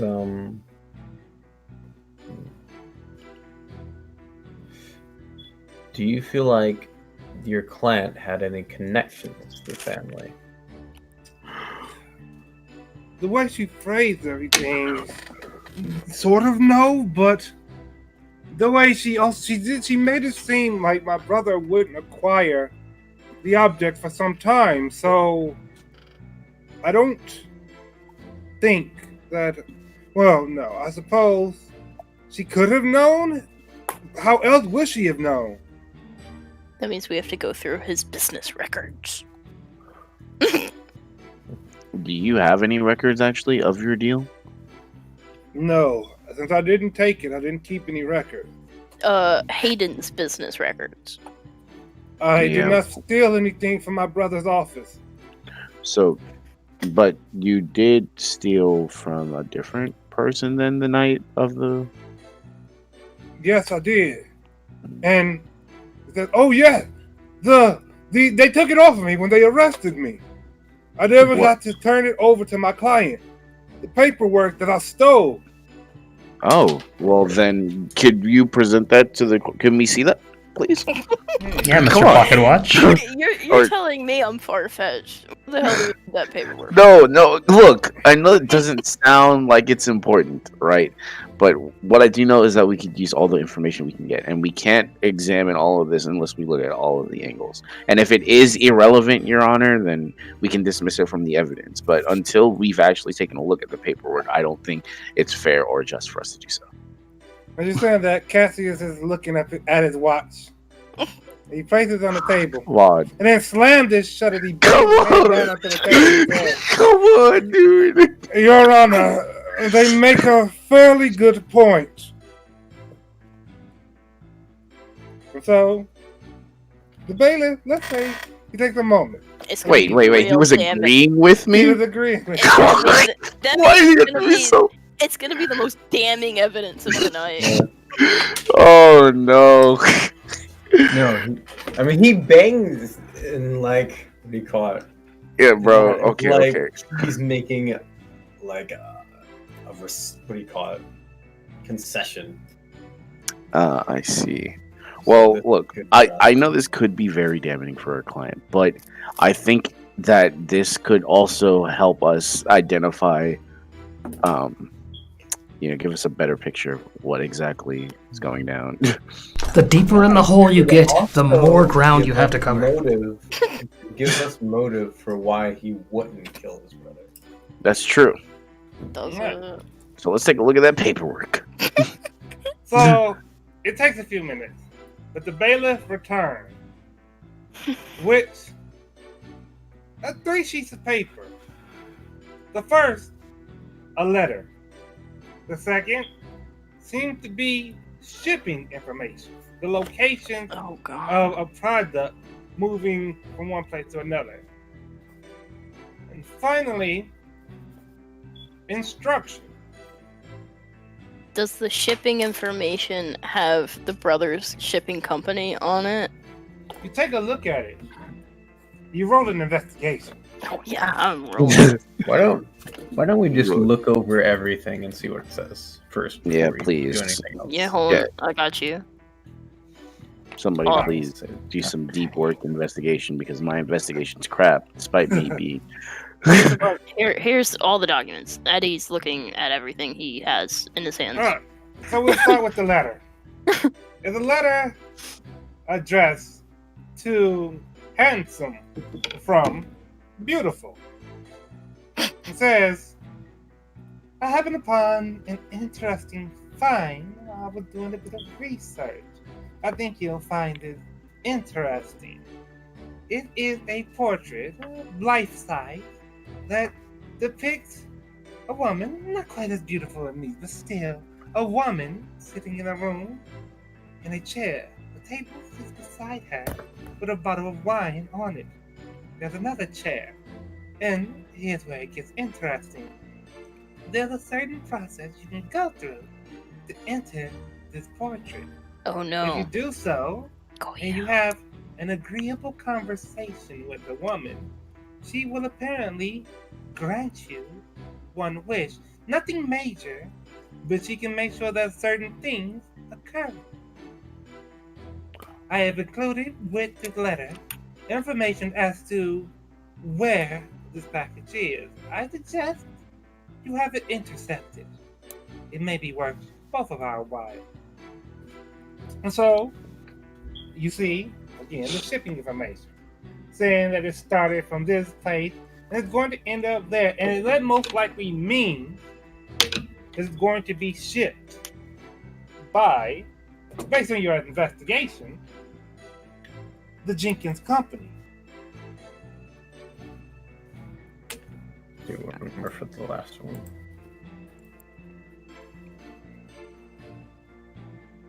The last thing is a list of instructions.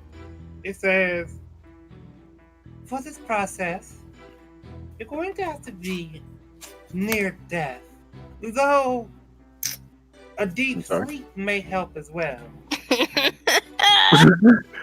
I'm sorry. Oh, Hayden did this to himself. I said it, guys. I called it. Don't mess with me. No, but that doesn't mean that he wasn't murdered in that time. It just means that he injected He was himself. talking to a painting to get a wish. For what? What do you need a wish for? He has a good job. He has a Wish my wife. brother wasn't a fuck up. so it says, Shit. be near death, or at the very least, in a deep sleep, and sit in front of the painting. As you fade, you'll find yourself dreaming of that room. Oh no. And you just merely need to have a pleasant conversation with That's the the woman. last dream. What happens if you don't have a pleasant conversation? Is there any description of that? And you look at the bottom, it says, on failure, the painting will expel you from it, and it will go blank. It will have to be found again in a different location. So there's a chance he put himself to sleep. And, Absolutely. and if he messed up, the painting wouldn't even be in the room anymore as proof. Hmm. Plus, he'd still be in that near-death state, wouldn't he be afterwards? Your Honor, may I do some on-hand evidence looking?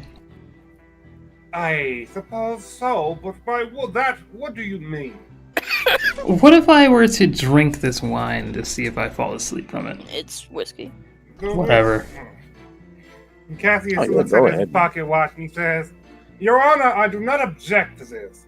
Go ahead, Blink.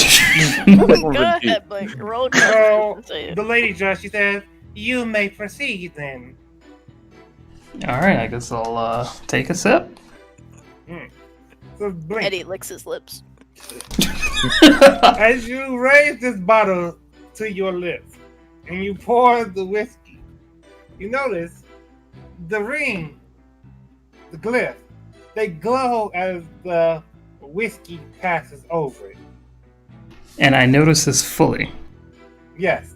Well, And you drink so, in the same realm, for our next steps, do you still have that knife that heals people, Resco? the The, sword, the heel. yeah. Yeah, we about to do some stabbing after. Go ahead. Please don't stab So, me. you drink this Blink, and you're half health mostly, so it doesn't quite knock you out. It doesn't quite put you to sleep, but You gotta beat him up first.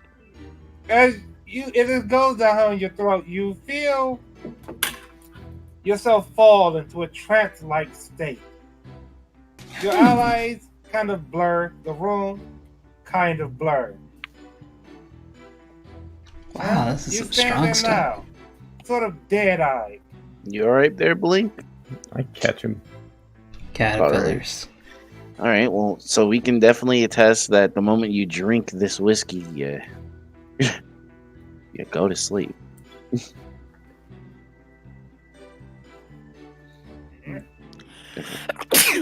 And you need to be in a dreamlike or near-death state in order to access the painting, correct?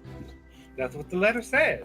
So it makes sense then. That would mean that Vincent knew about his decision to attempt to enter Well, the painting. we don't have any evidence that Vincent was the art guy that, Just a second.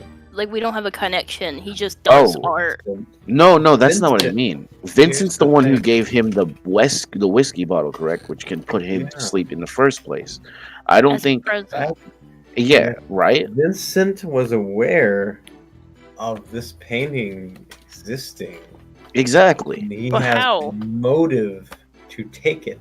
He would be aware because he's providing him with this whiskey. It might have been a request of him to provide him with this whiskey. Yeah, that he's will getting put the him- genuine means he needs in order But- to access the.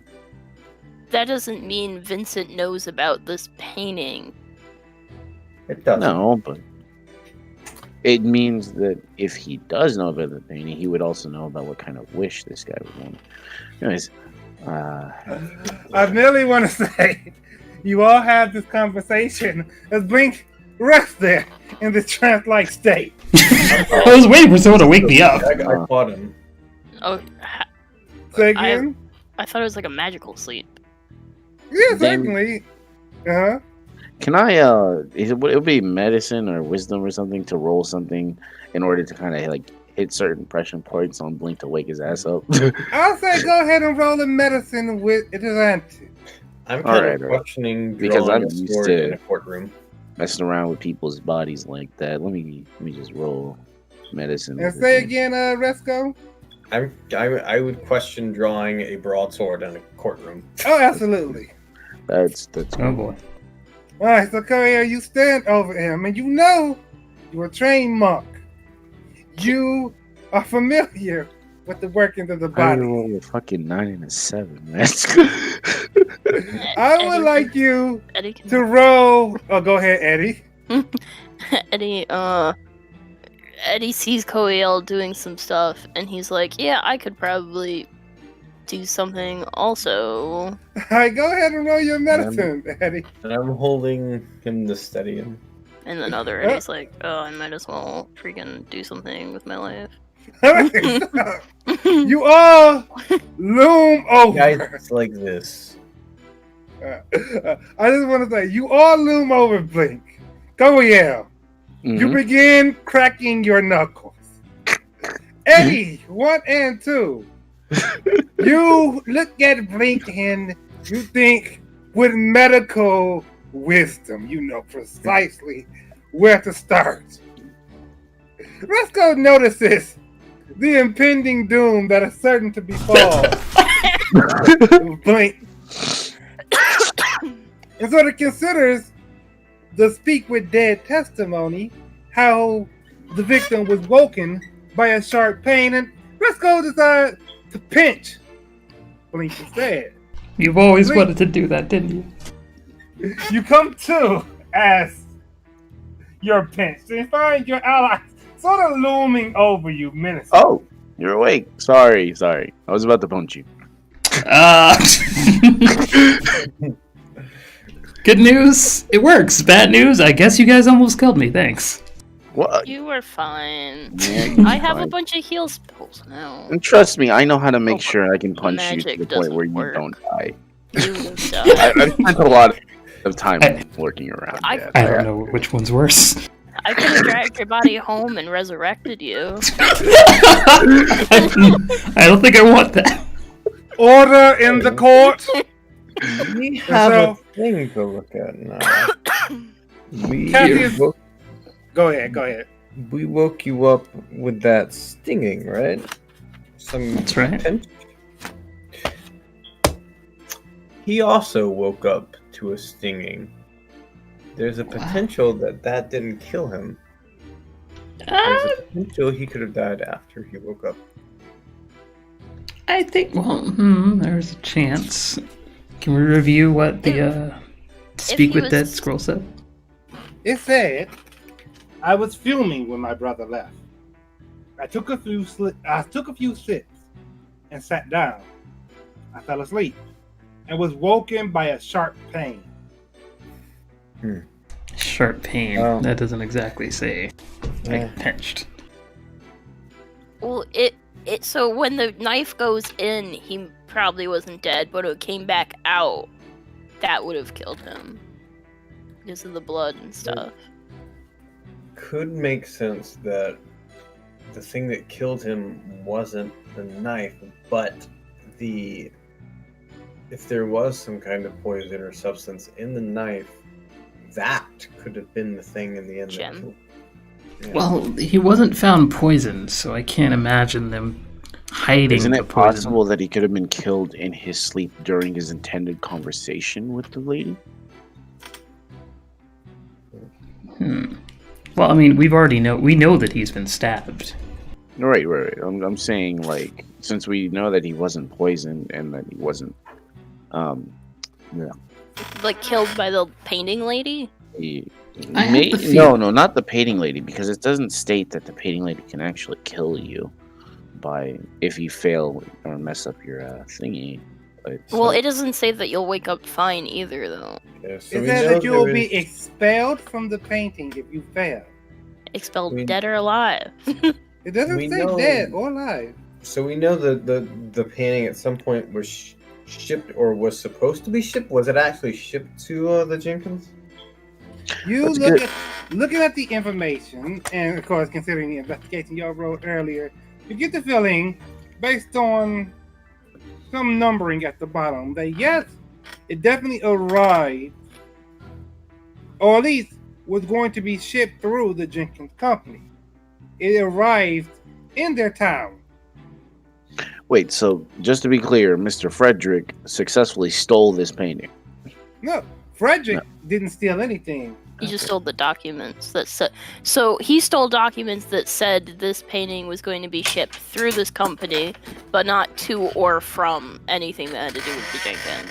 Okay, Your What Honor, you know I'd like... is that, just to clarify, what you know is that Frederick stole these documents from a client. Uh-oh, there was a bit of brownout.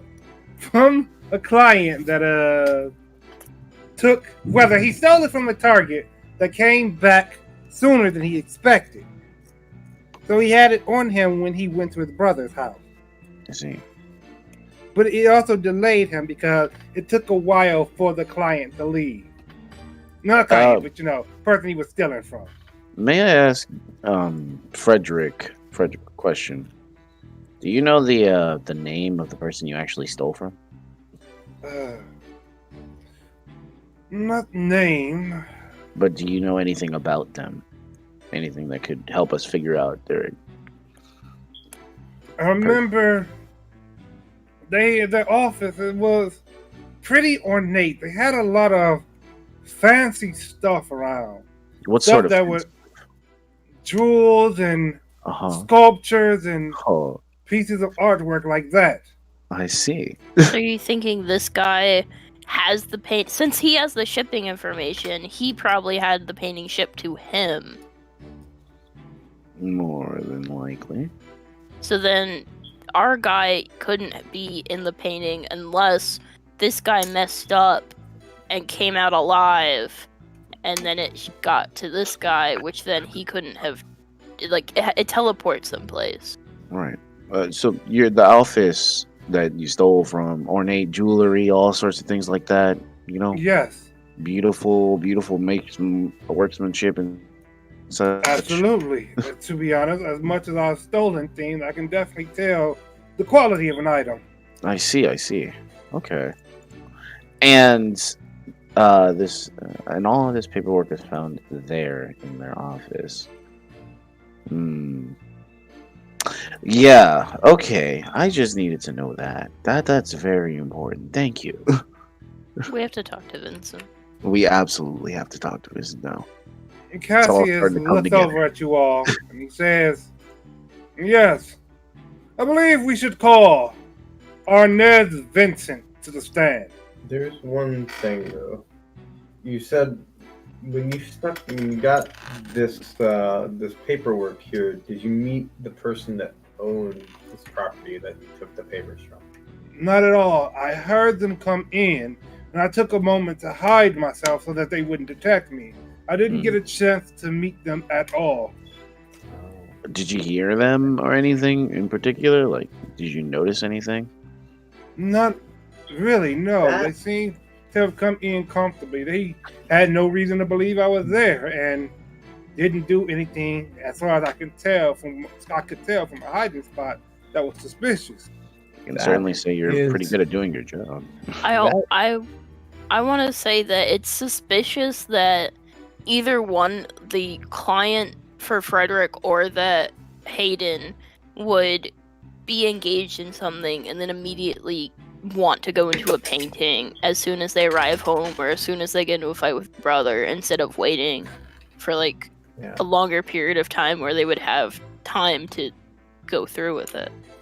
I think maybe definitely Hayden was planning to go into the painting, obviously, and I think personally, like, this is just between you guys, us and the defense and all of that stuff, but I think personally that Vincent was helping him in this endeavor, which is why he gave him the whiskey in the first place, because he said that whatever office he stole all of this paperwork from was something with ornate jewelry and all that stuff, and it's not very likely that such an art piece like this that a random jeweler would be capable of understanding or having information about this.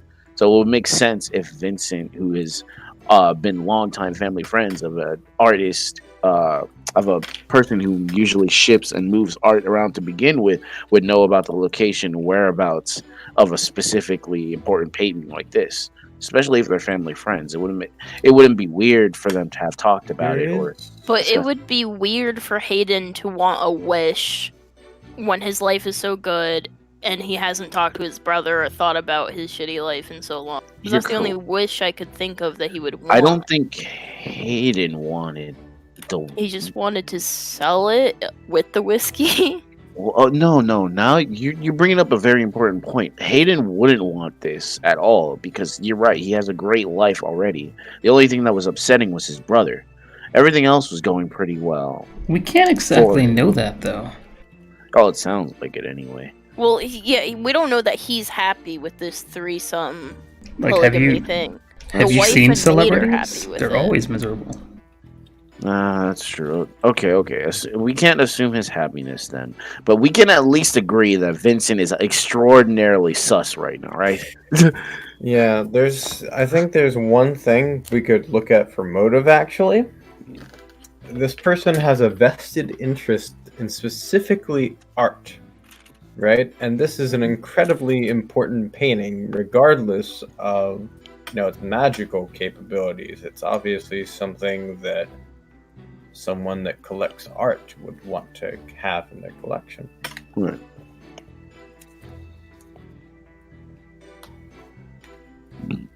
Then are we in agreement, defense? Should we call our Ned Vincent to the stand? Yeah, I think we've learned all we can from your testimony, man.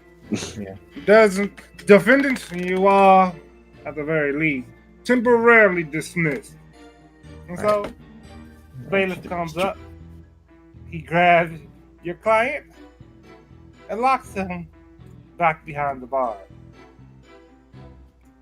The prosecution and defense would like to call our Ned Vincent to the stand. So he stands up, comes over. A handsome man, somewhere mid-30s, if you had to think, if you had to make a guess. Stand there, easy going, comfortably. He says, "Good evening, ladies and gentlemen. My name is Arnett Vincent. I am an art dealer. I make sure that magnificent pieces go to the right places. Could you speak up a little bit for the court? I said, my name is Arnez Vincent. I am an art dealer, and I make sure that special pieces go to the right places. For example, when all of you walk out of here missing an arm, I can get you a lovely statue of a goddess with diamond eyes and ruby fingers for your estate. How the hell would that help? That's a It'll red. be something nice to look at anytime you think about your missing arm. Wow. So you just assume we're gonna be young? Well, if you ask me, and I don't mean to jump to conclusions, but a thief? You really gonna think a thief is far above the idea of killing someone? Like, think about it. Don't you? Do we all have a thief in our life that isn't hesitant to take lives himself? Yeah, actually, I have a. Hey! Well, no, I'm not talking about you, Blink. I Eddie. actually I'm talking about my friend Art. Somewhere Art sneezes. He wouldn't kill nobody. I know that for a fact. I've taken a fireball for him before. But that's not related. Anyway. He says, well, I don't really see what the problem. All right. You all called me up here to the stand, so what do you want me to talk about? How did your client? You saw Hayden on the day that he died. Yeah. I definitely did. Would you like me to testify about that? Yeah. All right, then. He smiled at you all. So, Here it comes, guys. one day, I had come across something very interesting. I thought that Hayden would like to get in on it, but I knew that I would have to do a little bit of convincing first. You see, Hayden's a really goody two-shoes type, and to be honest with you all, I know that to get some deals made, you gotta be a little willing to get your hands dirty. Looks back at the wife. So, it actually took a bit of convincing before Hayden would actually see me. I knew the piece would come to me first, and I was supposed to ship it out to him. I brought it over with me that day. What was the piece? It was an interesting portrait of a beautiful woman. Oh, And now, Oh. I'm sure that, well, Hayden's my friend, you see, but he never told me about his little arrangement with the maid and his wife. But I can see it now that I think about it. It works like this. There's a beautiful woman in the painting. If you fall asleep in front of this painting, she visits you in the dream, and it is, let's say, a better experience than you could ever have in real life. oh. It's such a painting. That'd be Wait. like 75,000 gold, wouldn't it? He wanted like a special favor from the painting because he wasn't getting enough from both his wife and the. That's crazy. Now, Hayden was stretch. my friend. I'm not going to talk bad about him, but I suppose he just had a voracious appetite. Jesus. Oh, okay, I see. So, I came in with this painting. I often show fine works of art to him before I had them shipped off. I was explaining it to him, and he asked me if he could see this, if he could have this painting, but just tonight. I said, sure, why not, friend? And I even gave him the bottle of whiskey. I know exactly what he would have wanted from it. So you're the one that gave him the whiskey. Without a doubt. It was a gift from me to him, So you left on a positive note. as I often do. even invited Hayden to come to my next party. It'll be in a couple of days. I would say you all are invited too, but, well, this is the Dream Court after all, so I don't imagine you'll be able to make it there in time. Right. Could you tell me the location of the painting then? The location of the painting, well, I left it at Hayden's place, of course. Hmm. Was it found, Bailiff, at his house? It's The important. only painting observed in the room was a black painting in a golden frame. Oh. So it's still there. Is Black it? painting with the golden frame. Yeah, so it Very said nice. that if you mess up, it turns blank, and then you're expelled from the painting. Yeah, and there has Ah. to be a new location. The painting has to be found in a new location. So, like, you literally have to go find another piece with that same lady in it. You say that Arnaz lets out a whistle. My. Sounds like Hayden probably messed up big time there. I don't see how really, like, well, no, I guess I do see how. Well, Yeah, I don't think that nice top of- conversation constitutes the. I'll be real with you. on top of voracious appetite, I suppose, Hayden had a few quick draws here and there. Oh, 50% of penile breaks occur during reverse cowgirl. Fun fact, guys. oh no! Oh no! So, if that's all you need, prosecutor, defense, Well, I'll hold take my on. leave. Hold Stop. on, we've definitely Hold got more questions for you. Hold it. Yeah, thank you. I gotta see me straight. He leans on the table and he says, "Go ahead, talk it up." All right, let's see. There has to be something. This is weird. He why is he in a rush to leave? You know, everybody else is willing to stay as long as they need, but I understand that you're a busy. I still don't get. I mean, I kind of get it. So he fights with his brother, and then he's like, "Let me just release some tension and hop in this painting." I guess. I think he wasn't always intending actually to try and get some sexual favors anyway from this lady. But now he's angry. It's the middle of the night. His wife's waiting for bed. The maid still has to come in and clean this room. Now And he remember, decides this he's gonna is just relax. a picture this guy is painting for us. That's true. Plus, how would we know that Okay. Here's the thing. How would we even know that the painting that was found there, is actually the same painting that we're talking about right now? If the painting changes location, if you failed or not, that doesn't mean that he could have doesn't just have a blank painting laying around. Yeah, I'm saying that maybe the blank painting could have been planted. And if we were under the assumption that, he failed because he was half asleep and then sent out and then resoundingly killed, then, we'd assume that he tried doing all that stuff. But what if he didn't do all that stuff? I don't know, man. Now I'm doing conjecture myself. If the knife is a wand and it had a gem in it, it makes sense that the gem jewelry guy took the gem out when he left. Hmm.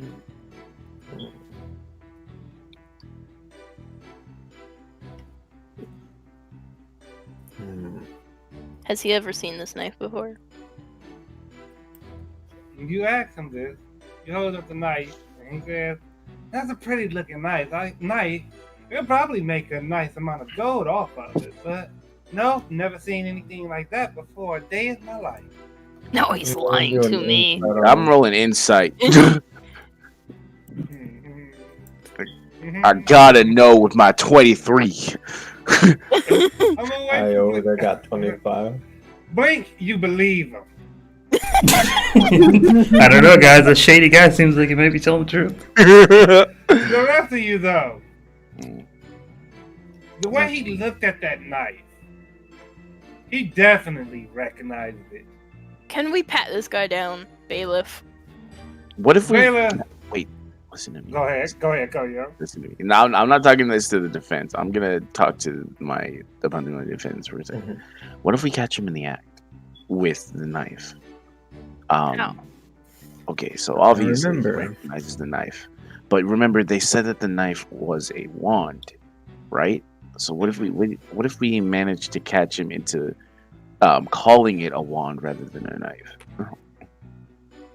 Mm-hmm. And then if we could do that, that would prove that he knows and that he's connected to the knife, which would mean that he would have to tell us what the contents were inside of it. And we could link him to the murder. But I don't know how to do any of that. This is just... I can't see him actually telling us that it's a wand. He seems like the type of guy that would lie all the time. Yeah, you're definitely Yeah, that's why I right. just wanted to see if he had the gem on him still. That's a good question. Do you think he would have brought it in, though? Yeah, that would be the last thing he'd bring to court. There is one thought to go along with this. From what the wife said, her understanding of him was apparently that he did dubious business. And he's But a family he- friend. Flat out stated that he has gotten involved in dubious business. Well, Well, my but that's- problem- my problem with that is that the wife said he's a trusted family friend, and he said Hayden didn't want to meet him because he knows he's dubious. That's true, actually. And Hayden hates dubiousness. That's the whole reason he had an altercation with his brother to begin with.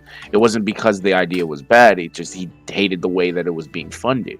Why would Hayden even give this guy the time of day if he knew that this kind of sleazy was happening? But Hayden does if we believe Hayden's not dubious or sleazy, Vincent's setting him up to seem like a sleazy guy. Not that it's sleazy to get sexual favors from a painting while you're married. I think that's a little sleazy. While you're already in the middle of the throuple, come on. Well, Just my divine. in this relation, it's a polyamorous relationship where Oh, they're sure. all consenting according to both of them. Well, yeah, but I don't think she consented to painting. That's my divine sense. Tell me anything I already know. Let's see. You think he's telling the truth? Why would you? Well, that's why I use the divine sense. We have to assume look. We know he's lying about the knife, and so there's so many things, other things he could be lying about. I We just need wanted to to press see for him myself. further, but I just don't know how. Your divine sense does not detect any sort of evil from this person. Okay, well. We gotta press him. How do we Doesn't mean press he him? wouldn't kill someone if he thought it's what was right. Well, what does he doesn't have motive to kill Hayden. He gives him free whiskey. He knew where this painting was and gave it to him, I guess, or Yeah, shipped it to him. Regardless that he recognized the knife, he knows what this was there for and why. But I this think was if there. we find out the motive, it would click. It would Add click. some That's what we to need to press beautiful. for. Is what that letter said. I'm sorry, what? Earlier when we got that the letters, like all the stuff that was processed, like the shipping information and all that. Uh-huh. The handsome to beautiful thing. He's handsome. You're right. But was that to the thief? Was that to Frederick? Or is that a letter that was exchanged during the shipping process? It is one of the letters that Frederick acquired from the location he stole And from. he's most certainly handsome. I don't know what you all are saying over there, but I think you all agree that I'm handsome, and I have to say thank you. Well, you are quite handsome. He just aren't you? admitted he's the guy. Oh, okay, wait. So handsome and let's think about this. Handsome and beautiful are correlating, right? And they both know about the painting. What was in the shipping letter between handsome and beautiful specifically? The again? shipping was just numbers telling you the location it was being shipped to before moving on to a different location. Each Right. one marked a area that it went to, and then it was meant to go on elsewhere. Can we To look over the investigate- letter again? All right, so you look over the letter. What are you looking for, Resco? Just what it says. It says in short, essentially, there's a painting, an interesting painting that's being shipped. I think you want to take a look at. I didn't write down a specific word. Bear with me here. Regardless, it's a letter written to Handsome from Beautiful. Beautiful knows that a painting is being shipped. She said the woman in it isn't as beautiful as her. But if you were to enter a near-death or deep sleep-like state in front of this painting, you will be able to go inside of it and speak to this woman. If you're able to have a pleasant conversation, she will grant you one wish. It won't be a powerful wish, but it will be something that she can make possible. I don't get what this guy gets out of killing Hayden unless he's secretly in love with the wife or the maid. Because he has money, he's a powerful art dealer.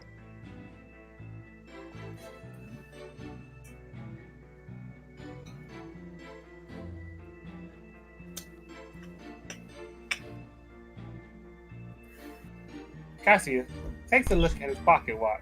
Shit. Snaps it This shut. guy. He points at the person on the stand. He says, "Tell us more about this painting and how you happened upon it." Oh yeah, thanks, guy. I don't want to thank him actually, but thanks, guys. Kind of need that. Right. And so the person on the stand, he reaches into his pocket and he raises his hand with rings on his finger, and from the rings hang chains with jewels just filling every link. He stretches, returns his hand to his pocket. Do any of these jewels look like they could fit inside of the knife? Roll an investigation. I would say roll a perception instead. Ooh, I'll do that too. Ew. Cause I have a +8. So each of those gems look like they were specifically carved to fit into the links of the chain. Fine. Oh, yeah. He does this, shows off his jewelry, returns his hand to his pocket, and removes them without the rings on his finger. And so he says, "So, I am an art dealer.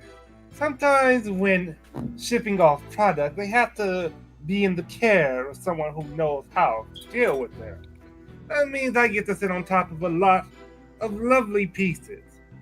Now, I have other art dealer friends, and one such friend, well, they let me know that there was going to be an interesting painting coming my way. Sometimes you get magical jewelry, and you know, so long as the magic isn't removed from it, you don't have any issues sampling it for yourself.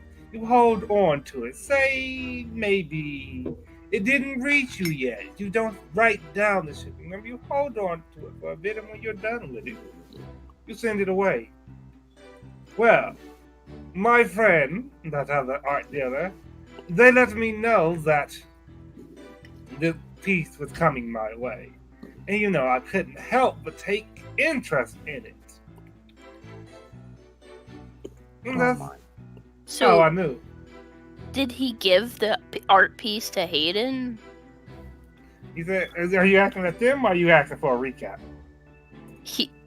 My problem is that why is he trying to both steal the art piece and give it to him? Indeed. Unless, let's think about this. What if the person who killed Hayden knew the brother was coming, and they knew that the brother and him had bad blood? If you wanted Hayden dead, for whatever reason, the perfect fall guy is just arriving. And now, knowing all of that, what would be best? How would you give the brother a murder? If you got the altercation, that's fine, but actually, never mind. I don't see why never mind. I don't know where I'm going with this part. Well, it would have worked out like that if Frederick wasn't already coming over, then he would want to come over to steal the painting. Wait, why? Because he got the job to steal it. But he turned it down. Yeah, but he returned it down, and But so if he wasn't already coming over and you offered it to him, assuming he would accept it, that would be the setup. I mean, I think perhaps that fell through, and then he realized that he was coming over anyway. Or there could be a situation in which the guy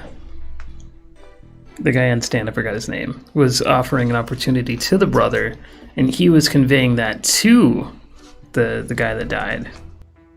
Well, Vincent actually doesn't have to have anything to do with the stealing. He was just talking to his other art friend about this piece, and the art friend wanted the piece to be stolen. It's here. As you all are having this conversation, Vincent takes out a coin. It has an emerald set into it. He flips it once, flips it twice, flips it a third time, and then tosses it over at you all. And he says, "Cast this in to buy yourself some more time because you're over here wasting mine." Oh. I'm gonna take a look at the coin he tossed. Oh, me too. Alright. The emerald. We take a look I'll at handle it.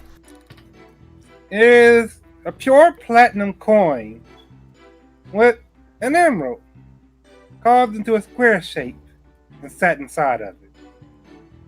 How much is it worth, though? Well, something he said earlier, I feel like all of his gems are giving him magic to do something. Because he said something like that while the gems are on your person, you'll want to have it instead of shipping it or selling it. So I think all his rings and all the gems that he has on him are doing something magical for him.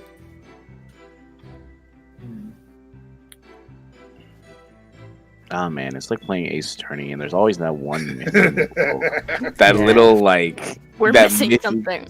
Yeah, we're missing something for sure. And when you're missing something, what I did in Ace Attorney was I covered my bases. I looked back at the other pieces of evidence, and then I eventually just present everything. Yeah, just present everything till the music stops. Let's go, guys. We have the maid, Important thing. the wife, Frederick, and Vincent. We know that the maid and the wife probably didn't kill Hayden, to be honest. They don't really have a good motive for doing it. So A then good we're motive just so assuming far. someone. Sorry. We have a third party here, and that third party is Beautiful. Whoever that is, Beautiful is the third party that is a stake in all of this. And we also know this guy knows about the murder weapon. This is true. Why? Probably How does because this connect? most definitely because he and Beautiful. It doesn't make sense for him to know about the murder weapon unless he's either A, involved in killing Hayden, or B, An accomplice. Well, to reiterate, if someone snuck in through the back door, they would have to walk through the entire downstairs that the maid is in that'd and be past the wife's bedroom to get to Yeah. the office and then they'd have to do it all again. to get back out. That should be impossible, right?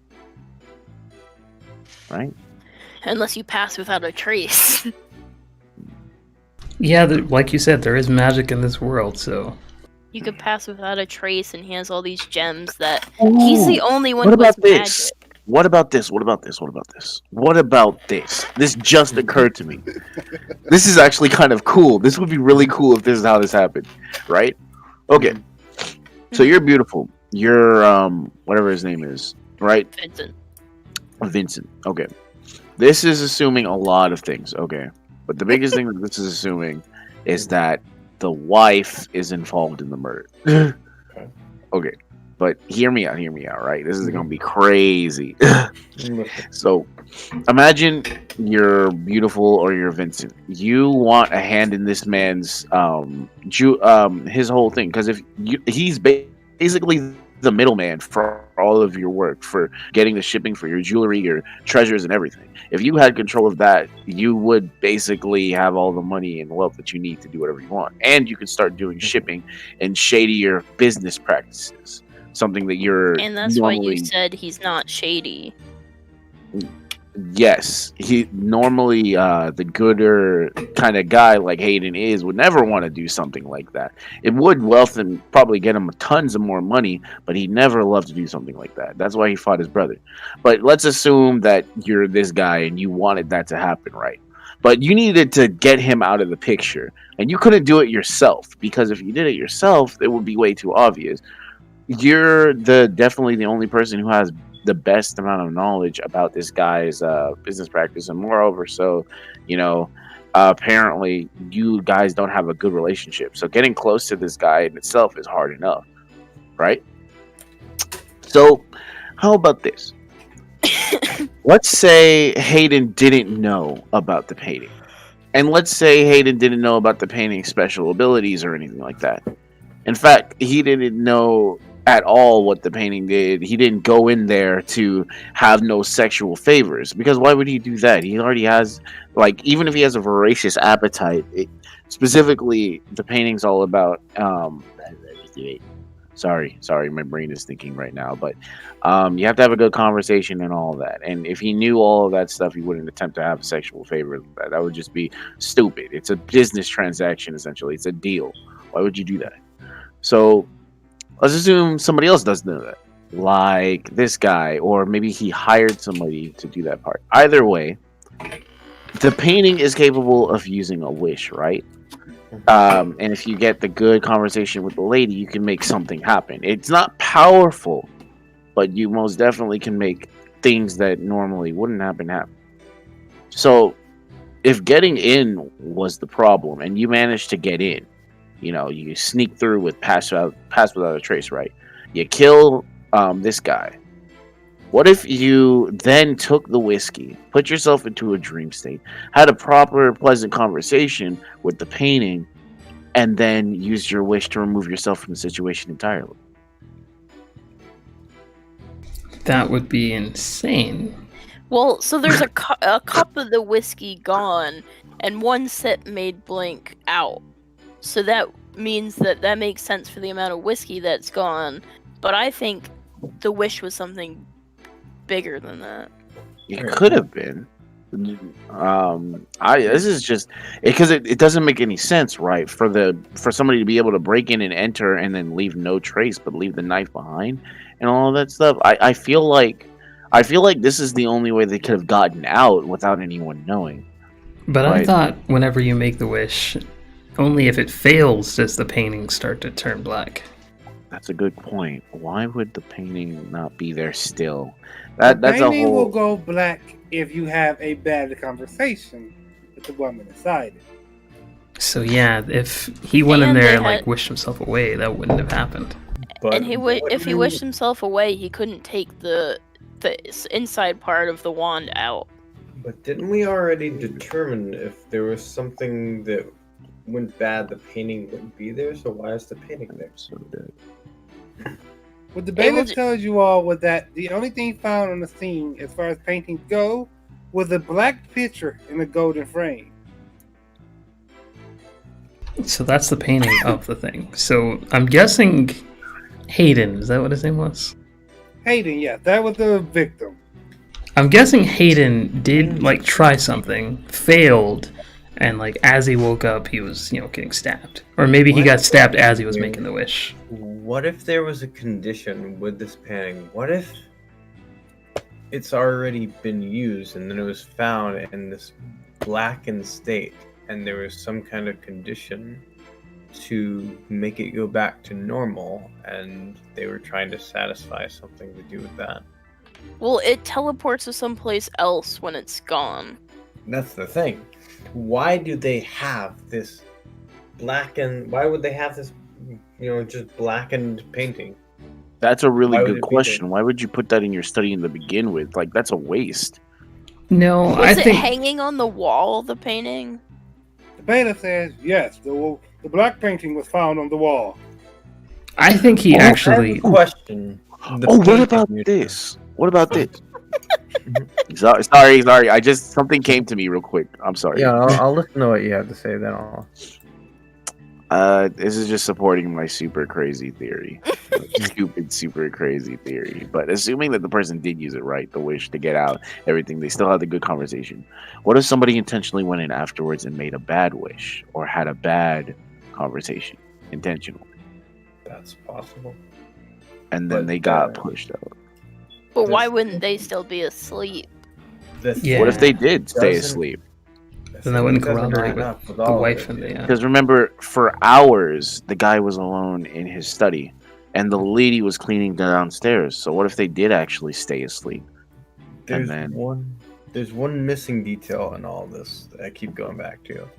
Okay. This painting, like if this gold painting with just this blackness and stuff on the inner, if this really is the painting, why is it still in the study? If it vanishes, they're supposed to go It's just the somewhere picture else. vanishes, Yeah, just the not picture. the Oh, just a frame. picture. Yeah. Hmm. So that's what I'm saying. Like, what if they hired somebody to go in there, kill the guy, and then after that, that person who did the job intentionally left using the painting, and then after that, somebody came in. It requires a lot of accomplices to make this work, but Actually, I can prove that he had to be the one that did it. Because what happened was he went to sleep, and I've proven that since, I've taken a sip from it, it shows me that I'm going to sleep. So, like, he knows that he's going to sleep while drinking it. He's in the painting. If he woke up with the sudden piercing, that must have meant that, like, he failed. Like, he was in the dream, he was in the painting, like, talking to the woman, but he died. Like, he got stabbed or whatever, so he got taken out of it. Well, inside of the painting. Oh, sorry. I don't know why I said mid painting like that. That was really stupid. No, I'm Also, sorry. It could count as a bad conversation if he died in the middle. That's what I'm saying. Like, I think he got taken out of it, and that's what stopped it. Like, I don't think there's any other thing that could have happened there. Because, like, he was in the dream when he was taken out of the dream. That was stupid, but you know what I mean. Well, honestly, the painting did. We could ask Frederick, but the painting didn't have to be there to start.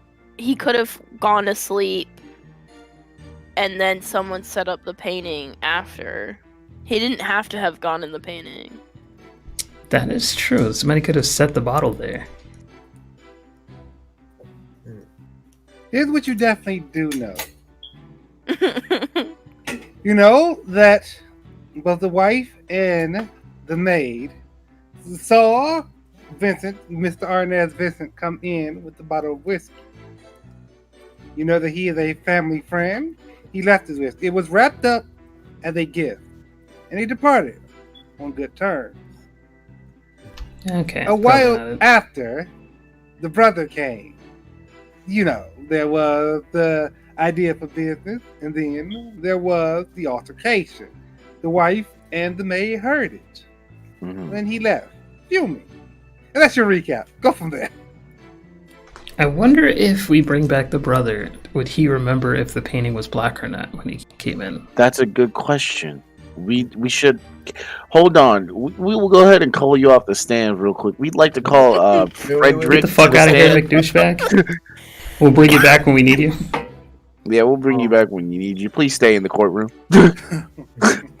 He reaches into his pocket, he pulls out another platinum coin, flips it a few times, catches it between his fingers. Yes. He flips it over Give, to show you all that there's a sapphire related to it. give it to me. And he Hold on. flicks it over at you. Oh, I yeah. love this dude. He's got Grabbing that it. Ace Attorney flair, bro. Hold up, tell me about this. I'm gonna Hold pocket on, it. this- Nope, I'm pocketing it. I need to know about this freaking gem. I need this freaking gem. I think he's doing that as a routine. Flashes the gem to you. Get the idea. That is a very well cut sapphire, Eddie. Brilliantly cut. Carefully placed inside of this platinum coin. This thing that would be currency in any other situation is meant to just be jewelry. And this jewelry is flicked over towards you. And as it is flicked over, you watch, almost in slow-mo, as Blink snatches it out of the air.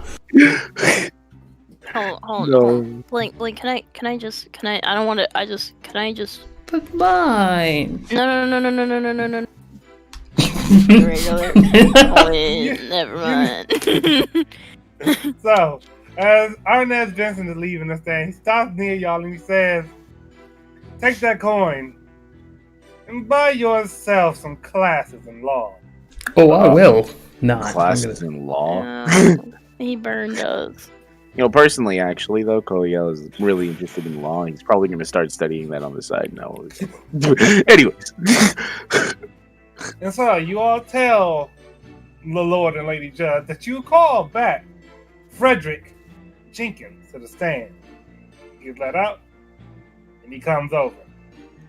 And Cassius, he looks over at you and he says, "What is the meaning of all of this? I thought you all were going somewhere where you were called Vincent up, but No, we are. Just trust us with this one. Yeah, look at your So- pocket watch. Let us handle things. he looks at his pocket watch, All pulls right. it out and snaps it shut, and then points at you all and he says, "Remember, time is always of the essence." All right. Well, Frederick, we've only really got one question for you. Sure.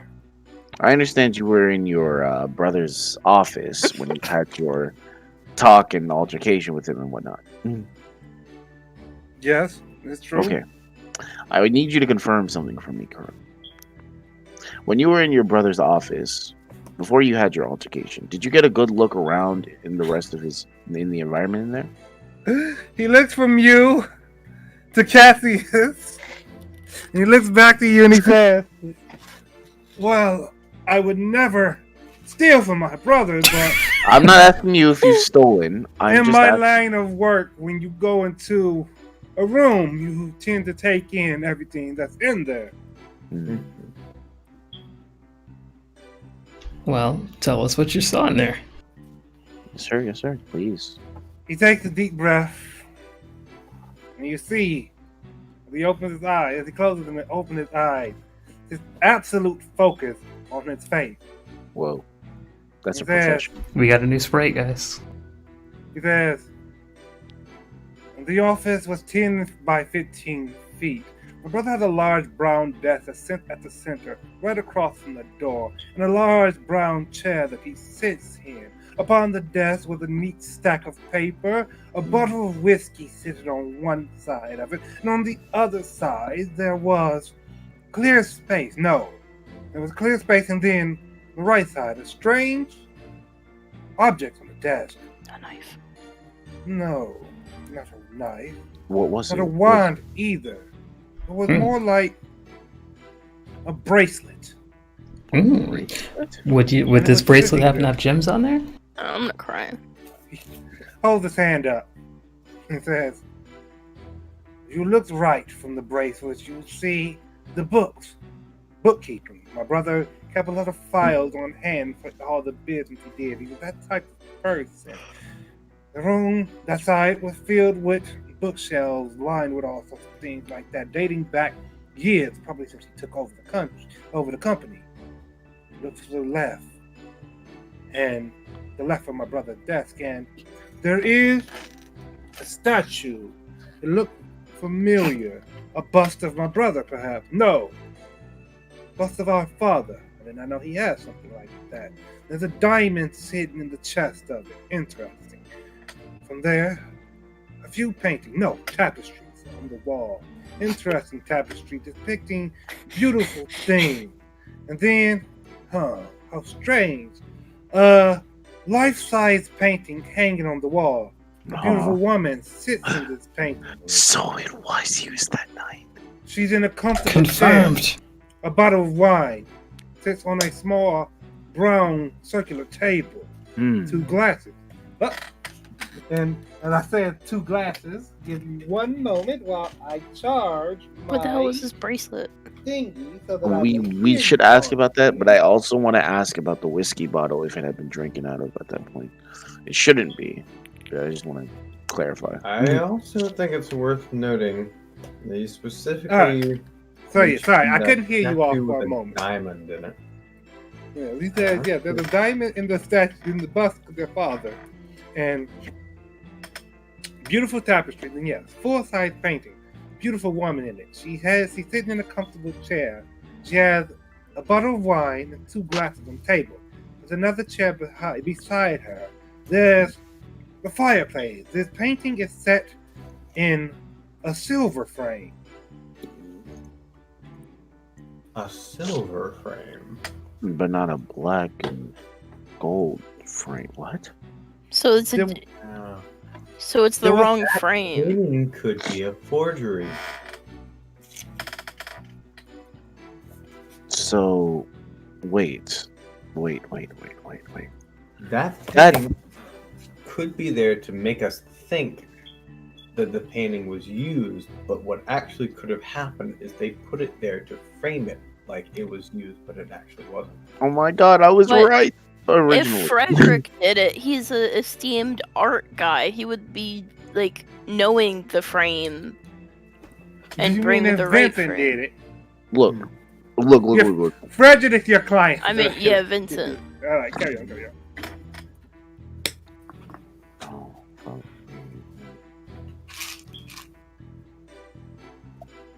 Right? How could an art guy mess up a frame? Well, we don't know anything for sure at this point. It is. Art guy's gonna go to jail, and I'm gonna have my left arm. No. Hold on. Assuming that the painting between then and there was right. Right. Mhm. That means that, and if we're following Resco's line of thought, somebody went in there and did all that crap, right? They removed the painting and all that stuff. Mhm. That would mean that they had prior knowledge of what that painting can do. And the only people are Frederick, because he could have read the paper on the way there. Exactly. The Vincent and Beautiful. Yes. But we know that Frederick refused to steal from his brother. And we know that Frederick was seen leaving the house by both the wife and the So was maid. Vincent. So yeah, of course it was Vincent. Now we just have to think about how he Well- managed. Vincent was seen leaving also, though. Hmm. Yeah, he was. Okay, something's not. The thing that's not adding up now is like, oh my god, why are you dying so quick? Sorry. This guy's not supposed to be dying this quickly. I've been dealing with the region. Oh my god, we are dying. Am I not saying something? Anyway, I'm sorry. You guys continue the conjecture.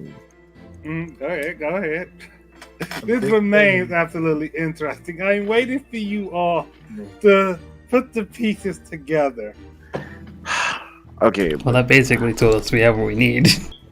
if I wasn't freaking didn't say that. dying so many times on Final Fantasy. But anyways, we know now that the painting was for sure stolen. Correct. Well, Well- not exactly. We don't know if maybe the border turned golden afterwards. Ugh, Exactly. Okay. How we can don't. we? We can't This test guy that because is we an- don't have the painting. This guy is an art thing. This guy is a big on art. So if we were to, for example, say something to him like, "Well, of course the painting is gold." When the lady is there. We don't know if you might say something else like then tell us something about the frame. I don't know. I want to, because the frame's different, I want to go back to it being the wife, because she heard the altercation, she was upstairs, she was friends with Vincent, so she could have known something from him. She honestly, she's the only one who has access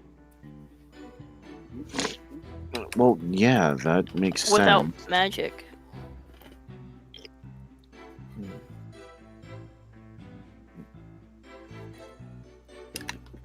Hmm. There's something we're missing, dude, because Damon is maniacally laughing in the background. The gem is missing. No matter which way you look at it, though, Vincent knew about that knife. Oh no, for sure, for Yeah. sure. We can for sure agree that Vincent is the real cause of the killer here. Come But on. he could have just been a conspiracy to kill and then given the knife to the wife. Because she started bawling. Yeah, but based on the conjecture I had earlier, Vincent has a lot to gain from having control over this guy's business. Well, he doesn't get the business, though, if he dies. The wife does. Guess who does? Fair point. Business partner to business owner. And if she has it, she can make all the decisions she wants. That would include delving into more shady practices if she wanted to. And then Vincent would have her to himself besides the maid. Yeah. Plus, it is extraordinarily strange that, assuming like this painting, whether or not it gets put in or not, somebody falls asleep at desk in their desk, and the maid isn't allowed to go in there for hours. The wife doesn't check up on the husband for hours. Look, man, I don't know about y'all. I get that I'm not married, but I feel like you'd at least be like, "Hey, honey, you okay?" I mean, Something. if my husband was in like a bad mood, I wouldn't go and bother him unless he like relieved his tensions. Yeah, but he had hours. But from her testimony, she thought he was busy working it off. Okay. Hmm. It's Well, really okay, that ace attorney moment when you're trying to figure out what it is. It's right there. It's just- Right, we're on the cusp, bro. I'm telling you, she definitely wanted her husband dead. She can get control of the business, and then they two together can start launching this crazy con business Because- empire. If she did it, she purposely didn't drink the tea and brought it up to him. Maybe something was sus with the tea, and then he didn't drink a lot of it. I still don't like how the tea is like not drinking. Oh, you know what? Do we still have Frederick on the stand? You do. Frederick, It's Frederick, it's still Frederick.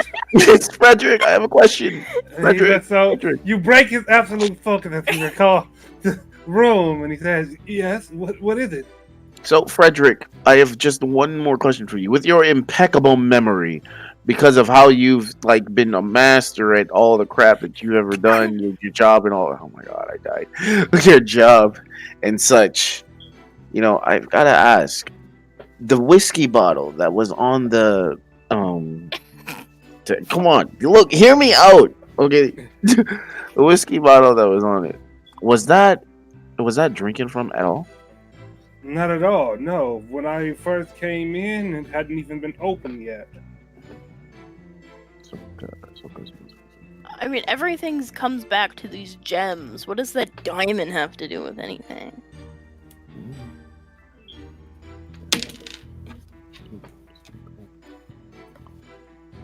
Because Vincent would have saw it too when he went.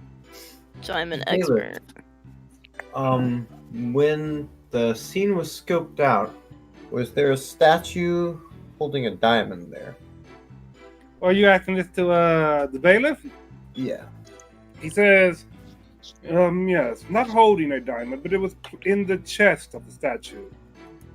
So the diamond was there. Mm-hmm. Okay. And what of the bracelet? There was no bracelet found at the scene of the crime. This Frederick. bracelet has to do with something. Absolutely. No. Can you tell us more about the Right. bracelet, my guy? Yeah. Frederick takes a deep breath, closes his eyes, and he enters that focused state. It was a silver bracelet, round enough to go upon my brother's arm easily. There was an indention in it. Perhaps a jewel went there. He says, no, there was no jewel there. Just a silver bracelet, ornate almost, but a bit plain compared to my brother's usual taste going from the office. Something was missing. Something was missing that would make it worthwhile. He And shakes he himself wasn't out of it. wearing it. He says, no, it was sitting on the desk. Carefully. Where my brother could see it. Nothing else around it. No way for him to accidentally knock it over. Do you pinky swear you didn't steal it? He opens his eyes and he says, no, of course I didn't. I wouldn't steal from my brother. Ah, There was a bracelet. There was missing some kind of gem. in the courtroom. Is Vincent wearing Man. a bracelet? You can roll a perception. Okay, fine. You look over your shoulder. Vincent is wearing mini bracelets. And as you look at him, he Silver. waves his hand so that you can see all of the bracelets. None of them seem to be silver. All of them have jewels in them. Nice. Vincent, what the heck do your bracelets do? They look good, of course. Thanks. Does the bracelet match the description of The description of what? Oh yeah? the description of the bracelet that that Frederick was talking about doesn't match the bracelet that None of the bracelets that he's wearing look similar to the one spoken of. All of them have jewels in them, and none of them are silver. The one Frederick described, silver, and it seems to have been missing a jewel. Is the wife wearing it? You should take a look at the wife and you roll a perception. perception time. 18. All right. 19. Eddie the second. You look at the wife and you're distracted by how majestic she seems. Oh, she's a single lady now. I'm a single. Kind of, almost. Let's go. Half Oh yeah. Yeah. Eddie the first. The only jewelry she's wearing is the ring on her finger. Blink, are you still with us? Yeah, I'm here. Alright. I'll roll a perception. Blink just doesn't I care. might as well look at Leaving the us. maid. I might as well look at the maid too while I'm at it. Call 21. No, I care. 20. solidarity. Again, for Blink, only the ring. Eddie, you and Koya, your eyes bump to the man. She's wearing some very fine diamond earrings. Oh. Oh. What is it?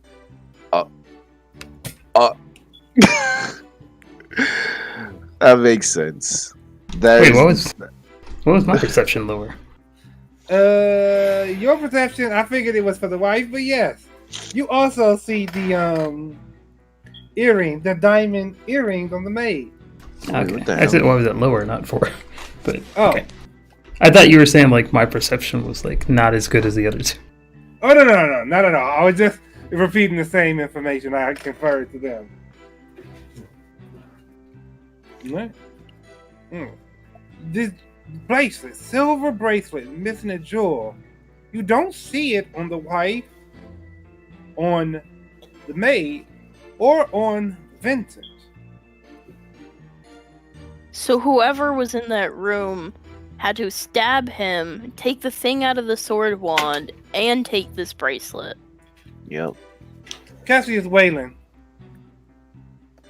objects, and he says, Objects to what? Defendant, describe this groove that was missing the gem in the bracelet. He says, alright, so deep breath, close his eyes, absolute focus. The bracelet.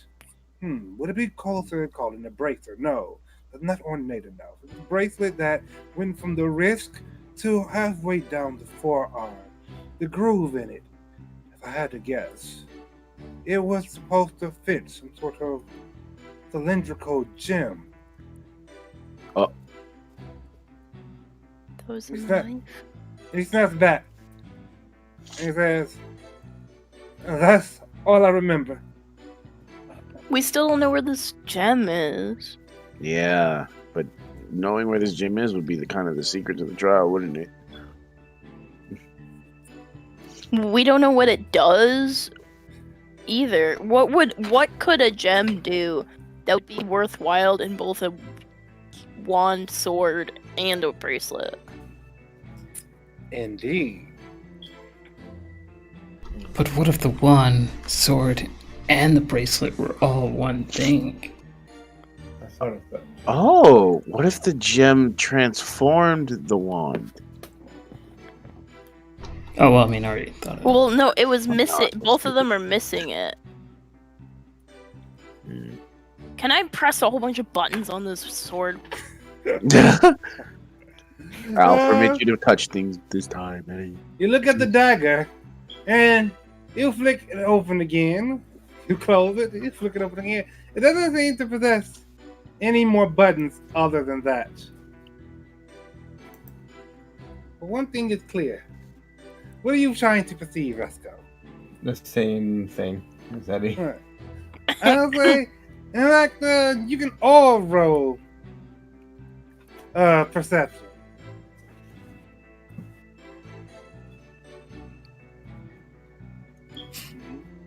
All right. Perception. Blink out that. All right, then. How will I phrase this? Let me think about it. So, let's say then, as Eddie is consistently pressing this button, opening and closing this slot, look at the blade, and you're watching the blade, and there are times when Eddie is pushing it, it looks like the blade wavers, We gotta stab something with. but does not quite whatever it's trying to do. It can't do. Can I press the button and try to push the blade in at the same time? You may certainly try. How? Just go ahead and do it. Okay. Consider it done. So, Eddie, you press the button and you place your finger to the tip of the blade. As you're pressing this button, and the slot is opening and closing, you press your finger to the tip of the blade, you take 4 points of damage.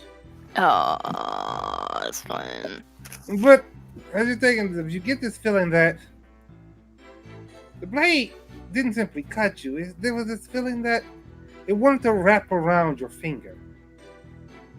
But it couldn't. What? Because it's missing the gem? I want to do more things. I don't know what else to do with it. I'll take more damage. Someone tell me what to do. Oh my god. Eddie, are you okay? I'm fine. What's It a only wrap hurt around a your lot. finger, huh? Okay, here's my big leap of faith, bro. Here we go. It's my big leap of faith, bro. I don't know what else to do. How about we call Miss the maid back to the stand? We have her take off her earrings, and we use it and try and use it as sustenance for the knife. That's called stealing. And Is that it? Nah. other guy had I like thought- 55 million more gems. Yeah, I'd Oh, rather him do it than the maid. Okay. Me. Well, Maid- unless you think the diamond has a connection because of the diamond statue. Now, Yeah. I don't want to lead you all too much, Mhm. but you do know that of all the Cylindrical. people in this room, only one person seemed to recognize the dagger. Yeah, we'll use the guy. Alright, bring the guy up, and I want to take Alright. every gem he has. And He Hey. gave us several Hey, you gems. Vincent. I know. Okay, you Vincent, get up on the stand. Did they No, you fit don't even though? have to get him up on the stand yet. You can pop in the gems that he already gave us. But I think let's they're pop embedded in the gem coins, he gave aren't us. Alright. let's Someone go put in pop their him door- I'll do it. Eddie does it. Okay. That's all. Pop. One pop, of those are in Blink's hands. These Blank, two please. platinum coins with Blink. jewels set aside of them. Blink, I put don't your know what you're avarice talking aside. about. Put your avarice aside and put him in the goddamn. You can keep the But I silver. want it. Pop them out Later. right now. Let's go. All right, fine. Do it. If it disappears, I want my money back. I have no money to give you. That's fine. I'll just clean you out. So, How much do you have? Blink, you produce your 2 coins, handed to you by, well, handed is a generous way to put it, by Arnez Vincent. With a bit of effort, you pop the emerald and the sapphire out. I gotta do both of them? Well, your allies asked, well, how many do you, I'll leave it to you, actually. What do you want to do, Blink? Just a sapphire. Alright, so, you pop the sapphire out. You cheap. And Blink, you want to step outside real quick so I can have a talk? you take a bit of psychic damage. As Say you hand what? it over to your no, no. Oh. As you hand it over to your friends.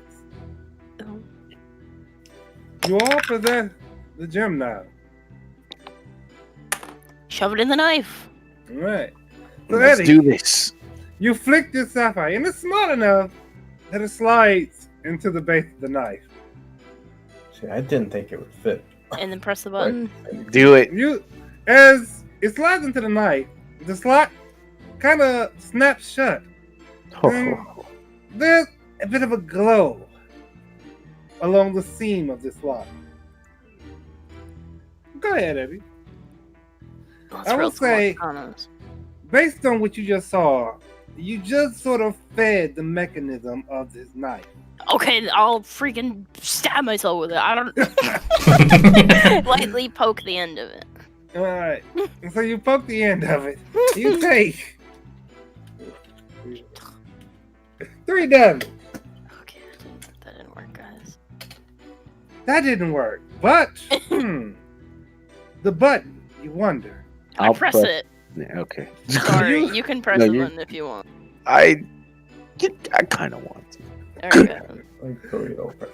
So after Eddie draws more blood from himself, he hands the knife over to you, Koyo. All right, I'll Can I press do a the medicine button Eddie on the to try to knife. heal him? Okay, go ahead. And Koyo, as you move your finger toward this button, you find it's not a button actually. Do I get a Not heal? now, anyways, because as you touch it, you roll this button. Roll. Roll like a ball set into this knife. As you roll, the knife sort of glows for a bit, then stops.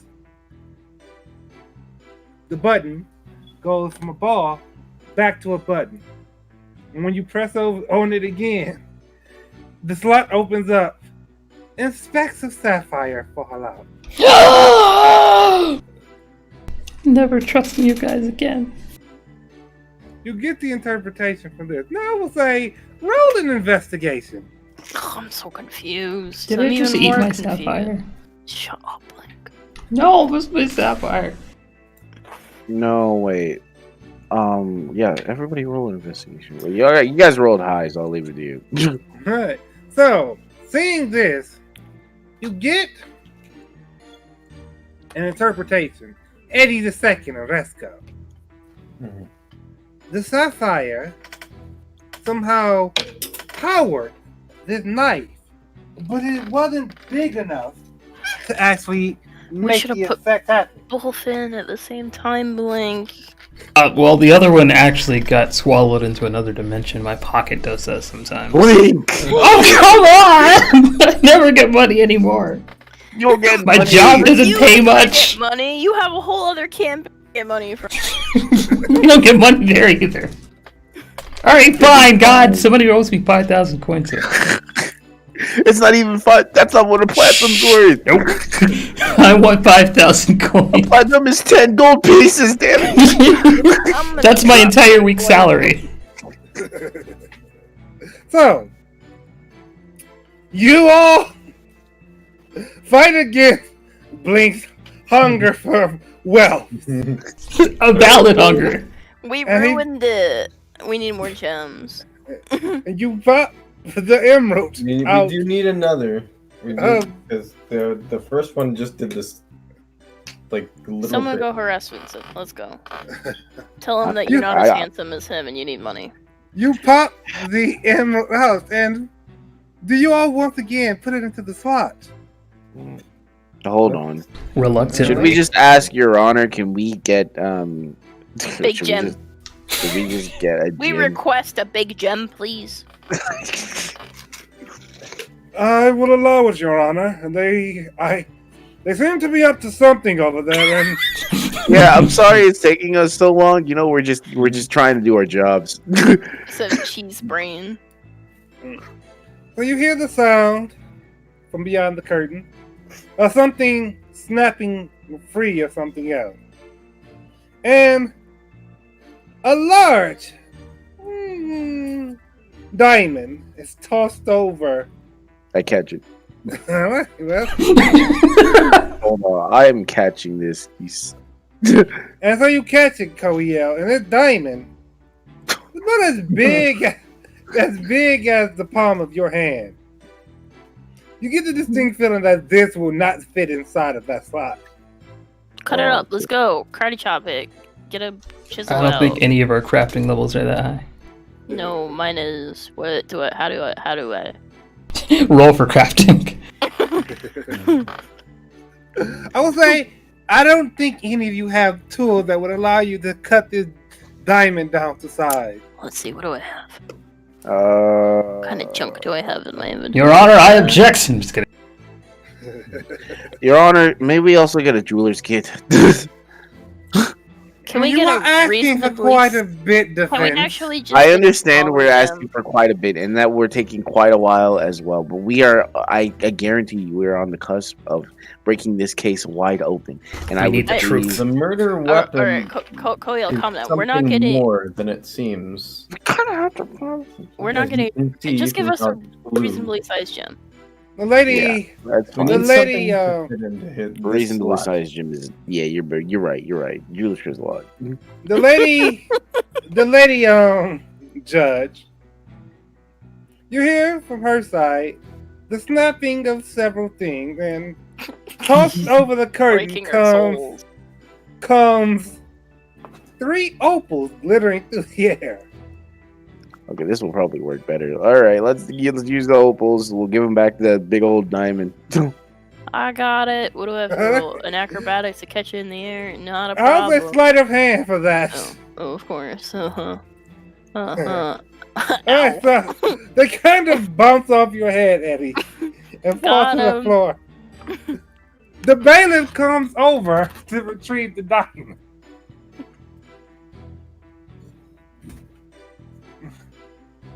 I would say, Blake, what are you trying to sleight of hand here? I'm just picking up the jewels for, Eddie and all that, being a good friend. Oh Okay. wow, really, Blink? Oh, that's so very nice of you. Yeah. So it's okay though. I got it. What The kind of bailiff roll? takes Let's him see you how all. many cry. This diamond that is the size of the palm of Koyo's hand. And Right. returns It's it not gonna fit. to the Lord and Lady Judge. Come on. He returns to his position. And you look at these opals and you think, yes, they're cut just well enough that you think they'll be able to fit Okay. into the dagger. Okay. Let's make this work. Does that mean we don't need my emerald anymore? Like, we shut might up. need. Well, look, Blink. We're probably gonna need to do this twice, so we're gonna need that emerald. Why do you guys hate me? You can't even take things out of the drink. Wait, is that Yeah, true? Come on.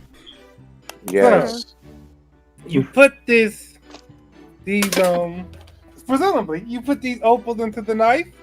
Yeah. How many opals do we need to put in there? Oh, It's up to you to guess.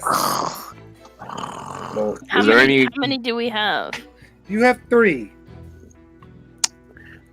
How many can we? Can we guess? how do, Oh yeah, how do we- absolutely. Looking at the slots and looking at the opals, you think you could probably fill the slot up with all 3 of them. All right. We'll Roll do the d3. all 3. So, You put these opals into the slot, and as it did when you put the sapphire in, it closes and seals shut with a magic light. The Do you button wanna on it Press the button. becomes the wheel again. Yeah, I'll press it. Right, Koyo? Not a wheel, but a ball. So, Koyo, you rolled this ball, and this dagger, it begins to glow. As it glows, it sort of bends and folds, and before you know it, hold a silver wand in your hand. Well, guys, I think we did Eureka, Uranus, all that. Well, And- now do something with the wand. Let's go. What am I supposed to do with the wand? What? Oh, remember that one off? Shake it. What? Let's I backtrack. think they were in a the second. What was the whole thing about the wand to begin with? Oh, right, the wand links the guy. We forgot about that. All right. No, that's all we needed to know. Because remember, Would you all know? Oh, sorry, go ahead, Koyo. I'll let you finish. sorry, I was saying that the papers were found in the guy's office, right? So technically, the fact that this is even a wand to begin with links it because he knows about the wand, the whole presence. And since we can prove that this knife was a wand when it was over in the thing, All right, no. just to Wand make sure do? your information is clear. You didn't see anything about a wand in the notes that Frederick stole from the office. What you do know is that a client who wanted Frederick to steal from his brother said that he would be coming into possession of the wand. For what? And the client never said. Simply that he would be coming into possession of it. And she wanted him to steal the wand from his brother. Why? Bring What? Vincent up to the stand. What the man? No, bring Vincent. He's handsome. He knows beautiful. He knows what beautiful wants and why. So you all see Frederick back there cell, and you see him that on the deep side. He walks back over there. Frederick, shut up. And Vincent steps out and stops, pulls a coin from his pocket, flips it a few times, and then tosses it towards your head, Eddie. Nope. Are you? Oh my Alrighty, god! raise back up. No!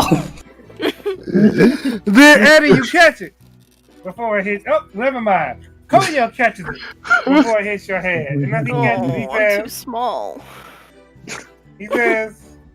use that to buy yourself some common sense. Oh my God. Come here and let me. I'm get really your lacking in kneecap, common sense as bro. well.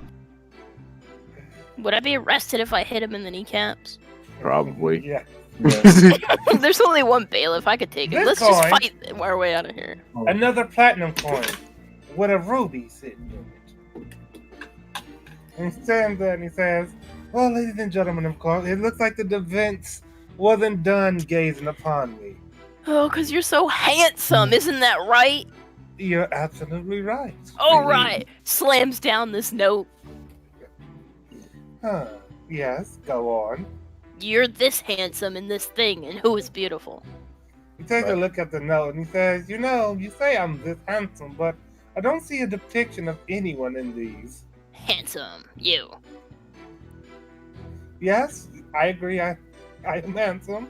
If there is the handsome, wouldn't you be the handsome? Well, are you telling me I'm that handsome to be? Oh my god. handsome? Yes, I am. Well, thank you. I appreciate that.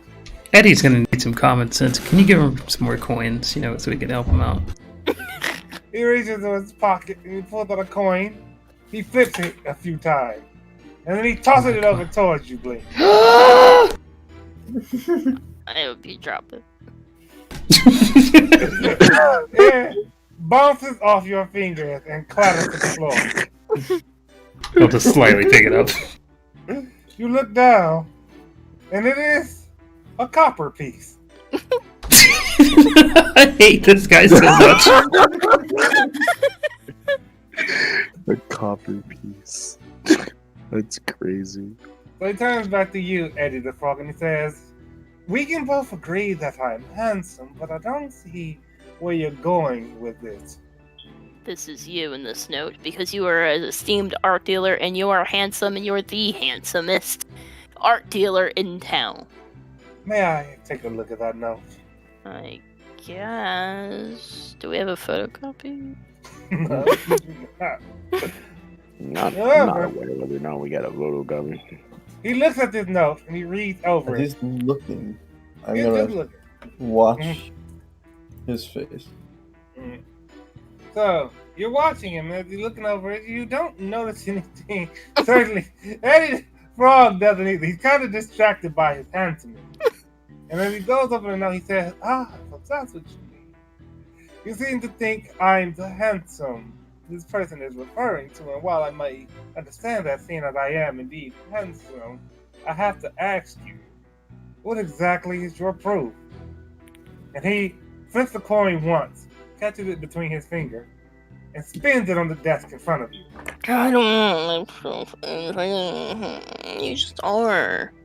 Well, it seems like you have a lot of coins that fit this here wand. Why is that? Where did that wand come from exactly? Where did you come from? Well, I grew up in Eldon, a very small and modest home. My father was a baker, my mother a homemaker.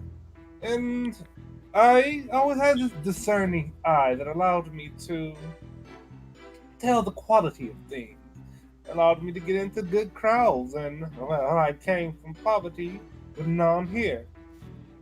Tell me about that wand. What could I possibly tell you about it? He takes a Oh, look. I don't know. Here's a He freaking says, persuasion. I've Oh. never seen that wand a day in my life.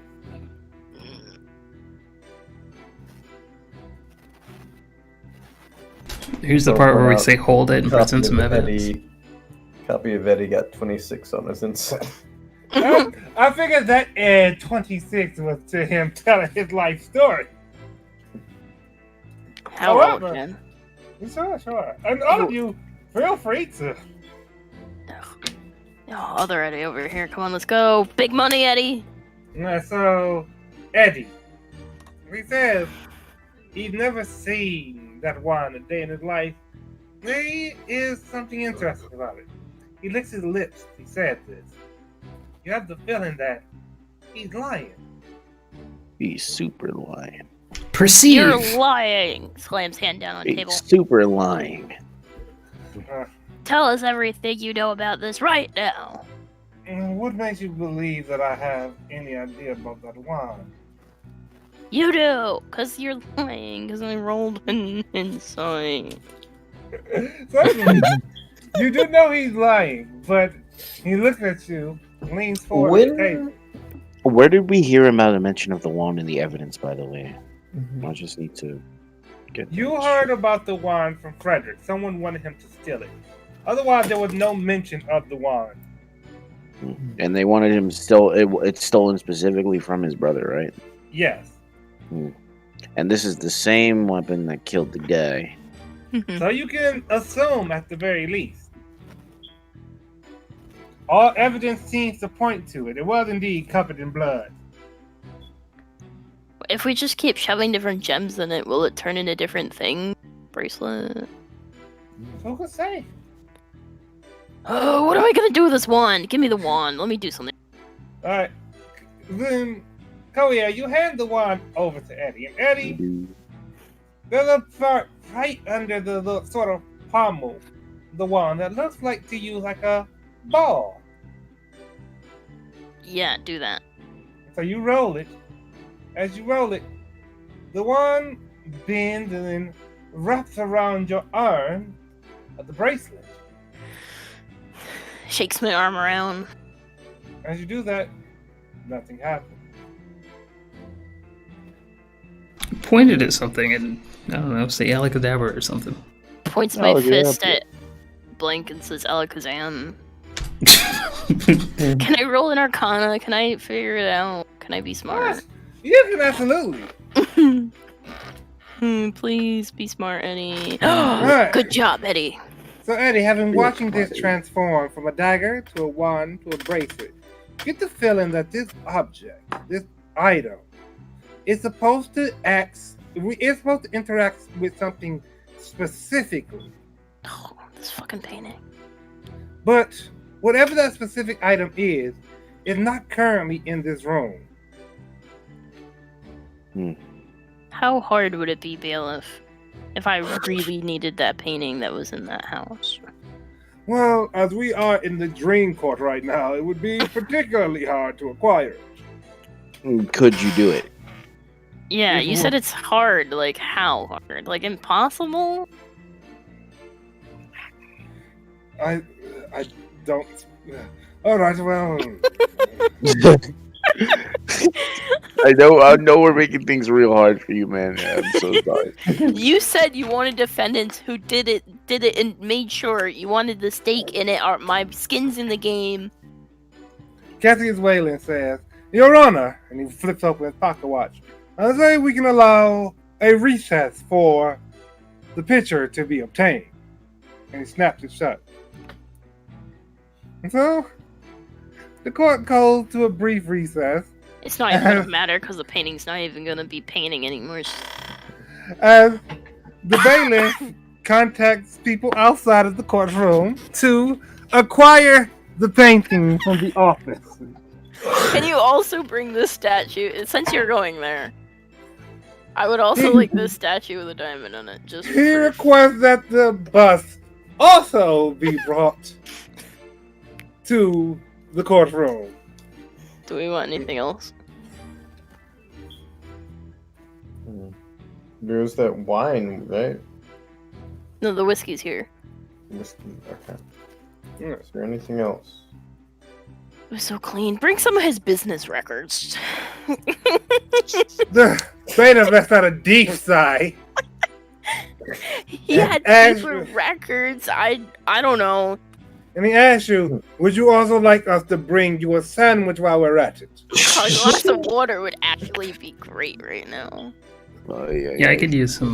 We some fruit, are please. a needy defense. They're gonna cut off our left arms if we mess up. No, I So- get it. We deserve. You make your request, your orders as well. And after about 17 minutes, someone arrived in the courtroom with a bag of holding. They come up, they pull from it first the bust. They pull from it second.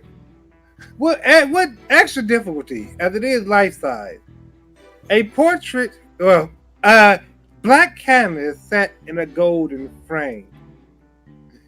They pull out a few folders, a few books full of recent ledgers from Frederick's office.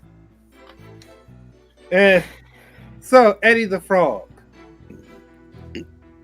as this bust is set before you, you raise the bracelet to it. As you do so, the rest of the opal is sort of whittles away. See, I knew I wanted the bus, guys. Look at this. As tendrils of light come out from the bust and wrap around the diamond. It pulls the diamond from the statue, and as it's pulled free, it turns from a bust of who you presume to be his father to a bust of his brother. Oh.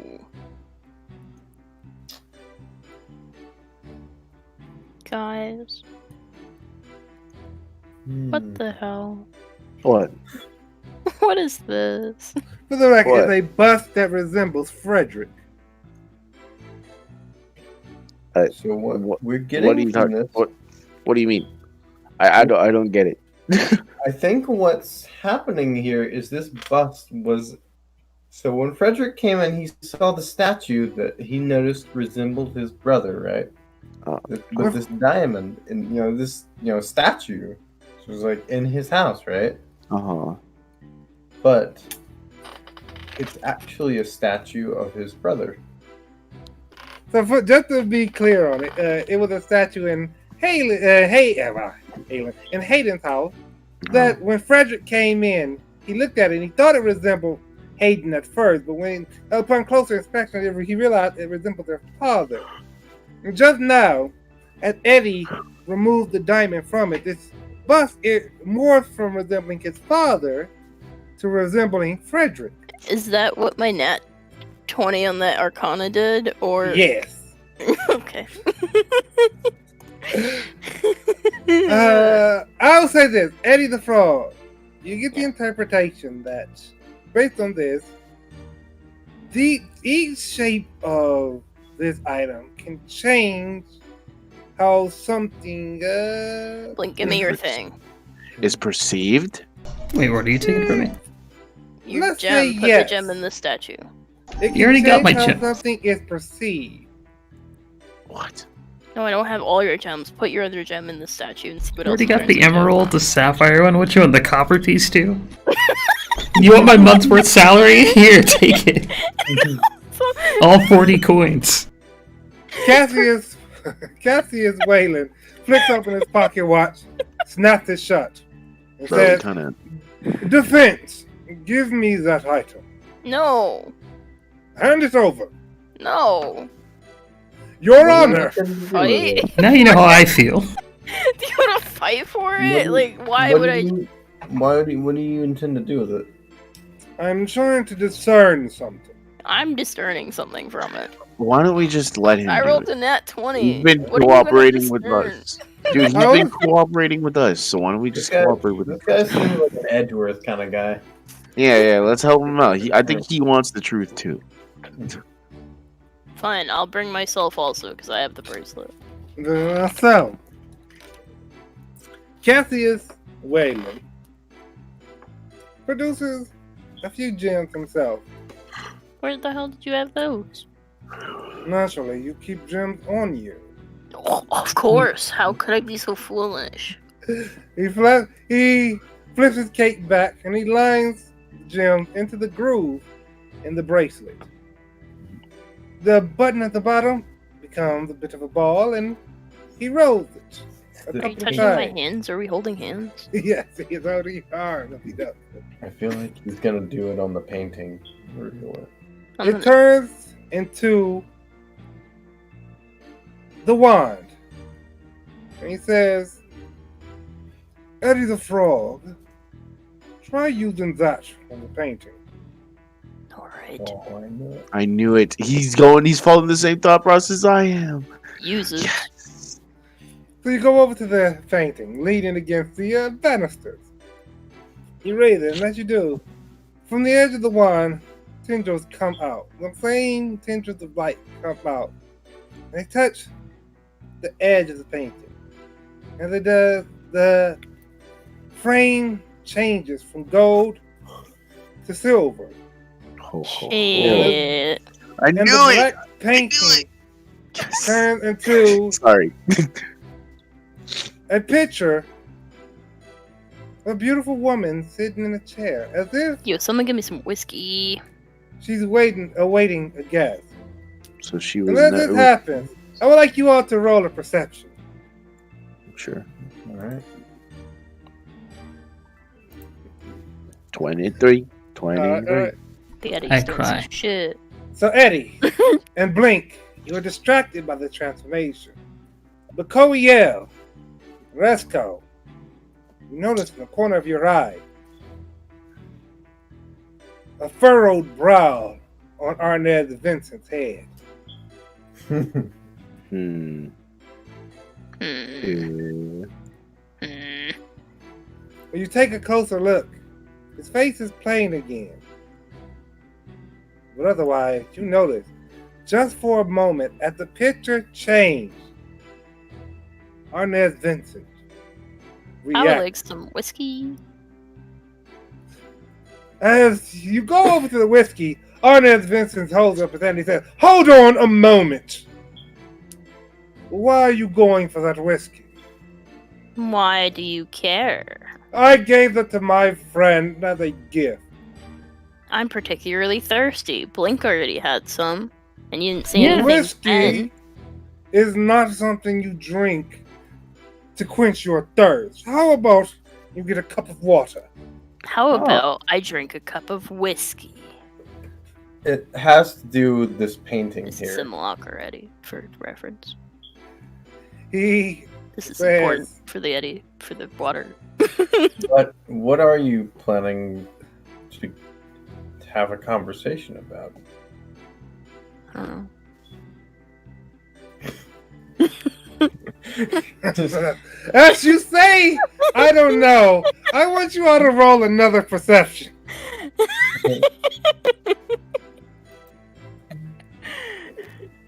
Damn, I'm doing really bad on these perceptions. Let's see. Mhm. Perception right. 28. Let's go. You see it as his brow furrows, and Kobiel, you see, just lately, the coin he has spinning on the table. He reaches for it and he scratches the table, but pockets the coin.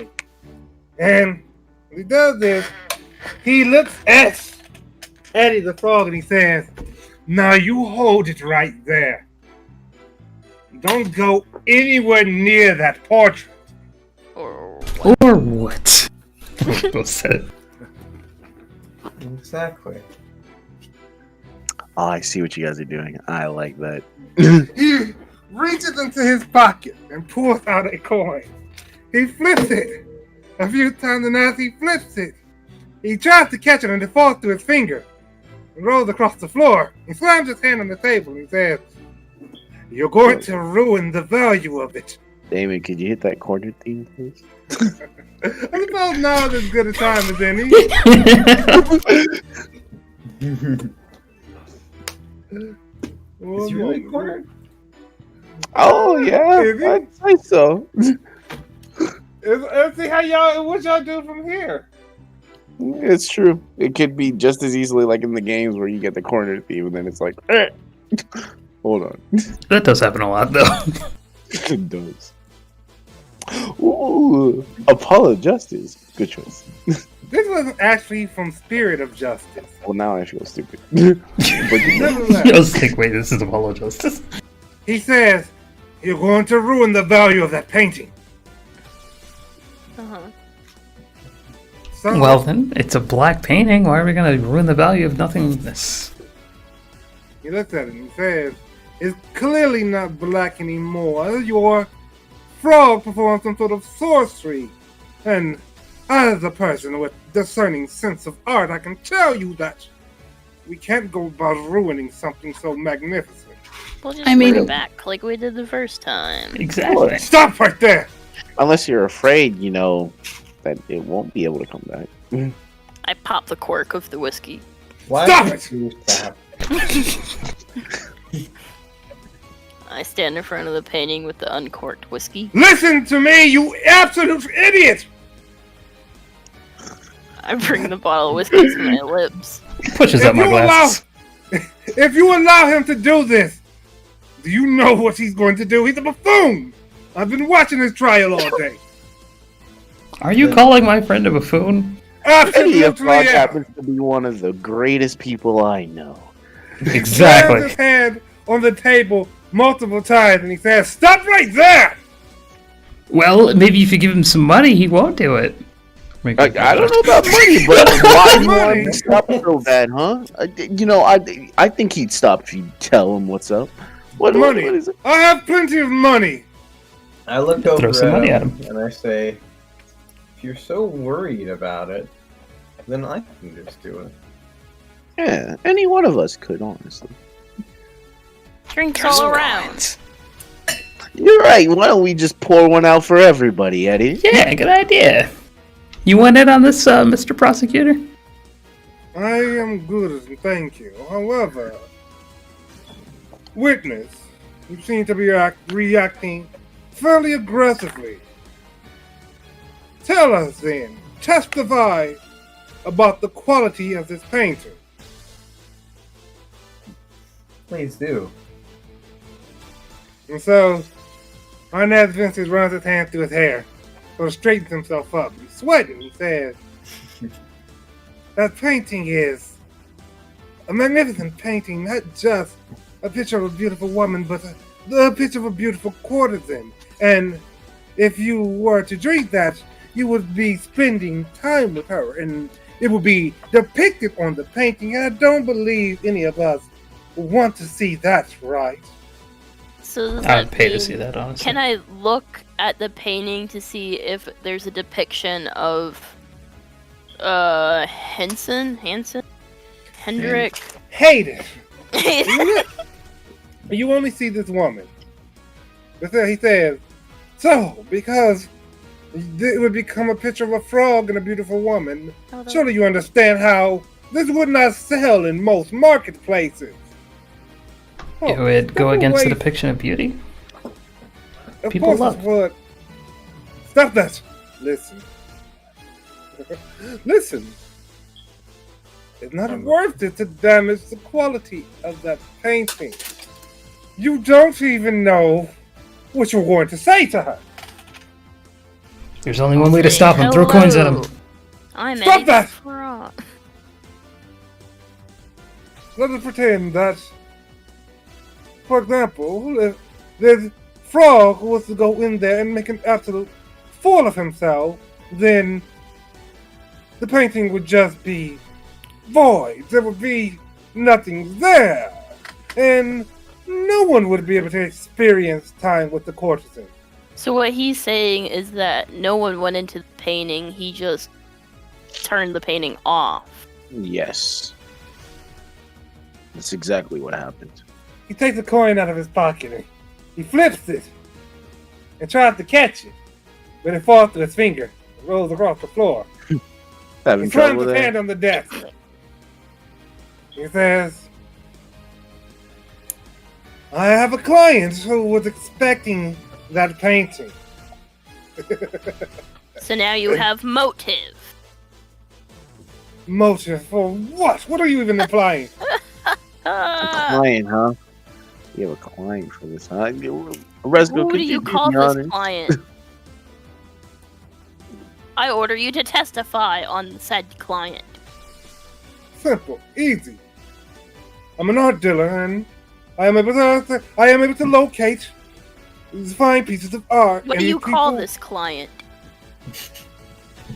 I have no idea what you mean. What is her name? Who said anything about a her?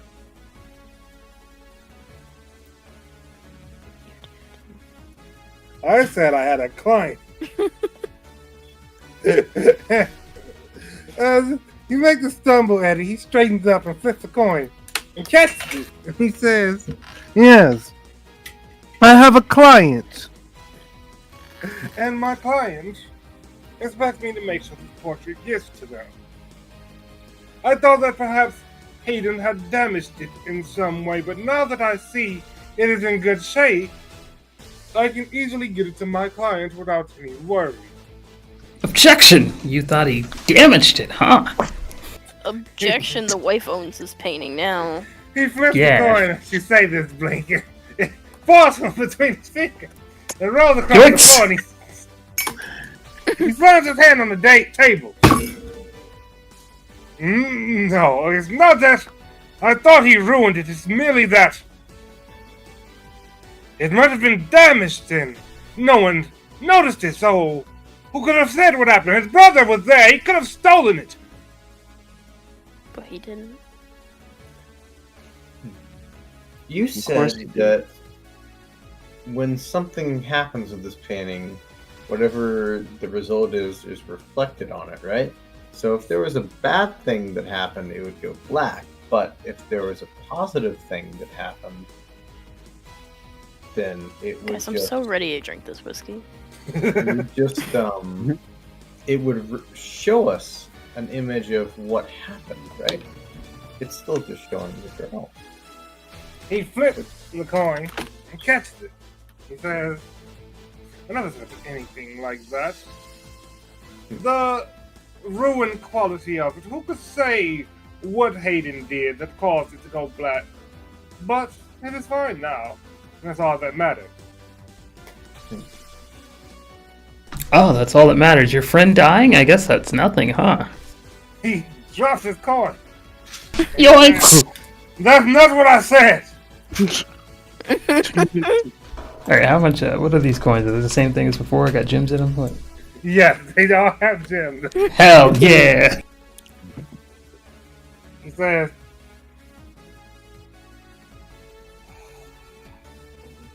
just step away from the painting. Don't let that frog do anything. And I'll explain.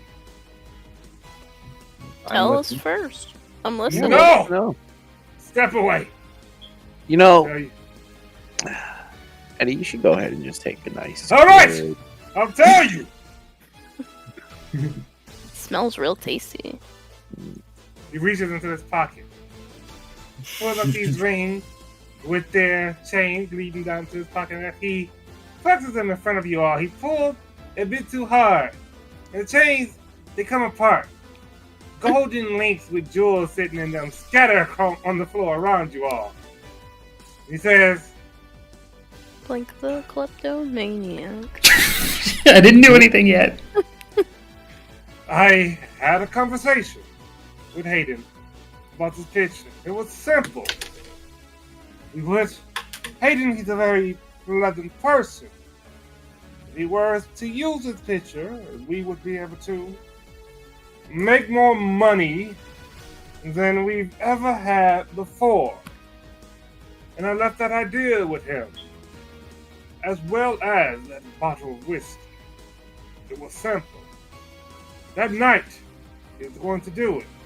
He said he was going to do it after his brother left.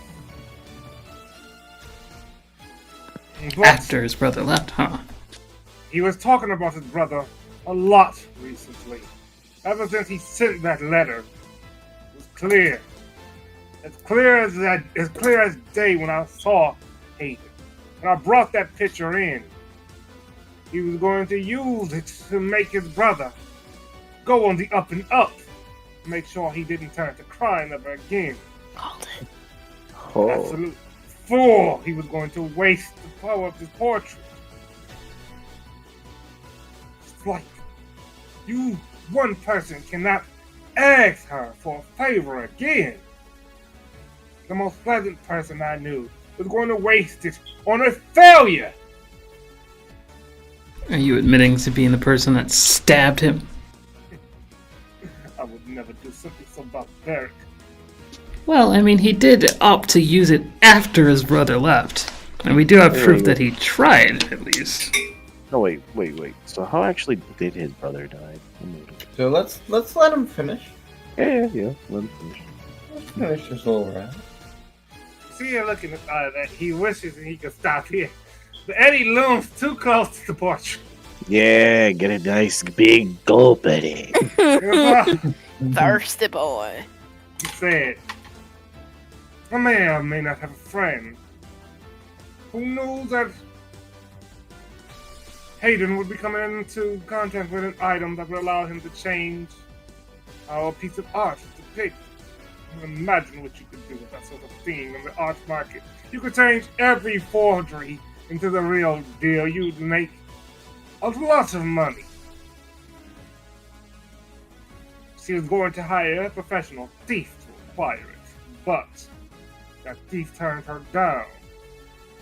She went to a different one instead, one that was in contact with her.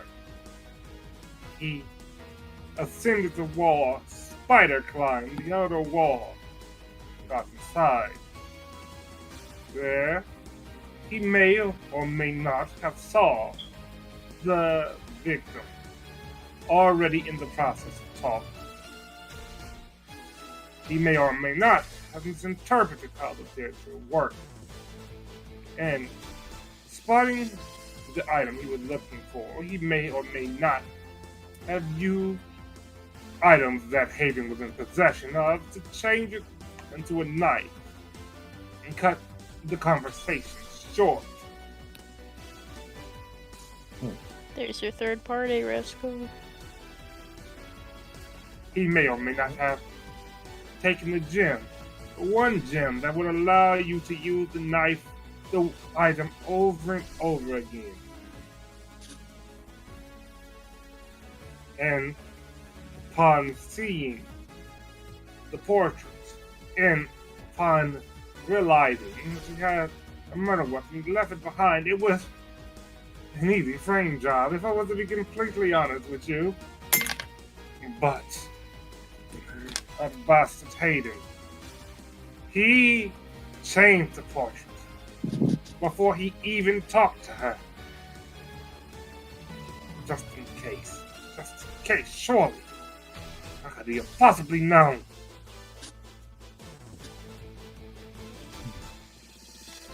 Nevertheless, this is what you wanted to hear, right? Frederick's innocent. He didn't kill Hayden. Now step away from the painting, you worthless frog, before you make it worthless too. Does that count as a confession, Your Honor? The Lord and Lady Judge. You can't see it, but behind the curtain, they nod and say, "You have certainly proved the innocence of the defendant, Frederick Jenkins.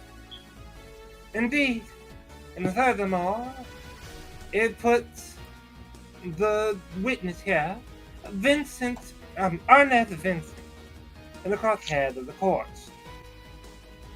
We shall have an extensive investigation done on his estate and all of his dealings, and Arnett Vincent shall be brought before the court at a later date. Until then, we can confidently say the defendant, Frederick Jenkins, is not guilty." Yes, we did it. Lo hicimos. One moment. Would I die if I go in this painting and mess up? No. I kinda want to. So with that, you all excuse me. You all solve the case. Prove your client innocent. Oh. And the court trial comes to an end. Arnett Vincent is thrown behind bars, and Frederick Jenkins is set free. Comes over. He says, "Thank you all. If I was a legit person, I'd find a way to pay you." That'd be nice. Why don't Frederick? Your brother went through so much to try and actually get you to turn over to a good life. Join my orphanage. Why don't you actually do that? Why don't you take the time and the skills? That business idea that you had it's actually a really good one. And you may have to get the money from a different source for a while, and you may be in debt for a while, but I feel like you can work your way out of it.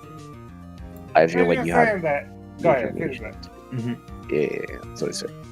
I was just saying that Lori Jenkins comes over, standing rather demurely. She says, "Your brother and you had a lot of bad blood, but you'll be happy to know that he was hopeful that you had turned over a new leaf. He wanted to bring you in on the company. He actually did not believe it right that your parents excluded you. And while he is gone, I will honor him and bring you in on the company." Aww, there you go. You don't have to be not legit anymore. We low-key grilled that wife real hard. We did. Y'all were ready to frame her for conspiracy murder. That's my vote. I 100% was on the train of, she totally was a part of I it. still feel like she's sus. I mean, I did. I guess she just genuinely loves her husband. What a weird I coincidence. I always That believed was in you. meant to be kind of like a thing, like, oh well, that's suspect. Well, hold on. So the third party who killed the dude, who was that again? This is very simple. Dude. So, Beauty, or the woman who calls herself beautiful, rather, Uh-huh. was the one who went to Frederick to hire a professional thief. He went to him and he said no. And she told him specifically that she would find another person to do it. She would find another professional thief. Right. That the third party responsible for the murder was indeed another professional thief. Someone brought into the fold and given a lot more information. Information that gave him reason to protect the portrait. Mm. Because he understood that if Hayden was to fail, then it would be gone. But he didn't know much about Hayden. He didn't trust that Hayden should be trying. So, knowing about the item he came there to steal, he changed it to a knife and stabbed him. He then left the knife behind because he had knowledge.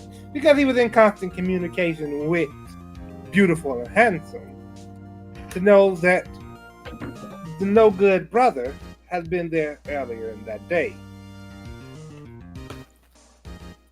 So it could have potentially just been a thief that was hired. Yep. That was the exact person who killed him. What I was expecting was you all to sort of press Arnett on the fact that he recognized the knife and sort of get him to spill the beans, more or less, sort of talk up the knife to see what he knew about it, since he said he could make a pretty penny off of it. But I think y'all got distracted by the wife. Just a little bit. Yeah, was it's definitely suspicious. it was definitely on me. My I- biggest thing was always just that he knew the knife was suspicious. Mm-hmm. Or that he had some kind of connection to it. That was the piece of thread I dangled, hoping you would grab hold of it and pull from there. But I couldn't lead otherwise. It clearly wouldn't be fun for you all.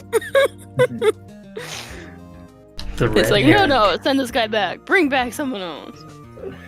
Oh, I'd also like to pick up Alright. all the jewels off the ground. Go up. Oh, by Go all out. means. Give me that. Sorry, Resco, what did you say? What was I saying? I don't even know. You were saying that someone should use this painting so it doesn't fall into the wrong hands. I mean, Cassius Whalen looks at you, Eddie the Frog, and he says, if you were to actually try to do anything with the painting, we would consider it tampering with evidence and you would be put on trial yourself. Bruh. Oh, about that. I'll just put the whiskey down right on the table right here. As your friends are having this conversation, Blink, you go around and you pick up all the jewels. You get in total 7 or so jewels sitting in golden loot. Ooh. And of course, you picked up this. 3 coins that he failed to catch earlier. I'll distribute the 7 to my friends because I'm a good guy. Cool. And keep the coins. So, as Eddie walks away from the wine, I pull out the bottle of water I keep and I give him it. Thanks. Simulacra Eddie hands it to Green Eddie. Green Eddie gulps it right down. as you're doing this, Lori drinking, she turns to you and she says, you all did a fantastic job, though. I find your process to be a bit trying. I did not feel that Sorry. the relationship Sorry. that my husband and Sorry. and Monty had was important to the court, but We were doing him justice by knowing the facts. at the end of the day, after thoroughly embarrassing both of us and bringing me to tears at least 2 times, I was in like full Dogaza. Just fucking sorry. You're okay. you I'm all sorry we got proved- deep into your personal life. I hope that next time you find yourself in the position of a defense attorney that you be a bit more kind to the people you call to the stand. Nevertheless, you helped me get to the bottom. You helped us get to the bottom of my husband's murder. I wish I could have told him before he died that I was with child. What the hell? I thought that's what was going on there. Oh,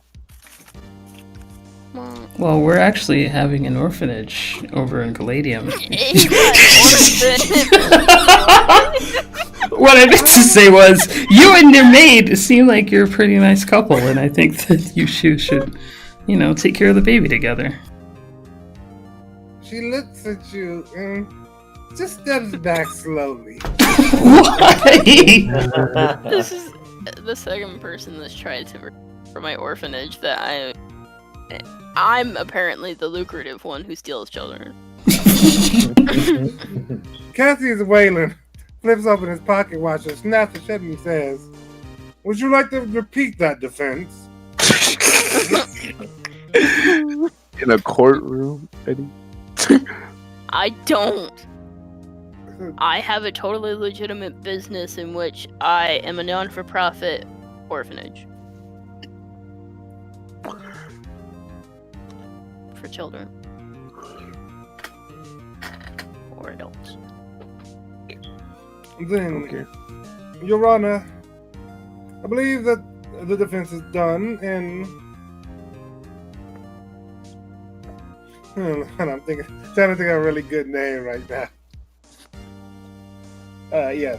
And Libra Righteous will be the next defense attorney who comes on. I believe that they should all make their leave. Yes. Kicking us out. Yeah, we kind of did what we needed to do here, so Can we get like a Well, let's law go. degree or like a certificate or something? I definitely don't think we earned a lot of To be grief. entirely frank with all of you. No, however, you accomplished something here today. Libra, in her first trial, fumbled about as well, though I believe she has studied in law. I studied. Doesn't that mean we're technically better? Libra usually gets to the bottom of the things without threatening evidence. Well, it may be a little unorthodox, but yeah, I got the job done. we did get the job done. So, he looks at his pocket watch. He closes it gently. He says, "Good day to you all." And he bows at the waist.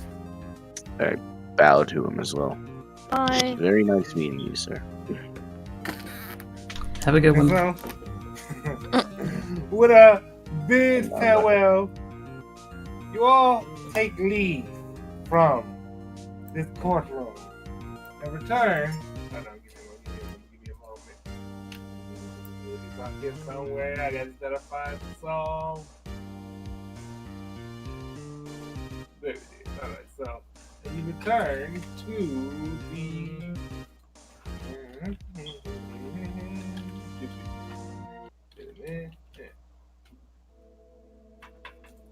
the dream prison.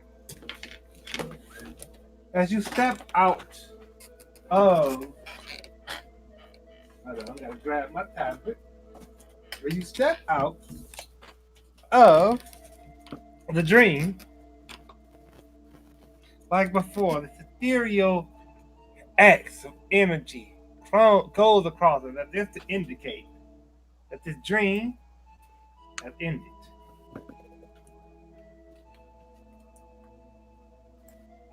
All right. Another shackle unravels from the imprisoned dreamer's hand, and you see a look of hope in his eyes. Only one dream remains, and then not only will he be free, you all will be free to progress with your mission to attain the Ruby Eye. Ah, yes, the reason why we're doing this in the first place. Perfect. Okay. Now that we finished all of this stuff, I'm gonna go to bed. Then we'll say you all bid him adieu and head back. Hold on, Head Bye. back to. And head back to your home. And I did have y'all here for a while. You head back. Coyle still- didn't fall asleep.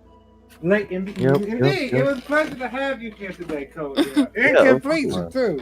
I think I'll be able to be here like, well, not as long, up to 4 a.m., but I can probably stay up till like 2. I on imagine this. the next time it won't be till 4 a.m. But Never- I can definitely do sessions now. I just got to sleep beforehand. What if I tell you it's 5:17 written? That's too much. I hope that you all had fun. Here. Yeah. I had a lot of fun with this. I was waiting for a long That's time to do that case.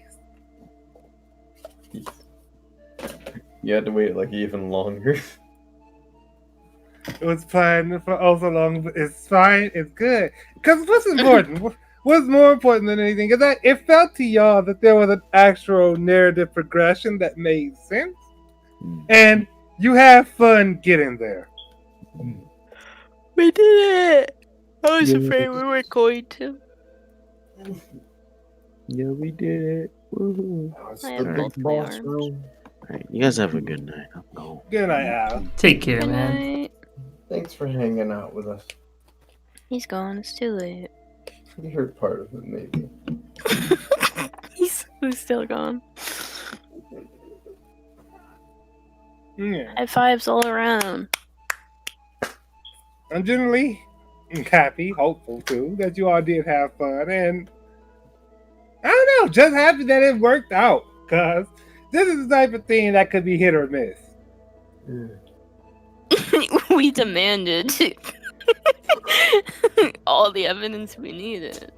It was sensible. I wasn't expecting everything to just come like into place. Like, all right, listen, just bring us the house. Just put the house here. Let us walk around and look at it. We need everything. If it was an Ace Attorney game, where you all could have investigated things, you might have picked up on it normally. Yeah.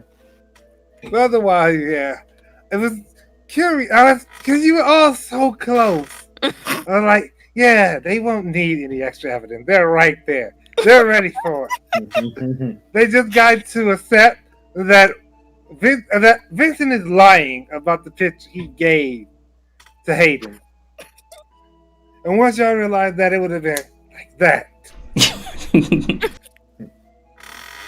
I did have the suspicion, like, all right, well, he's lying about this, so his whole thing is suspicious. Like, that was the thing. Like, the maid and the wife came across as like genuine, and they didn't like cross with this guy. But it could have been a trap. It could have been. That's why I didn't go like head first into that. I was like, well, It was the we wife. should explore every option. There were a lot of things that Vincent said that I was expecting, that I put out there to be picked up on, like the fact that he said he came over with the picture, but neither the wife nor the maid made any note of it. This was supposed to be the indication that he had the picture hidden in a bag of holding and didn't bring it out until he was in the office. We did not pick up on that at all.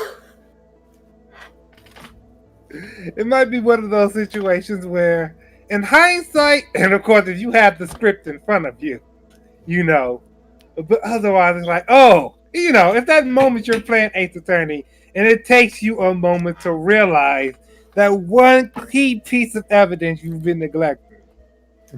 Yeah, he Just- had the painting. He's an art guy. What's the big deal? Of course he had art. Another thing was his attempt at character assassination of Hayden, and how it kind of contradicts the interpretation you get from his wife, the maid, and his brother. Yeah. His brother even getting beat up still addressed him as a honorable sort of man. But Vincent wasn't afraid to say he was so lascivious that he needed a picture where he could have intercourse with a dream succubus. Yeah. That was certainly like an interesting thing. Just that, this guy was saying, oh, he's going in here doing all this stuff, and then the wife and all was like, he doesn't deal with shady people. Just flat out, he doesn't deal with shady people. That's why she was suspicious, because your best family friend is shady. Yeah. As far as she was concerned, especially since he hid it, there was nothing shady about Vincent. The only shady person she knew was the professional thief brother. He's great. I'm sorry, of course, that I kept you all so long. It was worth it. Yeah, it was. Facts. We all stayed here and participated in it. So Even Koel. Indeed, I'm glad he could stick around. I have to know, Eddie, Echo, when you were going to try and go in the picture, was this your attempt to rustle the witnesses' jimmies, or were you just actually curious as to what would happen if you went into the picture? Well, I was just going to investigate all the evidence, but then he started acting up, so I was like, oh, now I have to taunt him with it. Because if I went in the painting and Hayden went in the painting, then maybe she would remember him. That's a good approach to it, too. I will say, if you did go into the painting, she would have remembered it, and she would have told you that she had a pleasant conversation, but it was cut short abruptly. Oh. And then I would have requested my wish. I would have tried to get the wish, and what do you call it?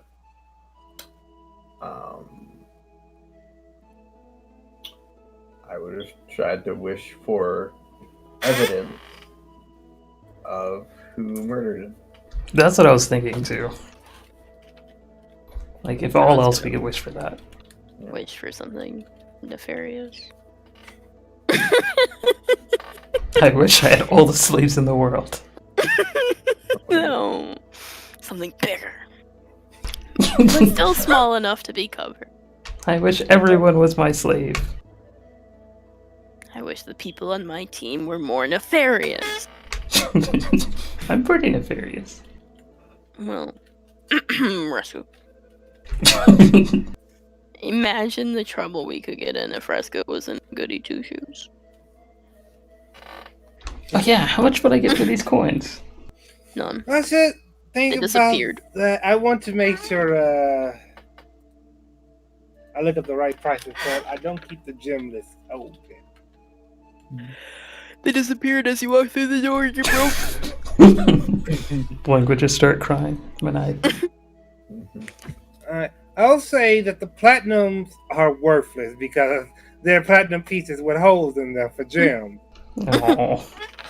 However, for the sapphire, you can get 1,000 gold. Oh, baby. Emerald, where is that emerald at? On this page, the emerald, you can get 1,000 gold.